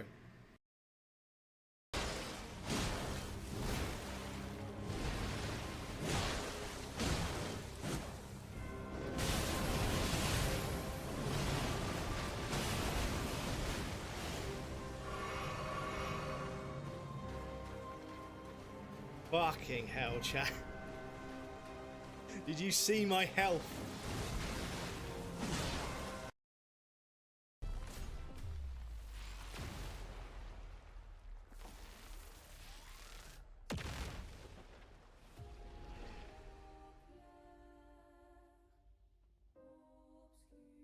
What? Fuck was that? What the fuck was that? What the fuck am I supposed to do about that?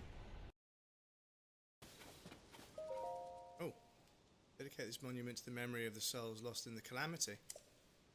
Okay.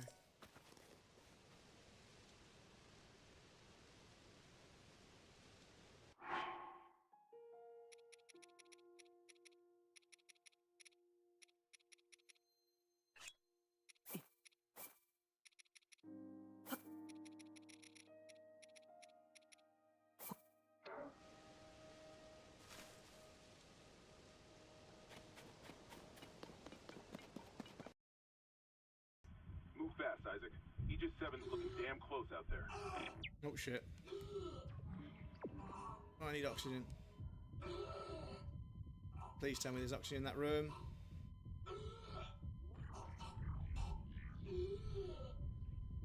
Come on. No!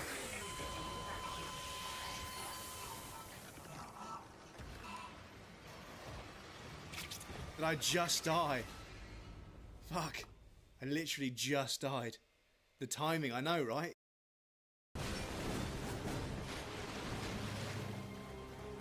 Look for increased morale. Yeah, pretty much.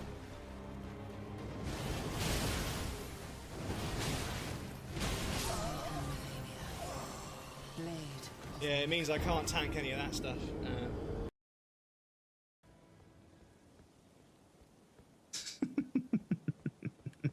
Oh! I feel pretty, oh so pretty, oh so pretty and witty and dead. Clean rotten night.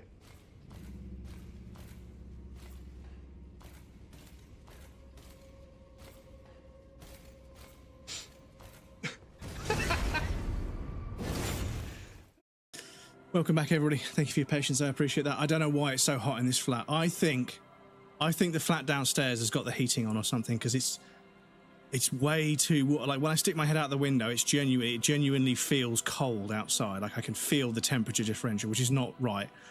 I think the flat below me has got, I'm starting to think there's some sort of fucking cannabis grow downstairs, because the windows aren't even open most of the time, and I have seen a bunch of condensation on the windows for no real reason. So yeah, I'm not sure, but yeah, it's so fucking warm in this flat. Yes, please excuse me. This stream has been a bit of a mess because I'm a bit hot and bothered, so I apologise. But yes, we are going to play the video game. Yes, enjoy the raffle, gang. Hope you guys win a bunch of points. But yeah, this is the thing. I don't want to go and buy air conditioning if it's the flat downstairs having the heating on in summer or something stupid like that. I don't know why they would do that, but yeah. Not much. There's the abandoned church, the DeLorean Church of Humanity. It's been there since before my time, even. Some things just don't fly, officer. Look around. Who'd go to church here? They built it 300 years ago. Must have been nicer then.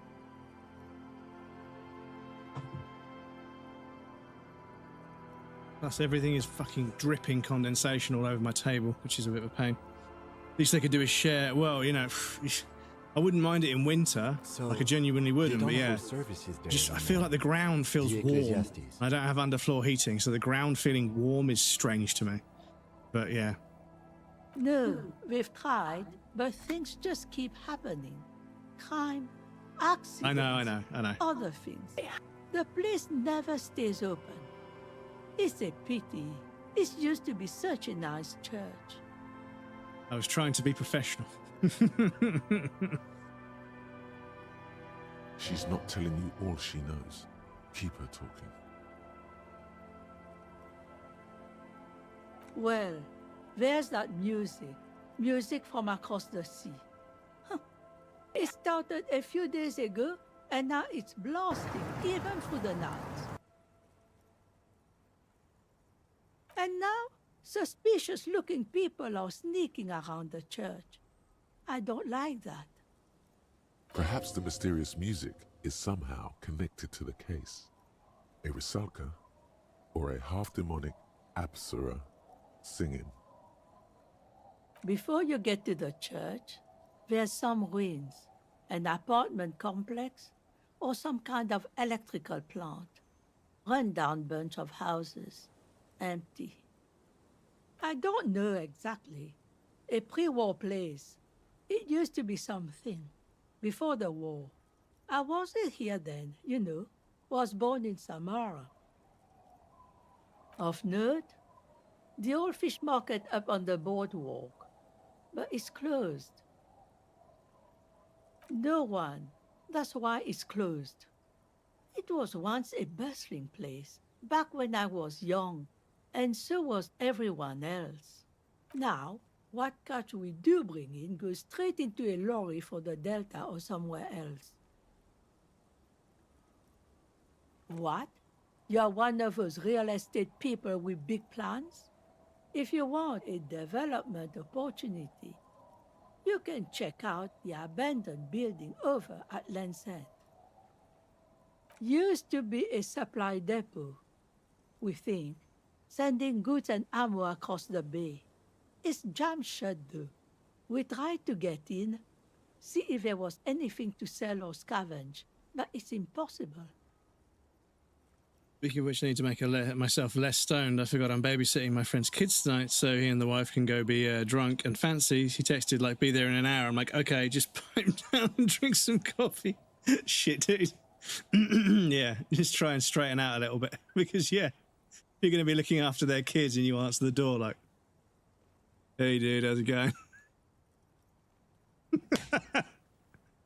And now you know everything there is to know about this coast. But yeah, like when somebody says something illogical or just a little bit slow and somebody's like, dude, are you high? Like, no, that's not going to work. Like, are you stoned? Me? Maybe. No one. Just an old washerwoman. Mother called me Isabel, if that's what you're asking. And my married name is Sadie. Yeah, they're stoners too. They get it. They know they can trust me. Okay, fair enough, fair enough. It's a good thing they're picking you up then. Now it's your turn, Mr. Why would I do that? That's a fool's name. Are you a fool? Don't ridicule yourself before an old woman, officer. It's undignified. Like the hag can tell the difference between fool and cool? Come on. As far as names go, Tequila Sunset is dangerously cool. Dangerously cool. Oh. We got a shack to sleep in.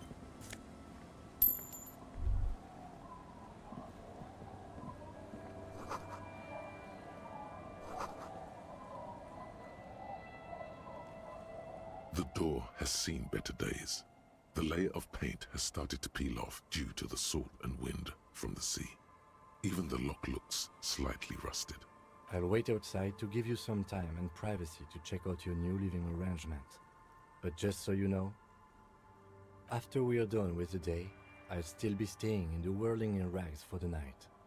We'll meet in front of the shack in the morning. The key turns with a satisfying click. You can enter the shack now.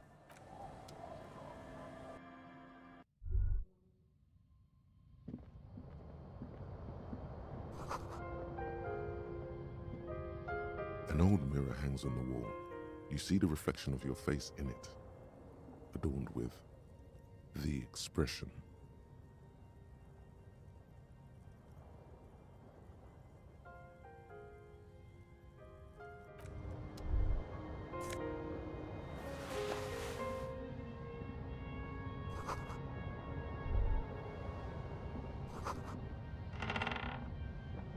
A brisk coastal wind still howls against the window of the shack. Occasionally, the waves crawl in under the foundation, producing a low hum. The room feels muffled, like you pulled your hat over your ears. Outside, it is cold and windy, but you're inside, and it feels safe and warm. What is this place to you?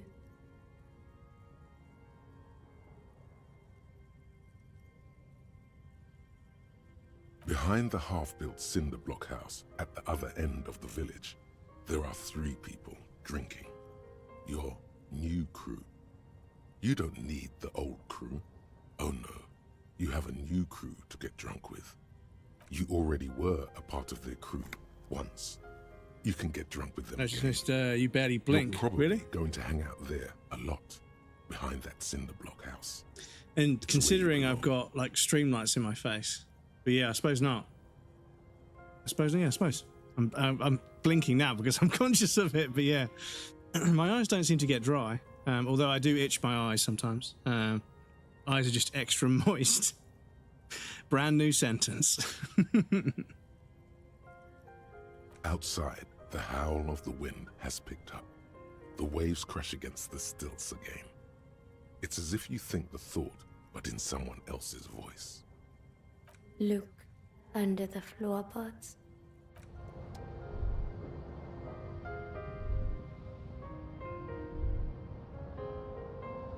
On the table, you see a bowl of water, a rough soap, and next to it, a small hand mirror. A straight razor soaks inside the wash basin. Scrubbing all the necrotic tissue off your hands takes a while. The fingernails are especially hard. Death has made its way into every nook and cranny.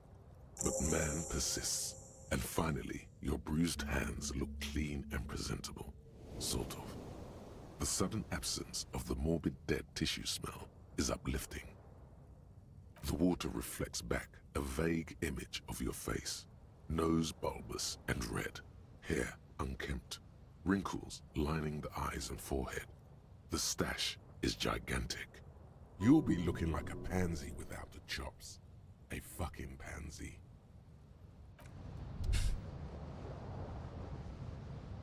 Cool. So, we don't need to sleep just yet. We've got a few bits and pieces to do today. We kind of need to head back to the Whirling. And I think we can fast travel. What's this do? Koroyev jacket. +1 logic. Checkmate. This swanky checkered jacket flatters your form in a way that makes you feel fun. Makes you feel the fun kind of serious. It's really nice, roomy pockets too. Interesting. But yes, we've got a bunch of skill points that we can dump when we need to, which is kind of what I wanted, to be honest. So let me just quick save there, and then do we just go to the map?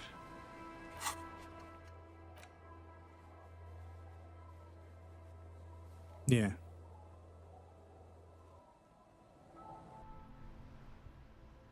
Cool. Right, let's go speak to Gart real quick.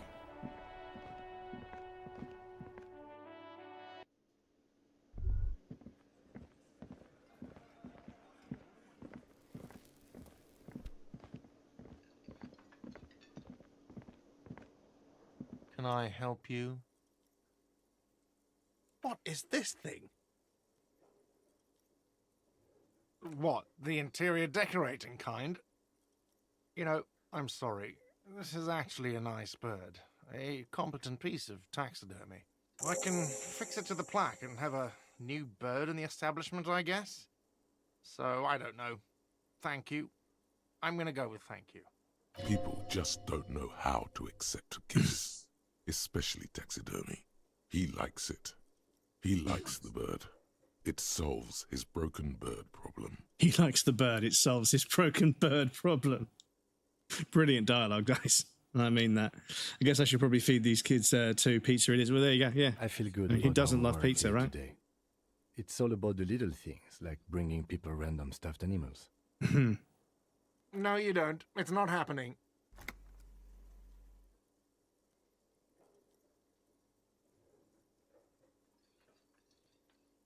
By causing more trouble, I think we're good. The Whirling's not a charity or a musical therapy clinic. It's a commercial establishment. You're going to scare away the customers. It's for no one. It's a prop. I'm not letting anyone use it after the great karaoke catastrophe of '44. A lot of people got killed because some arsehole wanted to sing karaoke. Okay, yes, it's for some clients. Ha! Well, we don't have any tapes. They all got stolen.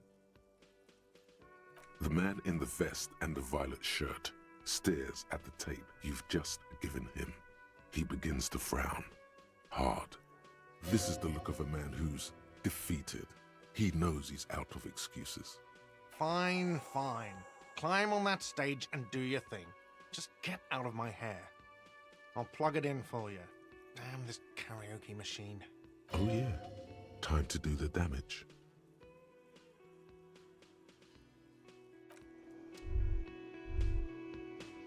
Right, chat, get ready. It's about to get real. The stage is all set up for your performance. Feels silent.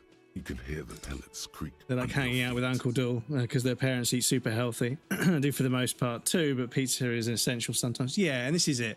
Like a lot of my friends have kids and I get to be the cool uncle. I never have to say no to them. Every time I spend time with them or look after them, we just do something fun and I never have to say no to them. But their parents have to say no. So they love me, but it's because I never say no to them. So I feel bad because I don't have to actually parent them. I just look after them, and their parents usually arrange something fun for them to do. So, all I've got to do. Are you ready for your thing now? Let me know when I should turn on the karaoke carousel. I can see that.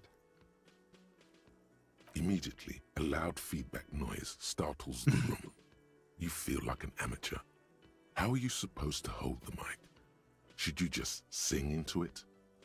Where should you stand? There are some people out there, but mostly a post-meridian slumber has fallen on the premise. Not super lively. It would be wiser to perform in the evening, no?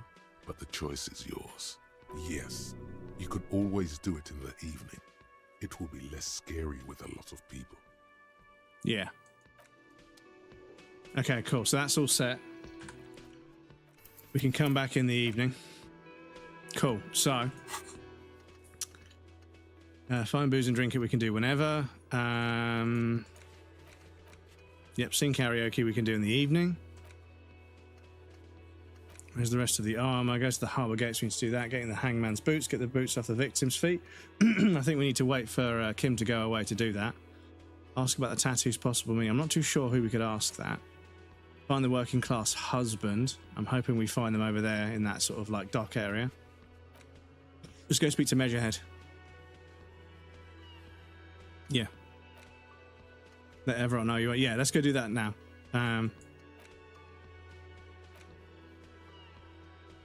Yeah, report back to Plaisance. Okay, yeah, we just got to... yeah, okay, so let's go speak to Plaisance. Then let's go speak to Measurehead. Let's go speak to Everard. We can do that with the rest of this day. Cool. Cool. And then it'll be the evening. We can come back, sing karaoke, and tick that off the list. And I hope that should pop a trophy or two. Because, yeah, I am kind of winging it on this playthrough. I wanted to do another playthrough. I'm going to be honest with you guys. I didn't have too much of a plan. I wanted to do a playthrough where I take my time a bit more. Because, yeah, I think that will lead us to popping a few more trophies. But, yeah, the lighting is... Yeah, I'm struggling to figure out why the lighting is not as good. I don't remember the lighting being a problem when I first played it, but now, every now and again, the lighting just suddenly pops or changes, which is a shame. It is a bit distracting, but, it's not the end of the world. So, oh, shit, we need to go this way first, don't we?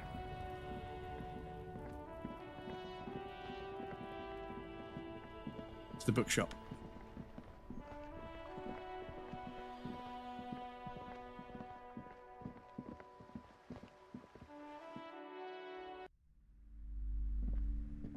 What have you found? And also, do buy the books. There may be teachings in them. A novelty dice maker? Well, spit it out. Why does she need the dice? For some kind of sorcery?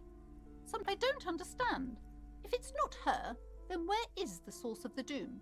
How did she explain the curse? Just don't say you don't have any answer yet. The uncertainty is killing her. You've come this far. You know how to end it. There is an entity behind the entity.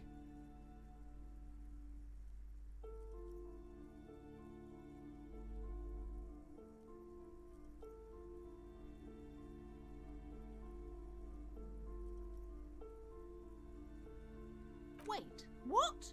The entire economic system is cursed? This is a lot for her to pass.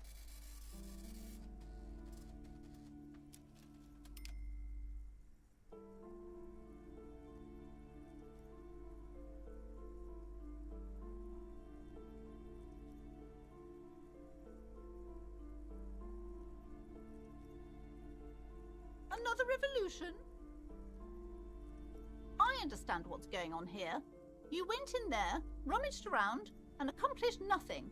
And now you're telling me these intellectual things to cover up for it. It's okay. You don't have to.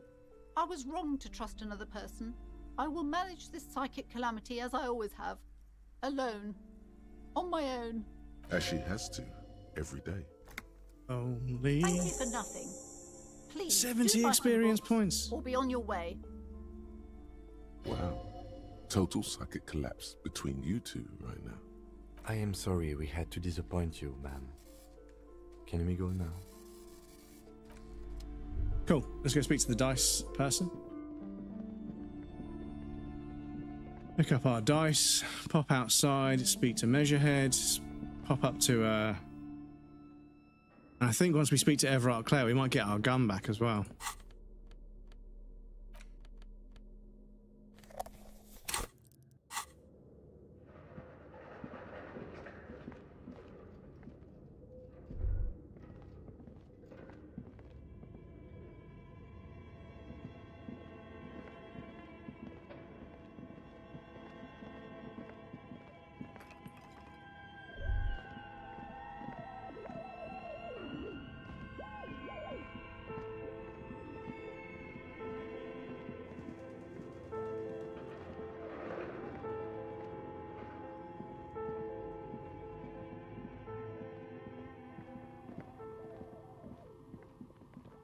Oh, it's you again.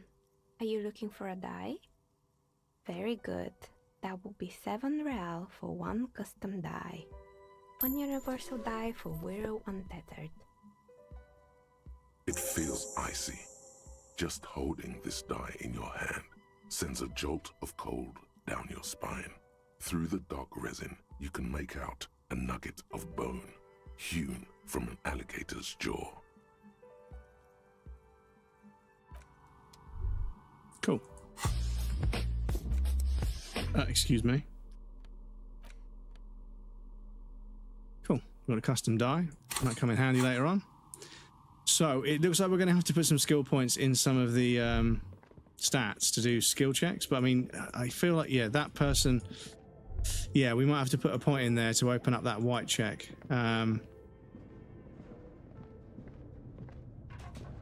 We have got 7 points. I mean, I don't know how many points we need.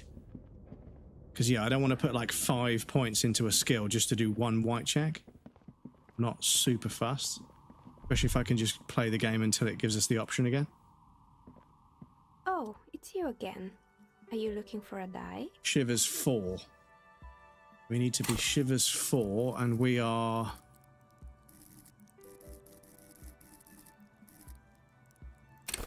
Yeah. Okay, well, let's level this up once. See what that does. 28% low? What? Okay. In that case, we're going to do a cheeky little save so we can retry it. Are you looking for a die? A gust of cold air sweeps through the chimney. The stones and minerals on the shelves rattle as though agitated. For a moment, it almost feels as though you're outside the building, exposed to the atmosphere. Didn't we already talk about this? What are you talking about? My address is exactly the same. Rue de Saint-Guilain 10. No, the old coal plant that used to be here was subsumed into the new venture. Its ruins swallowed up, yet it has a different address in the heart of the city. This doesn't make any sense. Are you saying my business was spared because of a technicality? Where is this coming from?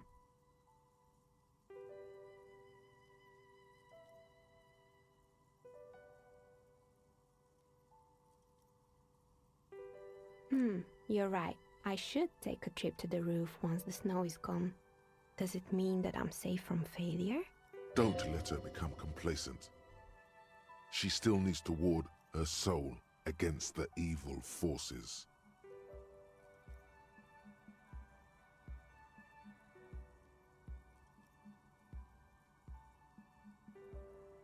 She starts laughing, her fingers trying to rub away the exhaustion from her face. Do you know what this is?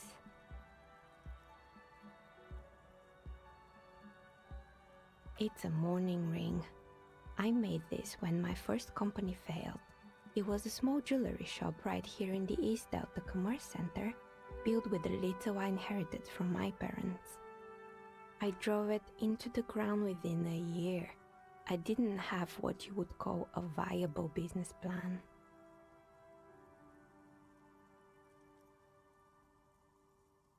No, you're right. I didn't. It wasn't just the jewelry shop either. I always thought that it was just the world that you were supposed to try again and again until you finally succeed. And now you're telling me what? That it was all because I didn't run my little shops and ventures from a dump inside an abandoned chimney?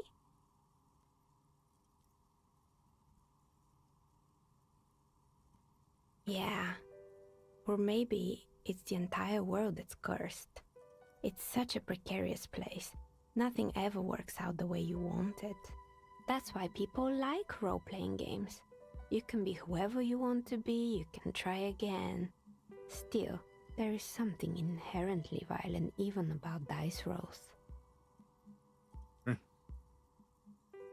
It's like every time you cast a die, something disappears. Some alternative ending or an entirely different world. But anyway, thanks for sharing your theories, officer.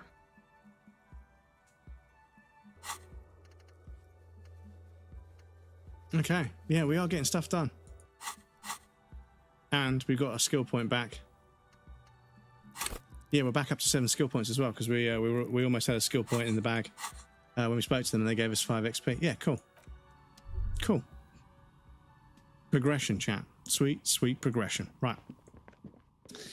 Now we're going to get back outside, speak to Measurehead, and then go through the docks, speak to Everard, and that should be a few more things ticked off the list.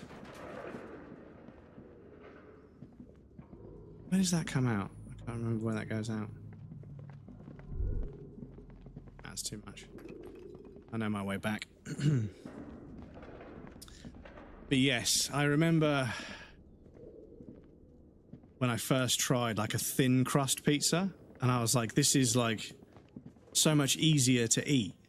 And you still get all the nice ingredients on top. It's nice to have a big doughy pizza every now and again, don't be wrong. But yeah, like I've got a pizza in the fridge, but it's one of the thin ones. And obviously you don't need to cook them for quite as long because they're thinner. But yeah, I think you get all the ingredients with just like a third of the fat and, you know, from the dough and everything. So, and obviously I know the fat is part of the flavor, right?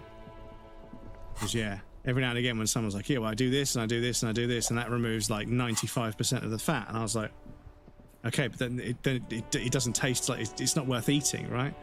You know, like there's a certain amount of fat that needs to be there to make the food taste like it's supposed to taste sometimes. And like when you do fat free, same as sugar free, sometimes the chemical they put in to get the same alchemy as the fat is actually worse for you as a chemical than the fat is as, you know, a natural substance that's actually, you know, in moderation, actually it's good for you, right?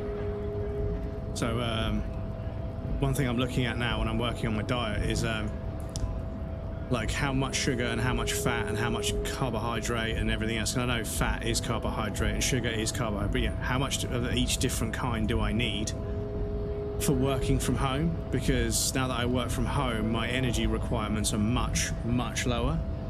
And therefore I don't need, I feel like I don't need to eat a breakfast, lunch and dinner.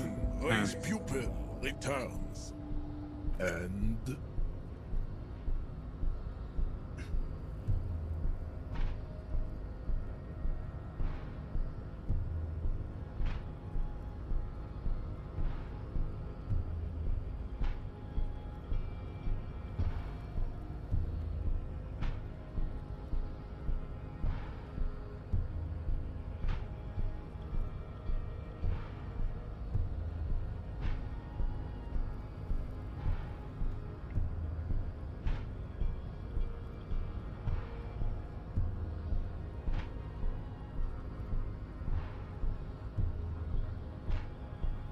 look, babe. The rich man has humiliated and emasculated this couple. He can only think in base materialist categories and feminine abstractions like money. Rich man really fucked him over, Jean. His rage is already played out on the stage of history as the grotesque tragedy of revolution. All it can accomplish now is impotent academic text and neurosyphilitic rock and roll melancholia. You could have used this opportunity to overcome your narrow, Al-Ghul ravaged identity. Instead of unlocking the race enigma, you attempted to add to it unsuccessfully. take solace from the fact that these thoughts will never entirely leave your brain. They will be with you on the day you die. The only germ of heroism in your body. Now go. I have beauty and truth to discuss with my woman. Damn, Jean. How are you so romantic?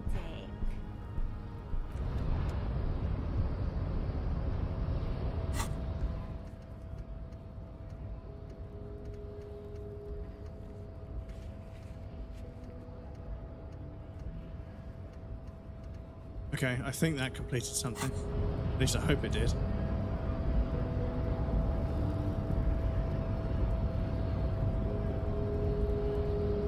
Oh yeah, we haven't actually slept for a day. I was wondering why some of these checks weren't available again, but we haven't slept for a day, have we?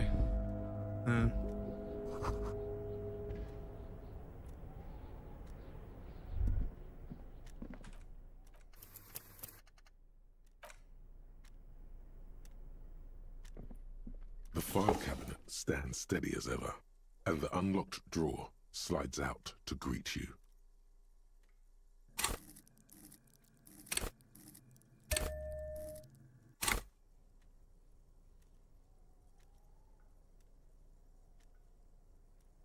Hundreds of documents and the same materials being handed over to companies inside. You already went through all of these. Whatever's hidden here is hidden well. Concentration isn't enough.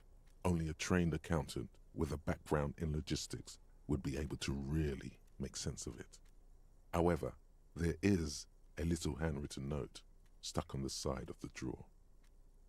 It appears to be a to-do list written in large, uneven capital letters.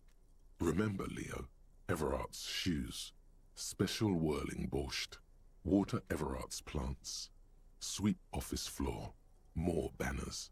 All items on the list have been crossed out, and the note itself is crumpled. One of his aides must have left it. Nothing incriminating here. What is so special about this borscht? Code for drugs? Booze? Blood? Remember, Leo, Everard's shoes, special whirling borscht, water Everard's plants, sweep office floor, more banners. All items on the list have been crossed out, and the note itself is crumpled. The drawer slides shut smoothly.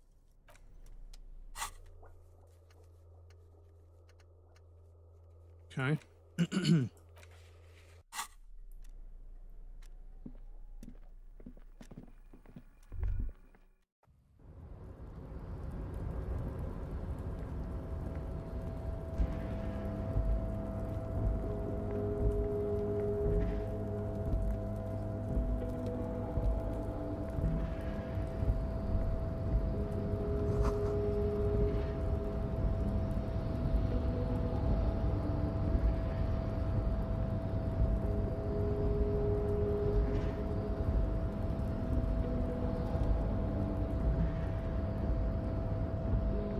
Yeah, I forgot, but it's really cute how the game like makes mention of like, you know, your behavior. It is really self-aware. I was rereading my review, and yeah, I forgot how self-aware it can be. Oh, Harry. Mr. Dubois, a pleasure as always. You don't have to sit down this time, since you've already sat on that chair. I'm very glad to hear that, Harry. One question. You didn't actually happen to stumble in and see what's inside the apartment, did you? There is no way to sway this man in any direction. He is unsuggestible and unswayable. Just tell the truth.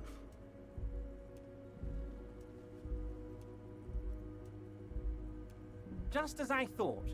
Culturally antiquated mug collection. What a weasel. Pissing on Everard's Rainbow Coalition. Now let's get down to brass tacks. It's time for men like me and you to figure out who's killed who and why. Real police work is gonna start happening now. I promise you, Harry, this is gonna be good. When she was in the apartment, I found a similar mug in the trash with the hangman's clothes. I heard about the connection between the lynching and the strike. I'd like to hear what you know about it. Racist mugs in the trash and in the apartment? You guys are just light years ahead of me. I have so much confidence in the ability of your organization. I'm relieved you're doing this and leaving me to do what I do best. Helping people. With the power of politics. Yes, yes. Do you think this weasel is somehow connected to the murder? Oh, no, no, no, no. I don't cross paths like that. All I want is for you to succeed in your investigation. I would never complicate things for you. Believe me, Harry, he's a nobody. Just your basement variety nobody. Can't imagine him being connected to a high-caliber case like this. But he does live nearby. Maybe it's a pedantic weasel. Fascists are neat freaks. If you don't mind me saying so, I feel like a real detective right now, Harry. Am I getting this right? And the skies just opened up with so much wind. Yeah, it's been sunny, then grey, and it's rained. It's going through all of the weathers at the moment. It stopped raining now, but it's very grey out there. Still daylight, but it's one of those weird overcast summer evenings where it's 20 to 8, but it's still technically daylight outside, but it's sort of muted by the fact that it's overcast. It's kind of weird. Weird, welcome in. Enjoy your daily bread. How's it going, dude? Happy Saturday. Everard's portrait makes a very punchable face. Also reminds me of I'm watching you, Wazowski. I'm watching you, Wazowski.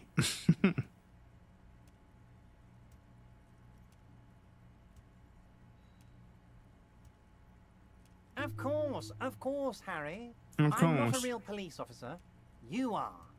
That's all he's going to say on this subject. Racist I have said. Yes, yes. Oh, no, no, no. Believe me, Harry. But he does live nearby. Maybe it's a pedantic weasel. Fascists are neat freaks. If you don't mind me saying so, I feel like a real detective right now, Harry. Am I getting this right? Now, what is this rain you speak of? We know drought and heat here. Yeah, no, it's been pretty weird. Like it's been, like I woke up and it was like overcast and like 80% humidity and 21 degrees, which was fucking awful. Then it sort of cleared and was a bit sunny for my walk, and then I got home and it was sunny, and then it turned grey and started to rain. Then it was sunny again, and now it's gone all grey and rained, and now it's the evening. So I don't know what the fucking weather's doing, but yeah, it changes every 2 hours, and people refuse to admit that climate change is happening. It's like, no, this weather's fucking weird, dude. It's like it goes from pissing down with rain to being a sunny day like 2 or 3 times in one day. It's not normal. Would he? I'm not so sure about it. Oh, you're too kind, Harry. Way too kind. I know I'm not a real police officer. You are. 21 degrees. Let me go quickly swim over. We're at 40 today. Yeah, and plus the temperature's drastically different from place to place. It was 21. It's now still 25. I think it should peel off pretty soon. It's going to be a low of 18, so I should be okay to have the window open tonight. By now, I'm sure you've figured out who the dead man was working for. The bad guys. Wild Pines. Sent to scare us. Another violent measure of the top hats against us flatcaps. Harry, this strike is the culmination of many, many mistakes made by the Wild Pines group. They tried to shut the strike down by sending in armed mercenaries. You mean our victim? A security contractor? Can you imagine that? Workers standing in peaceful protest, united in the spirit of fellowship, and they send hired killers to mow us down with machine gun fire? I'm talking beasts, hardened killers from proxy wars in Yisut, Semenine, Saramaritsa, you name it, they've done it. Raping, killing, burning villages, killing little children for the Senorita Pineapple Company, Harry. Everything they did there, they brought over here. They want to turn Revachol into a third world slum. Honestly, the only thing they didn't do is kill the village elephant. No, Harry, the elephant is metaphorical, and so is the village, but the mercs and their brutality are very real. Now, I haven't personally witnessed the brutalities out there. I have the luxury of staying in my container, you see. If I need to go somewhere, they just move my container. Yes, I'm an old man, Harry. My legs aren't what they used to be. They lift my office with that big crane. It's actually very fun. You should try it. But enough about me and my fun container. The killers the company hired, I think there were 3 of them, all hardened commando types. One of them got downright suicidal, getting drunk, violent, a little rapey. Even their own negotiator couldn't control him. That's your boy, the one who likes hanging out and trees. By negotiator, you mean Joyce? Harry, what you need to realize is, we dock workers are not pushovers. We got grit, Harry. This whole neighborhood does. Push us hard enough and we push back. And when we do, we push to kill. There's a militant wing inside the Union. A group of people whose duties don't involve manual labor, but peacekeeping in the neighborhood. Hardy making boys. sure everything runs smoothly. They're like you guys. Idealistic people who want to make sure bad things don't happen.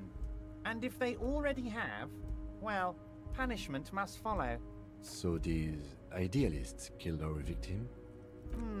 One day Titus Hardy, leader of this peacekeeping faction, comes up to me and says, "Boss, socialist democratic fervor drove us to take it upon ourselves to kill this beast that was burdening the land." He probably worded it differently, but that was the idea. Sure sounded to me like they killed him. I gave them 2 weeks paid leave and told them to lay low to avoid retaliation. Aren't you worried we might arrest them for this? Oh, I'm not at all worried about that. These are not the kind of men who get arrested. They're Martinez boys, tough and gritty. I'd like to see the man who takes them in. Besides, I sent my lawyer girl to look after them. If he's just boasting, then it sure doesn't feel like that to you. He's not worried. So they shot him. He was shot in the head before he was hanged. How odd. I don't know what to say, Lieutenant. They told me they hanged him. A hanged man is what I saw when I took a look into that yard. What I do know is, the case is in safe hands. If anyone can get to the bottom of this shot and hanged man, it's my 2 little policemen. Godspeed, policeman. Your little policeman, excuse me. How do I know? Let me tell you about these people. That's their MO. It's what they do. Last winter, some poor workers in Terminal E went on a little strike. The company sent in Sediment, a security contractor. The strike was over the workers' right to wear protective footwear, Harry. These guys turn up and start beating people. Tell you what, Harry, I wouldn't be surprised if we got the same mercenary company, after a little rebranding. And I'm sure as hell not surprised to see an army of scabs under my gates. So you believe the scabs were organized by the security contractor? You said it. Hell, one of those guys looks big enough to take down that proverbial elephant. Boys like that don't just happen to show up during strikes. That does sound quite unlikely, yes.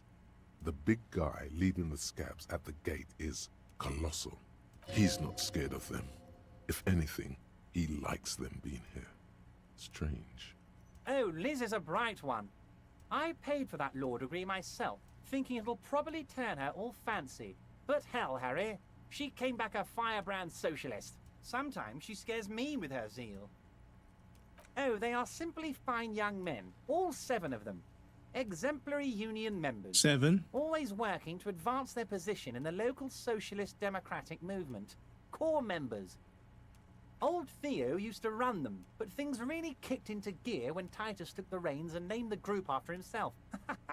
Gotta love his initiative. Interesting. Who's second in command? They're almost all of them great guys, born leaders. Whatever happened, I'm sure they only had the best interests of Martinez and Revachol in mind. Yes. Work with But them. no. Hell, interview them. But don't fight them. They really are just like you. Men who like beer, women, and some order on the streets. But of course, it's the least I can do for my good friend Harry. I'll do it right after we've concluded this talk. You can now go and tell Titus about this. See what he has to say. Also, Harry, here's 5 real. I'm not giving you anything. I'm just holding out 5 real. Needless to say, this is another move. Don't take it. Oh, I wasn't offering it to you, just holding it out there. But I'm willing to share information. Was there anything else? Was it a good tour? I'm not sure we made much headway here. I was hoping we'd bust the case wide open. Heck, I even wanted to tell you what I really want to achieve with the strike. I don't know what happened, Harry.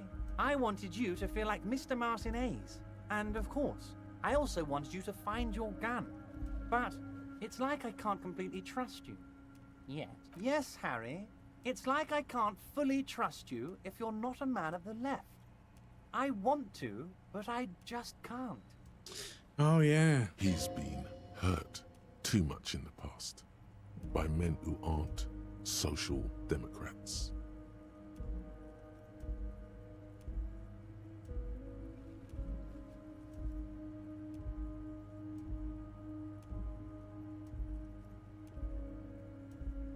Just between us, I don't care for those lefty dinks either. It's all about power, and here's how we're gonna get it. I need you to be my kingsman, Harry. Kingsman? Yes. Please, let's be that. And what would this entail? Once again, I require nothing unethical or illegal of you. You just need to get 2 little signatures on this piece of paper, and then mail it to my accountant in La Delta. You bring joy to my heart, Harry. Such a pleasure to be working with you. Here. You need to get signatures from Isabel Sadie and Lillian Carter. The cul-de-sac is right past the pawn shop and across the canal. I heard there was some trouble with the water lock, but it should be fixed now. Once you have the signatures, mail this to 13022 La Rocca in La Delta. Then I'll know you're a real kingsman and a patriot. Most certainly, Harry. Nothing by all means, Harry. What's on your mind? Right. Cool. Yeah, we've still got 7 skill points, which is good. So, karaoke, we need to come back in the evening. Whirling in Rags passages, I'm not sure what we're going to do. Who made the call to reporting the crime? I think Sylvie, but I don't want to call her again, really. I've got my badge, so we can speak to Joyce. That's good. Put the clothes in the trash. Find booze and drink it I can do back at my cabin. Cool. But it's not the evening just yet. So, let's go and speak to Joyce.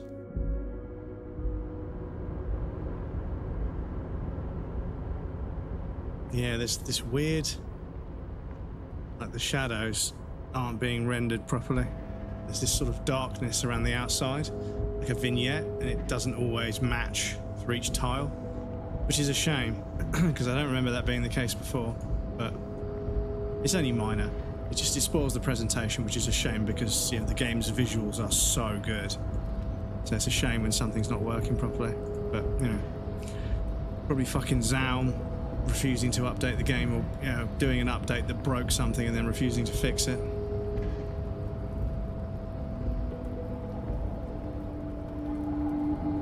That sounds kind of fun to be honest.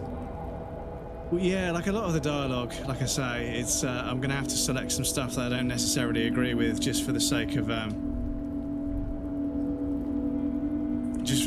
doing the trophies. But we've popped a few more trophies, which is good. So I think we'll have maybe 10 or 15, maybe 20 out of the 50 we need to get. But the next playthrough, I'm going to have to go through the guide and double check what we need to do, because I'm sure there'll be a few things that need to be done a very specific way to get certain dialogue options, to get certain things to happen.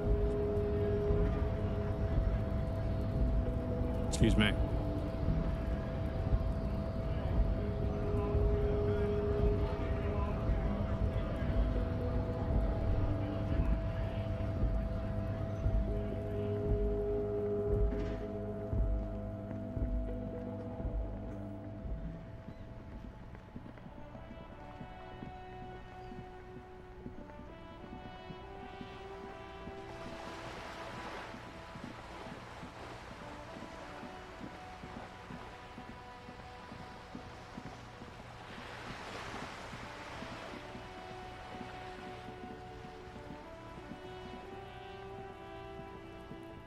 Just an ordinary wall.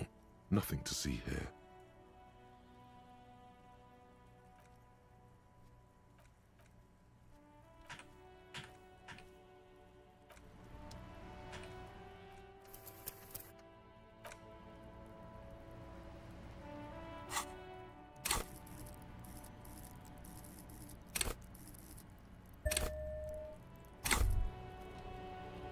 Why does art inspire you so much? Excellent question. Art is a diverse range of visual, literary, auditory, and performative creativity. It's an expression of imagination and technical skill. Additionally, it's history, criticism, and pure enjoyment. In short, art is the highest form of human communication, representation, narrative, emotion, and agency intertwined. Have you looked in the mirror lately? You have the exact features of a savage art critic, with that beard and those clothes, disheveled and prophetic. Perhaps you should try to critique architecture too. Of course not. It's autism, box drawing, masturbation with a ruler and a sextant or whatever they use. You should demean and criticize the genteel institution of architecture while extolling the virtues of the pure arts. I actually quite like architecture. I don't know why the game just went absolutely ham over architects, but yeah. I'm sorry. Yeah, exactly. I'm sorry. What? Only the most experimental kind. Yes, you seek substance. No vapid representations and reproductions of social mores as made manifest in stuffy biennials. We're talking real living art here. Become the art cop. Half art critic, half cop. Exactly. It's not only your duty to only catch the criminals off the street, you must also apprehend criminals of the printing press and the gallery, the trite and derivative artists and writers of the world. Go ahead and provide savage criticisms, art cop. The world is yours to rip to pieces and reassemble.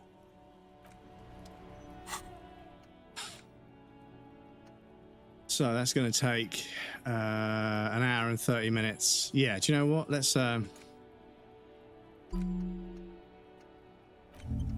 internalize that. Just for the meme.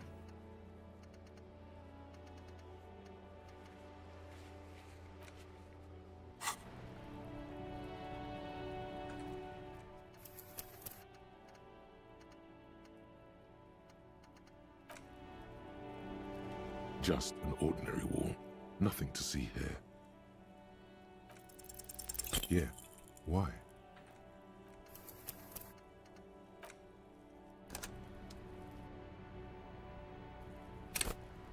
Just an ordinary wall.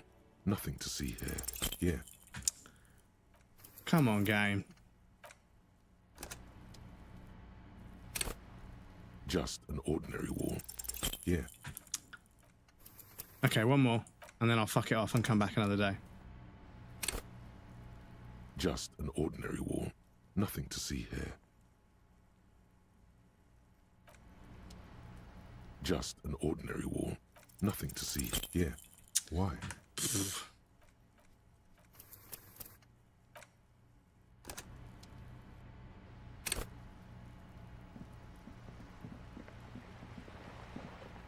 Because, yeah, I feel like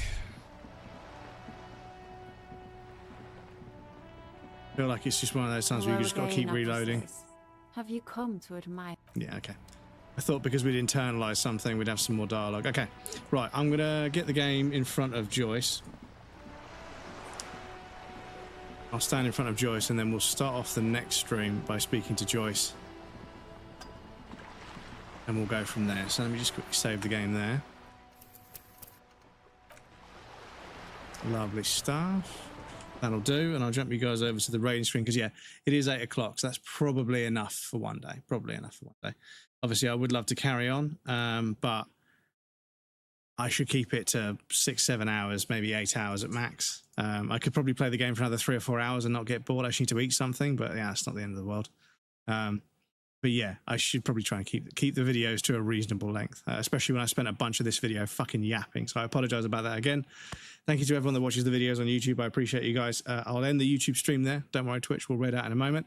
But YouTube, we unfortunately can't raid out. So I'll end the YouTube video there. Thank you for hanging out on the YouTube, guys. I appreciate you. Thank you to everyone that watches the videos. I appreciate that as well. Don't forget to like and subscribe. It always feels so fucking cringe saying that. But I would appreciate it. No, I'm just kidding. But yes, thank you guys for hanging out. The next stream will be on Monday, 5 p.m. UK time if you want to catch it live. If not, catch up on the video, that's fine. But thank you again.